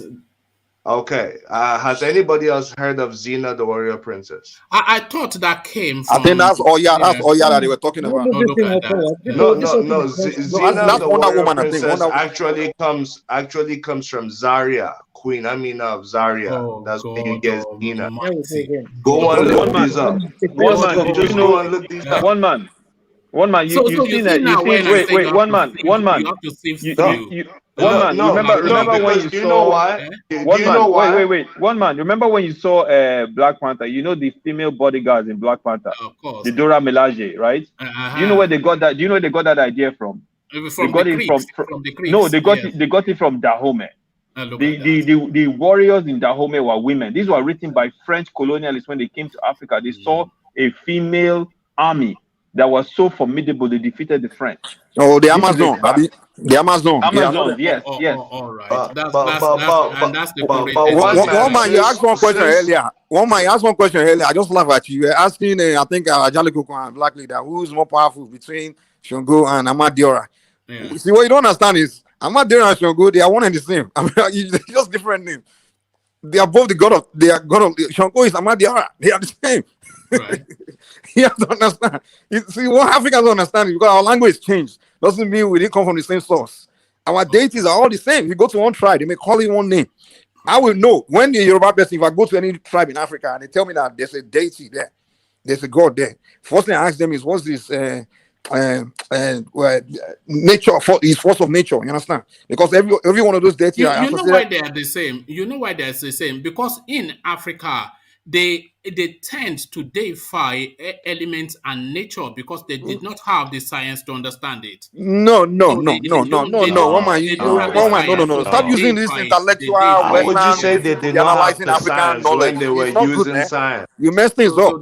When you start using when they first science, one man, how don't they understand what they were using? Woman, stop using this Western knowledge. Just be analyzing African. That's why you guys mess things up. You understand? I know deity. They associated. They are all every deity, every African god is associated with one material in nature. You understand? No. Every one of them, and you have to go. You call yourself a man from Oyo. You should have studied the history of creation. Hold on, child. Hold on, Mike. You know that essentially, just the good majority, if not the totality, of every African belief is to deify a phenomenon. They deify phenomenon. So thunder, they deify it. Rain, they deify it. The clouds, they deify phenomenon. So are you saying man created his spirituality? Are you saying the Africans themselves created his spirituality? One man, I think you're wrong. Possible. They just see it as different expressions of God. No, the Africans didn't create the divinities. The divinities created the Africans. That's the difference. The difference between our African spirituality and religion is man created religion. Spirituality created man. Do you have facts? You understand? You said no. They just make it up. I told you already. Black League and Mike. You have I do have facts. I do have facts to say that it all started in Africa. See, when I talk all about Africa, I do have facts. For example, I'll give you one quick one. You could research and check it. On temple walls in Sudan. Let him give it. Let me finish. Then you can contradict me. On temples currently, you can go see them, touch them, and they've already been carbon dated to show that these were thousands of years before the birth of Christianity. On what? Sorry? You said where? Where is this? Let me say, on temples in Sudan and Egypt, you're going to see narrated stories of a virgin birth where a woman gave birth to a child without having a husband, and that child became divine with the names of these characters. There's one, I can even give you the names. One called Oset, Asar, and Heru. Asar being the male, Oset the woman, and Heru, father, woman, child. Stories of this on the temple walls, showing how the spirit of the husband impregnated the woman, which in some translations is called a virgin birth. But all it is a spirit of the woman's husband, because he had been killed, impregnated her, and she had a divine birth. And the child became divine and had superpowers. These stories were in existence in Africa. But have you for thousands of years? You can go look and touch them right now. Their names are still present. It was woman. It was woman. Let me finish. It was Solid, please. Come on, man. It was woman. It was the woman, the man, and the child, which later became God the Father, Son, and the Holy Spirit. Is because the ones who took away that are misogynistic. All of them take away women. Europeans do it the same way the Arabs do it. That's why in Arab culture, you would never see a woman rise to state power. The Europeans don't respect women as well. It's later on they started to, after the women started to fight for their rights and all that, then they started to accept women's rights. Only Africans have given women state power to lead a whole army. Just to add to that, when Africa began to fall was when we began to put women as in the back. So you can see how removal of women, because in the original text, the woman was given a key role. The early Europeans, which are the Greeks, they have who they call the Black Madonna. It's the same woman on that wall. They just call her something different. That's why Black Madonna is revered. Some then later on call her Mary. So some translations give her the credit, some don't. But all of this you can take a flight right now to Sudan or Egypt and go see the temples there. Hold on, Solly, yeah. And go see this for yourself. Another one, a quick one. Amen. We all say it. Muslims say Amen. Christians say amen after prayers, saying it shall be so. No, that's an African deity called Amin-Ra. It's from that all the religions got the word amen or amin. Go and look up the deity called Amen. Amin-Ra. Some the ones in Sudan call it Amun. The ones upper Kemet, they call it Amin. All right. It's still used today in churches after prayers and in mosque after prayers. It's African in its nature. All right, thank you, Black League. But Black League, let me just add this: if you go to the east in Igbo land, they will tell you that they are biblical people, and they will cite you names of their community in the Bible. That it is spelled uhuhuhu. Can you not see that is the... Come on, one mind. That's how people talk, man. Don't do this one. Propaganda. This one just want Biafra. So don't say anything to get Biafra. Come on. Hold on, Mike. That is to the space that Black League was speaking to. And that is essentially what I'm saying, that it is a curated facts. If you go and check everything... I'm not speaking to any... But me too, I want to ask my question. Can you hold on, please? If you go and check everything that Black League has just given you, it is a good chance that most of them, if not all of them, are vested in documented history. But the way he has chosen to package it to present a narrative is decoration. So everybody, they say statistics, and damned lies. You can have statistics to back up pretty much anything. So that's curated reasoning right there. That's a curation. He already had where he was going, and then he's just gone and found the facts to build up to that space. Post-slavery disorder. One man, if I'm wrong, say Black League, you're wrong. You don't have to say all that. If I'm wrong, just say I'm wrong. You cannot say that. No, it's a potpourri. One man, let me say one thing, man. You cannot say that because when you do your research, you'll find out I'm right. All these things but I'm not saying are fact. wrong. I'm not saying you are wrong. I just want to ask you this question. Okay, 2 questions. Number 1, are you a feminist? Am I a what? That's not good, man. A feminist? Yeah. Right. I like women. I don't know whether feminists. No, I am a feminist. I am a feminist. Women. I don't think you are a feminist. Okay, number 2 question.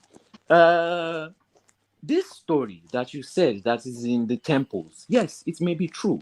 But are you trying to tell me that they are saying that it is a true story, or it is just a story they wrote on the temple walls? What are you trying to tell me? Is what I'm asking. I wasn't giving you a story. I was just giving you a fact of what's there right now, and they see it.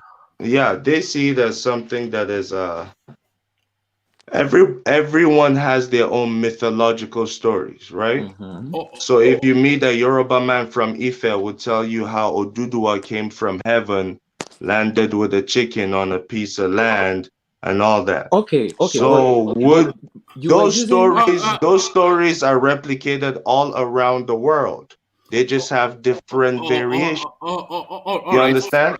So it's a way to especially teach children about the unseen. So you're getting their minds prepared that there's a seen world and an unseen world in which people call mythology. That means stories that are not necessarily true but have truth in them.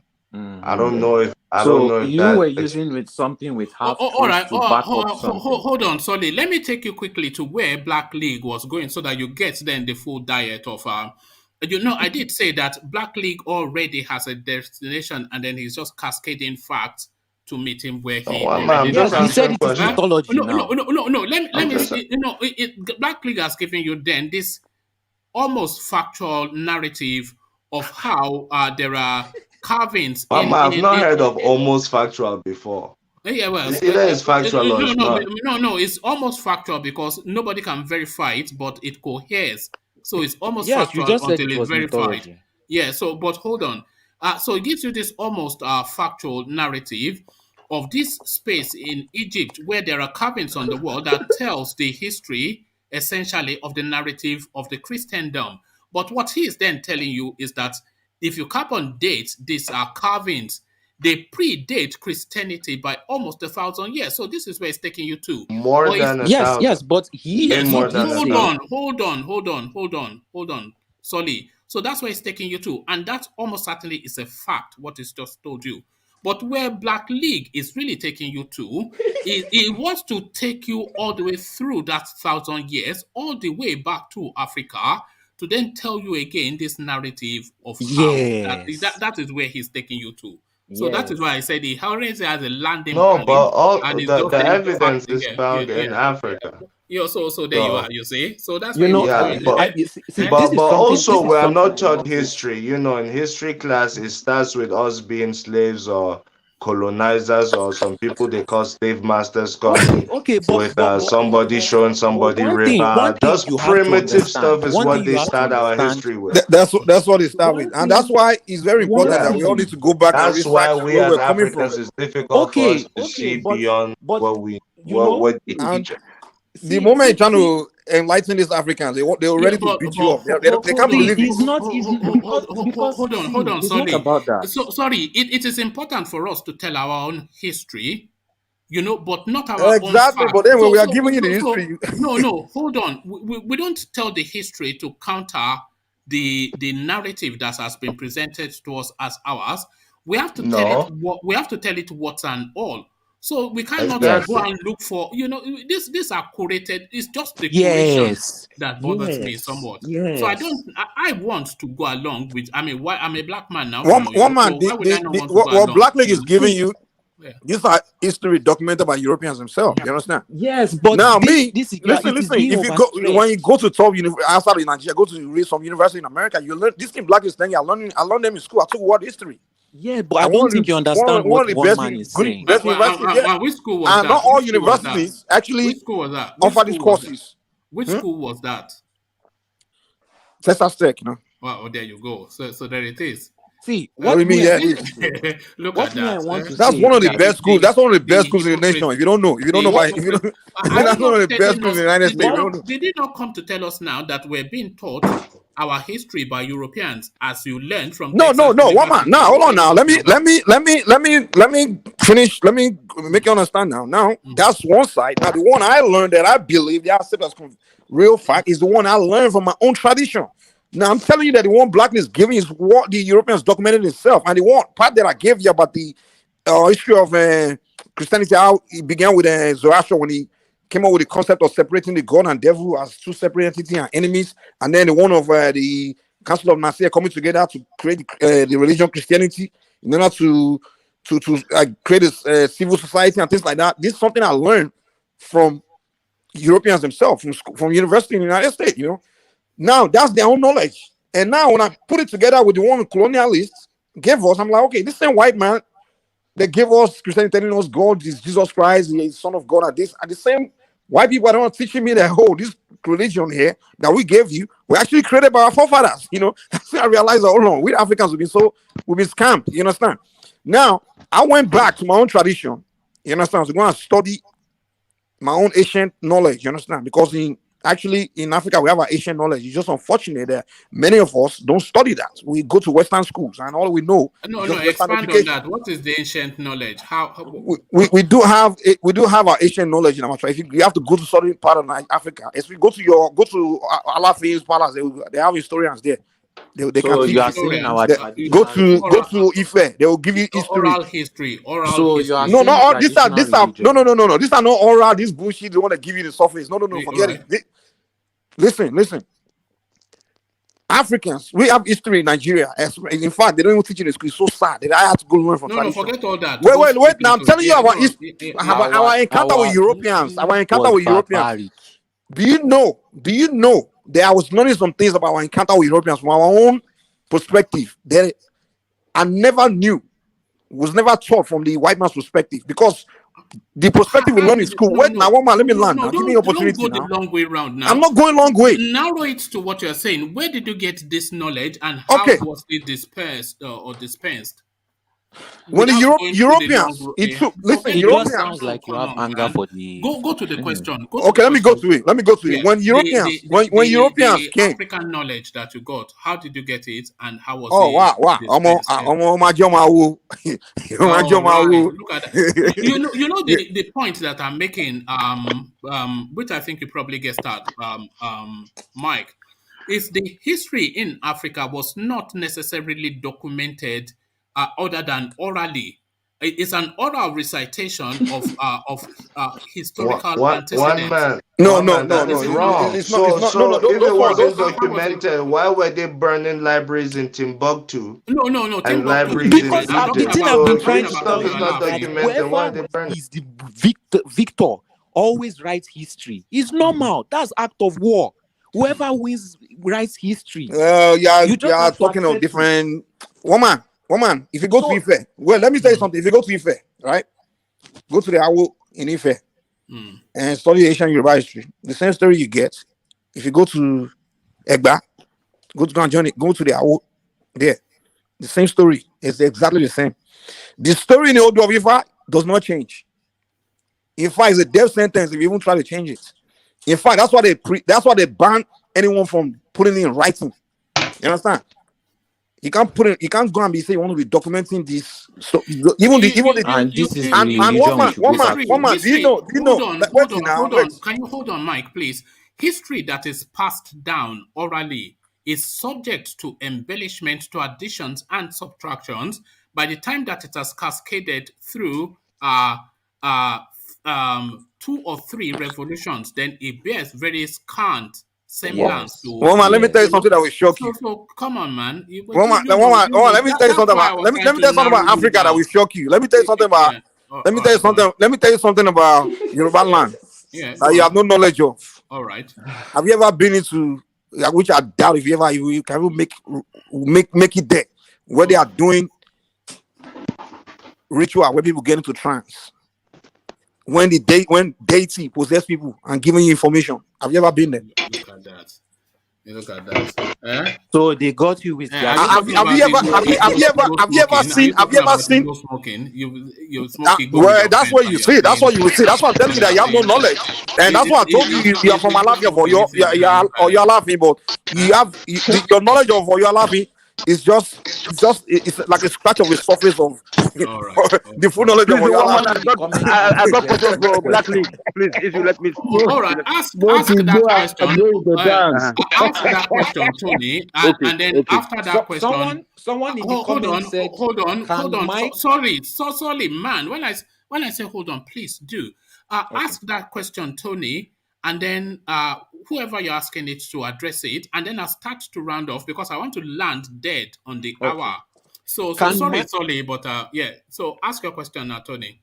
Okay. Can Mike and Black League explain why the black man lost his place of prominence and superiority? They can't because the black man disobeys God. That's why. But I was asked to ask question.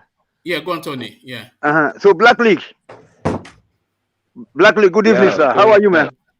Happy New Year. I used to like your voice, Yeah, it's that voice that uses to bamboozle people, isn't it? But at the end of the day, that why is it that we Africans are the last in the world? It's the capital continent of the world, and then we got petrol, and all this gas flying around the bottom of our houses, and then we have to go and be importing petrol. It's a very simple answer. Yeah, hold on. Yeah, and then you said that that all the people say, oh, they are from Africa. They are from Africa. Why is it that we are the last? And then why is it that Buhari, sorry, not Buhari. Why is it that the Nigeria mafias that are running the things, they imported the aircraft, and then they cannot use it, even though after paying for it, then the colonial master have to come and give them the order to use it or to stop using it. So just you know exactly what I'm see where I'm going to. Okay, right on, sir. Why is that we are the last, even though that we started the civilization or whatever? It's just two very simple answers. Well, as we have it today, you can say we are the last because of the results you're seeing on ground. But there was a time where we were the first, and we fell off from that position. Our greatest strength was used against us. That's hospitality, the ability to open borders to strangers without deeply investigating what the intentions really are. Till today, Africa is the only place you can take whatever you need or go there empty-handed, stay there if you like 50 years and still not pay allegiance. There's no other country you can go to. Those of us that have traveled or that live in other people's countries know what I'm talking about. That's our greatest strength. So now there was a time Africa is the only place in the world that has seen 3 golden ages. The most recent was held by the West Africans, which is us. Well, you had golden ages, empire reaching the peak and being the center of the world and recognized by the world. like that of the Mali and Ghana that even produced the world's richest man till date. So we came down from that position because we let our power go, and we now have room for mediocrity. We don't see ourselves as great anymore. And the war that was waged against us and made us as slaves has not been wiped out from our mentality yet. And this is a task that we need to do ourselves, but we keep waiting for Oyinbo, somebody that imposed the same trauma on us. We're looking for that same person to come back and heal us from that trauma and develop ourselves. That's the stage we're in. The Africans back then did not have the trauma we have because they didn't experience what we experience today. That's today we don't even know our history. Yeah, I get you. Let me add more. Yeah, you know that you have tried. First of all, it's a history. So that's first of all. Then secondly, you can see that you are talking of. You see, we should be coming to this platform because I ever wonder. Every day I keep monitoring how many lives we are having. We're having. In this, because this guy is very powerful guy. If you just take listen to his his introduction, it beats all the other platform. I've never seen a platform that is as powerful as this woman went to Mo. Even when there was no video, because I followed him for a very long time. I used to love him. I used to love his voice. So, but you used to. That's in the past tense. What have I done to offend you? No. I mean that you're very good. No, but what you have to be doing now is that you should be allowing people to allow people to come here, let them have their opinions, and then they try to control them so that they don't use any foul language. You know what I'm saying? Because because today I was listening to Nigeria Watch. If you look at the platform, people that just came in, they were just dealing with we see with that man they call Buhari there, because they say, why? How can you say that that Hausa, sorry, that they can come to your house? So they were asking Buhari, how do they are asking a question. He said that the Fulani or the headers, that they are very nice people, that only that when they have nowhere to feed their animals, and then they will go wide. You know what I'm saying? I mean, just like that. And that one was, that infuriated, a lot of people in Benin now, because the Benin platform, they are very mad. Nigeria Watch, maybe you know about Nigeria Watch. So a lot of people from Lagos, they are calling in. I mean, we are living in abroad. The earlier we accept that things are not working in our country, and then we should be looking for so we start looking for the way out. That should be the next thing, sir. So I want to just beg you, if you can be able to. All right. Woman, let me answer that question. Okay, I want to start rounding off, but you beg me that, and I will work on what you have said. Yeah, God bless you. I want to beg you something too, and the next time you come, I'll be asking you about this thing. So I'll send you a bit of homework. I want you to go and look up this phrase and get an understanding of it. And then next time you come, you tell me how you understand this phrase. So the phrase is one trick pony.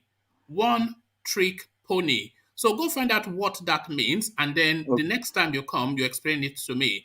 One trick pony. One trick pony. So so one trick pony. So we start to round off to land on the hour. So apologies, guys, but if we do hit the hour, I will just shut down, and that gives us 20 minutes then just to round it off. So I'll go to a voice that we've not really heard from fully. So I'll go to Ahizon, and then I'll start to cascade to land on Ajanle Koko. But please, gentlemen, on the hour, which is roughly 20 minutes, I'll just shut down because I just want to try and contain. So Ahizon, to you. Yes, one man. Thank you for having a wonderful show. I listened to the morning show as well.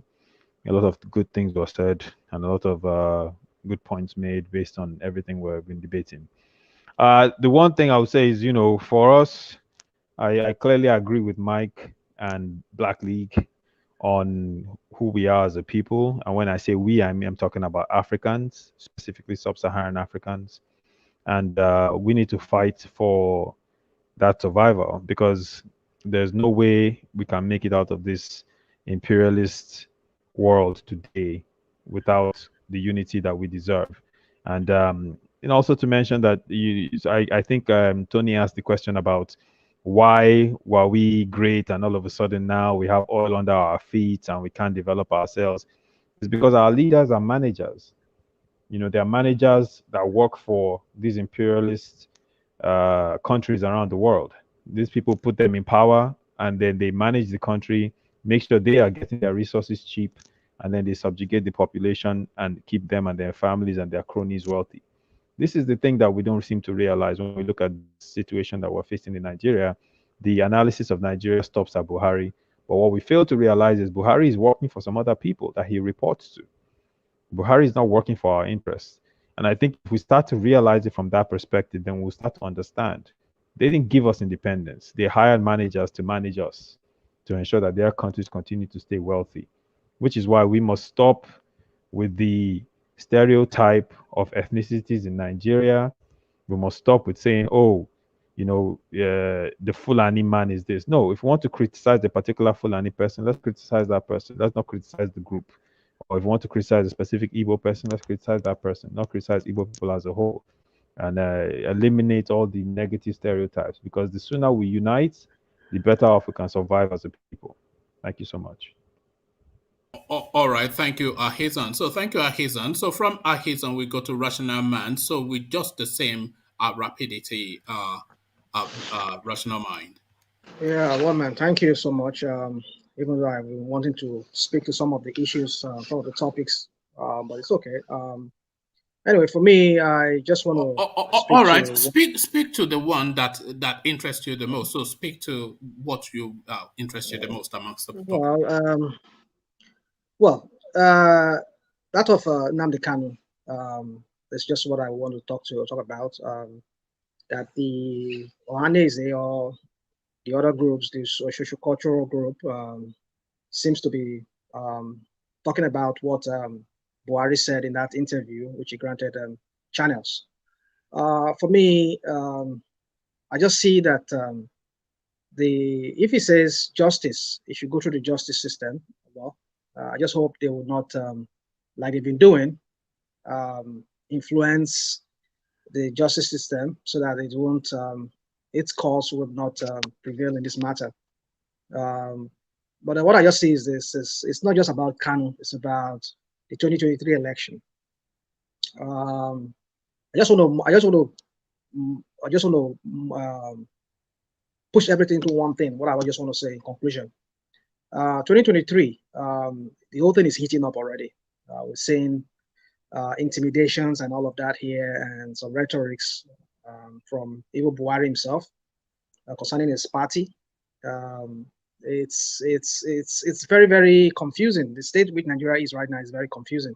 It's very, very hard for anybody to, even no matter how good you are as a strategist or as a political commentator who understands the polity in Nigeria, to be able to put a finger to it as to what will actually happen, that will happen going to the end of this year, middle of this year, and towards next year. But what I just see is permutations here and there. And I know some people are doing some groundwork, some people are just doing some things behind the scene. But one thing stands to me from what Father Mbaka said, which even the Igbos, they are also fighting for. The Igbos are all out now to make sure that the Southeast gets the presidency. We've seen the former Senate president, what's the name of this man, Pius Ayim, who has thrown his heart into the ring, or whatever they call it, to want to contest. We see that Ohanaeze is speaking right now. They know without resolving this issue of Kanu, it's going to be very, very difficult for any Igbo man to be elected in the election. I know IPOB will ruin the whole thing for them. And so there's a need for them to resolve that matter of Kanu with the Nigerian government. And having said that, Buhari, the way he's speaking to his party, we're saying that there's high-level political meeting now they're having with Buhari, like what I understand.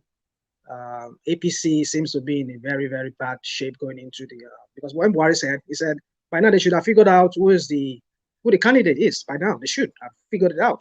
So when are they going to do it? Well, maybe February is not too late for them, but let's see if February will ever hold with the different factions within the APC rank. that are fighting, and I just feel that what I just see here is that, like Buhari said, if they don't get their crap together, PDP would scale through, and that is what this whole thing is all about. I think Atiku, it is Atiku or any northerner that will clinch the ticket, and if any northerner takes the ticket, it's going to be another northern president. And just to conclude, what Father Mbaka said might eventually happen. Presidency should not go to the north at this time. I mean, going by what is going on in that country right now. If it goes to anybody from the north, I doubt we're going to have Nigeria after 2023. I doubt it. I doubt that country will ever remain as one, because it's either an Igbo president and somebody from the southwest, but not a northern this time around. But the open invitation, the way it's going right now, I think it's the whole thing is they are working, even within PDP, they are working to get it to the north, and within APC, they are trying to scuttle the oath. I mean, just scatter that party so that Tinubu or whoever from Tinubu's side or any of those people from south within the APC rank will not get it. So, but then however they want to do it, let's see how it plays out. But for me, I just think it's too early for us to really put a finger to it. But I know 2023 is going to be a very, very decisive moment for that country. That's all I have to say. All right, thank you, Rational Mind. So, a lot of you may recall Ejiro, who came in and gave us a rendition of a song, which I told him to voice out and send it to me on Instagram, which he has done. I've tried to download it. Hopefully, it will play. So let me just play that for you before I start to cascade through again. So this is Ejiro. Delegation of Southeast elders that wasn't who it. visited you here in the villa, that you would consider their request for the release of Nnamdi Kanu, the leader of the proscribed indigenous people of Biafra, IPOB. Do I have? Sorry, that wasn't it. I don't think it did download. I tried to. Sorry, Ejiro. You see, is this your something or the? Okay, no, it didn't download. But there it is. I'll try and work on that, and then I'll, because he did quite an impressive rendition. But thank you, Rational Mind. So from Rational Mind, we go on to Tony. So Tony, just quick words from you. So Tony. Thank you very much. God bless you. God bless everybody. So considering what happened to Sawolu and then the Ajani Koko's video, all consider the situation at hand. So I have to join the Ajani Koko camp. So that we should, but only we have to extend a little bit further by embracing the Easterners, so that we can be able to form a South Nigeria. Because no matter, let us stop discussing about the candidate for the 2023 election. I beg, I'm begging for that, so that we should start finding solution. Because if you look at the interview, also everybody is ashamed to say that that's your president, Nigeria president. When is the greatest black nation on earth? That look at the president, it's just I mean, you see when real presidents are dishing out, when they are speaking, they move markets, they move all those stock exchange and the companies, and then the whole world, the whole Africa should be glued to like when Obasanjo was there, when Obasanjo is speaking, most of my people from Ethiopia here and Kenya, they say they always glued to their TVs to watch Obasanjo speak. That is Obasanjo speaking in Lagos, and then people will be watching him in Uganda. You know what I'm saying, sir? That's what we are talking about. So at that time, we were having a big respect, everybody respected us. But just imagine, that's a president, you know what I'm saying? People, when Obasanjo speaks, when Obasanjo, even Jonathan, when he visited Uganda, people will line up on the street to say Nigeria president is coming. So now that is, but that name, I know that we all love this name, Nigeria. Let us have South Nigeria with Igbos and we together. Then we can be able to keep that Nigeria name and then make progress. I don't want to take so much of your time, sir. No matter who is coming, it's still going to be under these people of the north, and then there's no way we can be able to escape them. So the earlier the better, sir. Not Wike. Wike cannot do nothing because nobody can do nothing, under this current dispensation, sir. I'm very sorry. Thank you very much, sir. All right. Thank you, Tony. So from Tony, we go on to Mike. Mike, to you. Yeah. Let me answer the question Tony asked earlier. Why is the black man in the bottom? It's a simple answer, man. The black man has missed his way, man. Just like Blackley said, black man was once on the top. So the question you should be asking yourself is, when I was on the top, how was I thinking? What was I doing that was working compared to what I'm doing now? And how am I doing? So that's the question. That's why they say it's not where you fell, it's where you tripped. You understand? So the black man is failing to realize that he has missed his way. He's walking the wrong way. Until he realizes that, you know what, I need to start asking that question and looking back, figuring where I'm coming from, and then go back to where I missed my way, and then figure the right way to start going. The point is, at one point, when we missed our way, was when the black man separated himself from his gods. You understand? In Yoruba, in the father say, when the black man began to separate himself from his God, the gods told him, the gods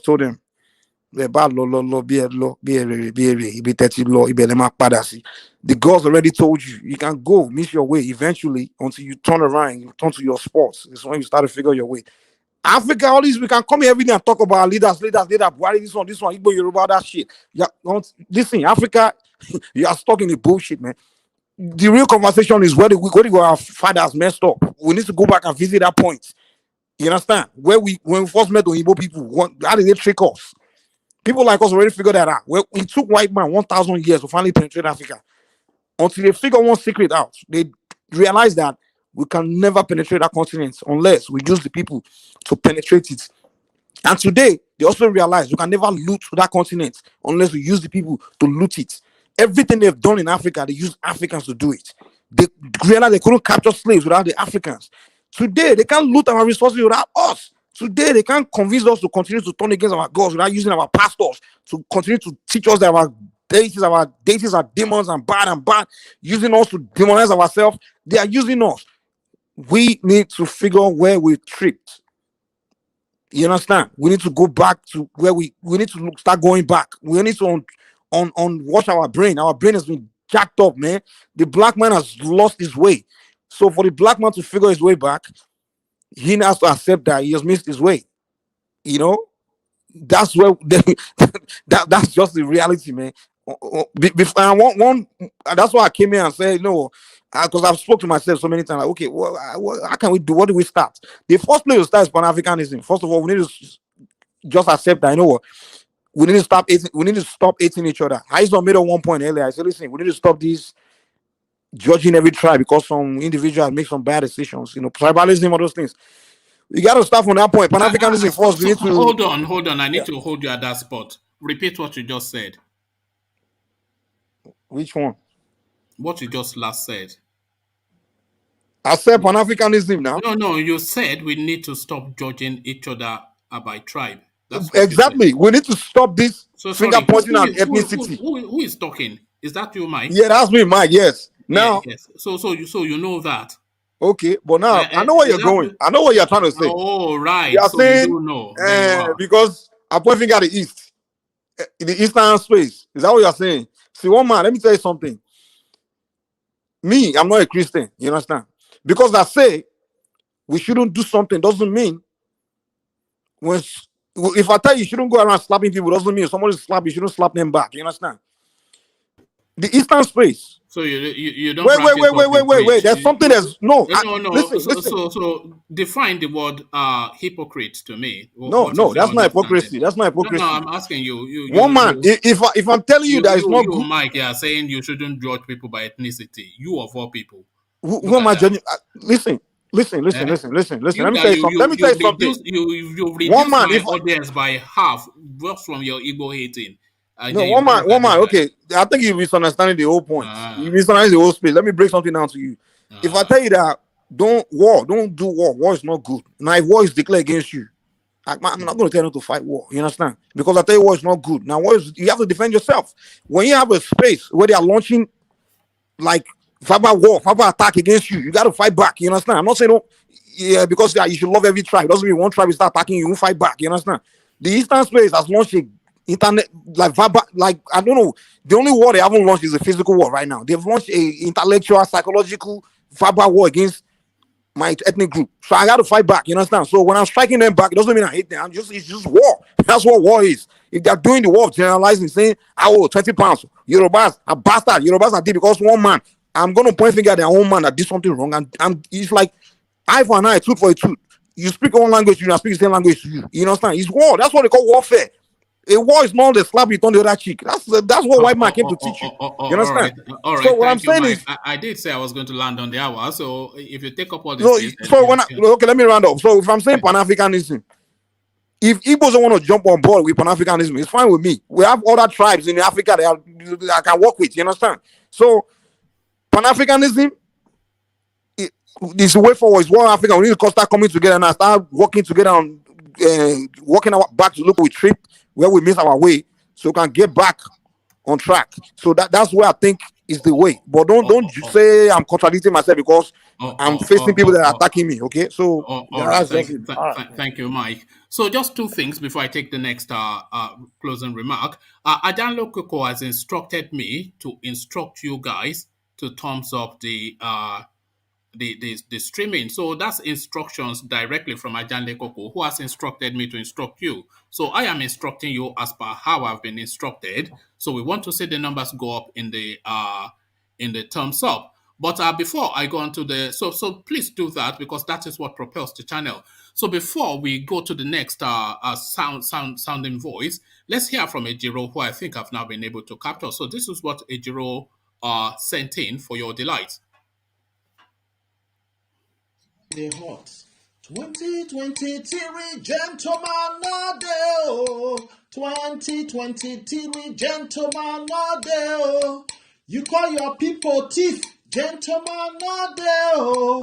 2023 gentleman Nadeo. You're ravaging your people with bandits, gentleman Nadeo. 2023 gentleman Nadeo. 2023 gentleman Nadeo.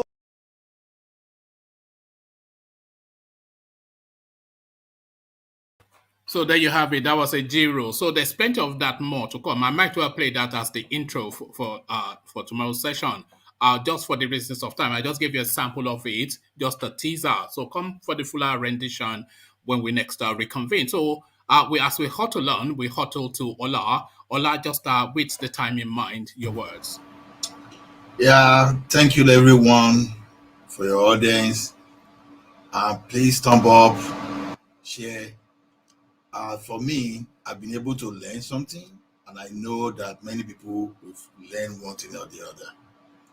Like some people will say, they say, "Modele Igbon, Olugbon ba Mogbon, Ewi Ogbon Togbotogbon Awon Agba."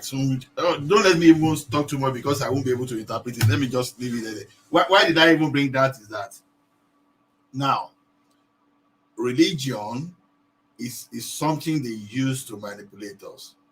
We need to be as wise as serpents. We need to open our mind, our brain, and just make sure that we are not another manipulative tools. So let us know what is good for us. I believe in spirituality, but I don't believe in religion. So because I can't allow anybody to use religion to make me zombie. If we apply the same thing to our country, if we refuse to let people manipulate us and we try to be our normal spiritual being and try to be normal, I think we can make things work for ourselves. That's all I want to leave for us. I want to leave for today, and I hope to see you later. All right, everyone. All right, thank you. So we go from Ola to Black League and its unique blend of fact and fiction. So delight us some more with some fiction-based fact. Black League, ladies and gentlemen, is run away. Fact is fact. Fiction is fiction. Well, I'll be brief. I thank everybody for the vibrant conversation today. Just on the last point with Africa needs to be one. That's the only way we could face the imperial threat against Africa. And that's the only way we can bring Africa to succeed and become a developed continent. It's no coincidence that Africa has the world's most natural resources. We have a robust human capital. And just like you, when you refer to the West, you refer to mostly the Europeans, the Americans, you refer to the East, you're mostly referring to the Chinese or Asians. There's the Far East and there's the Middle East. But with Africa, it's just Africa. Why? Because it's the center of the world. I repeat, it's no coincidence why we have the most natural resources. I think we as Africans, being the very center of the world, number one, and being the very start of civilization and very start of human beings in the whole world, we have a role to play in the world. But first, we have to fix ourselves and fix our continent. And understand that our history is tainted. It was written by our colonizers, and we need to understand the real history and who we are and strive for our own greatness. Thank you. All right, thank you, Black League. So Black League now fast becoming a staple one, but one of the favorites of the platform. So thank the Black League. We look forward always to hearing from you, but the voice that we delight in the most, the mighty Ajanle Koko. So Ajanle Koko, if you can just condense it to a very short summary for us, Ajanle Koko. Yeah, thank you, woman. I want to thank everybody that came on the platform this evening. Your contribution has been quite commendable. Africa, to me, is a country. I mean, it's a continent that has lost her glory. The glory of Africa is gone. And the only country that will have brought back that glory of Africa is Nigeria. But Nigeria being the biggest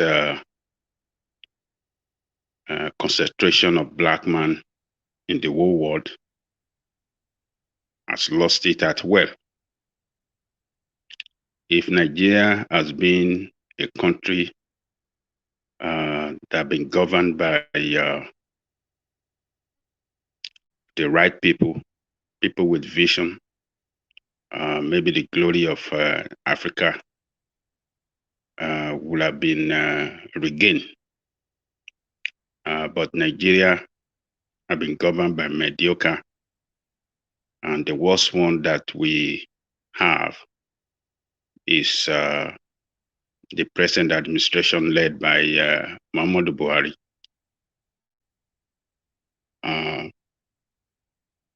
Nigerian state has failed on all fronts. You want to talk about economy, you want to talk about political structure, you want to talk about what is it that you want to talk about? Financial standing. Nigeria has failed on all front. So, and the same thing has happened to Africa in entirety. When we are talking of a key element of power to look up to recognize people or group of people or continent, a country or continent as a power in this world, we don't have it. When we are talking of financial power, do we have it? Does Africa have it in the world? We don't have it. When we look at military power, we don't have it. When we look at economic power, we don't have it. The only useless power we have is the religious power. The religious power that cannot transform any society into a competitive society in this world. We have the religious power in Christianity. You see churches all over everywhere in Nigeria. You have religious power in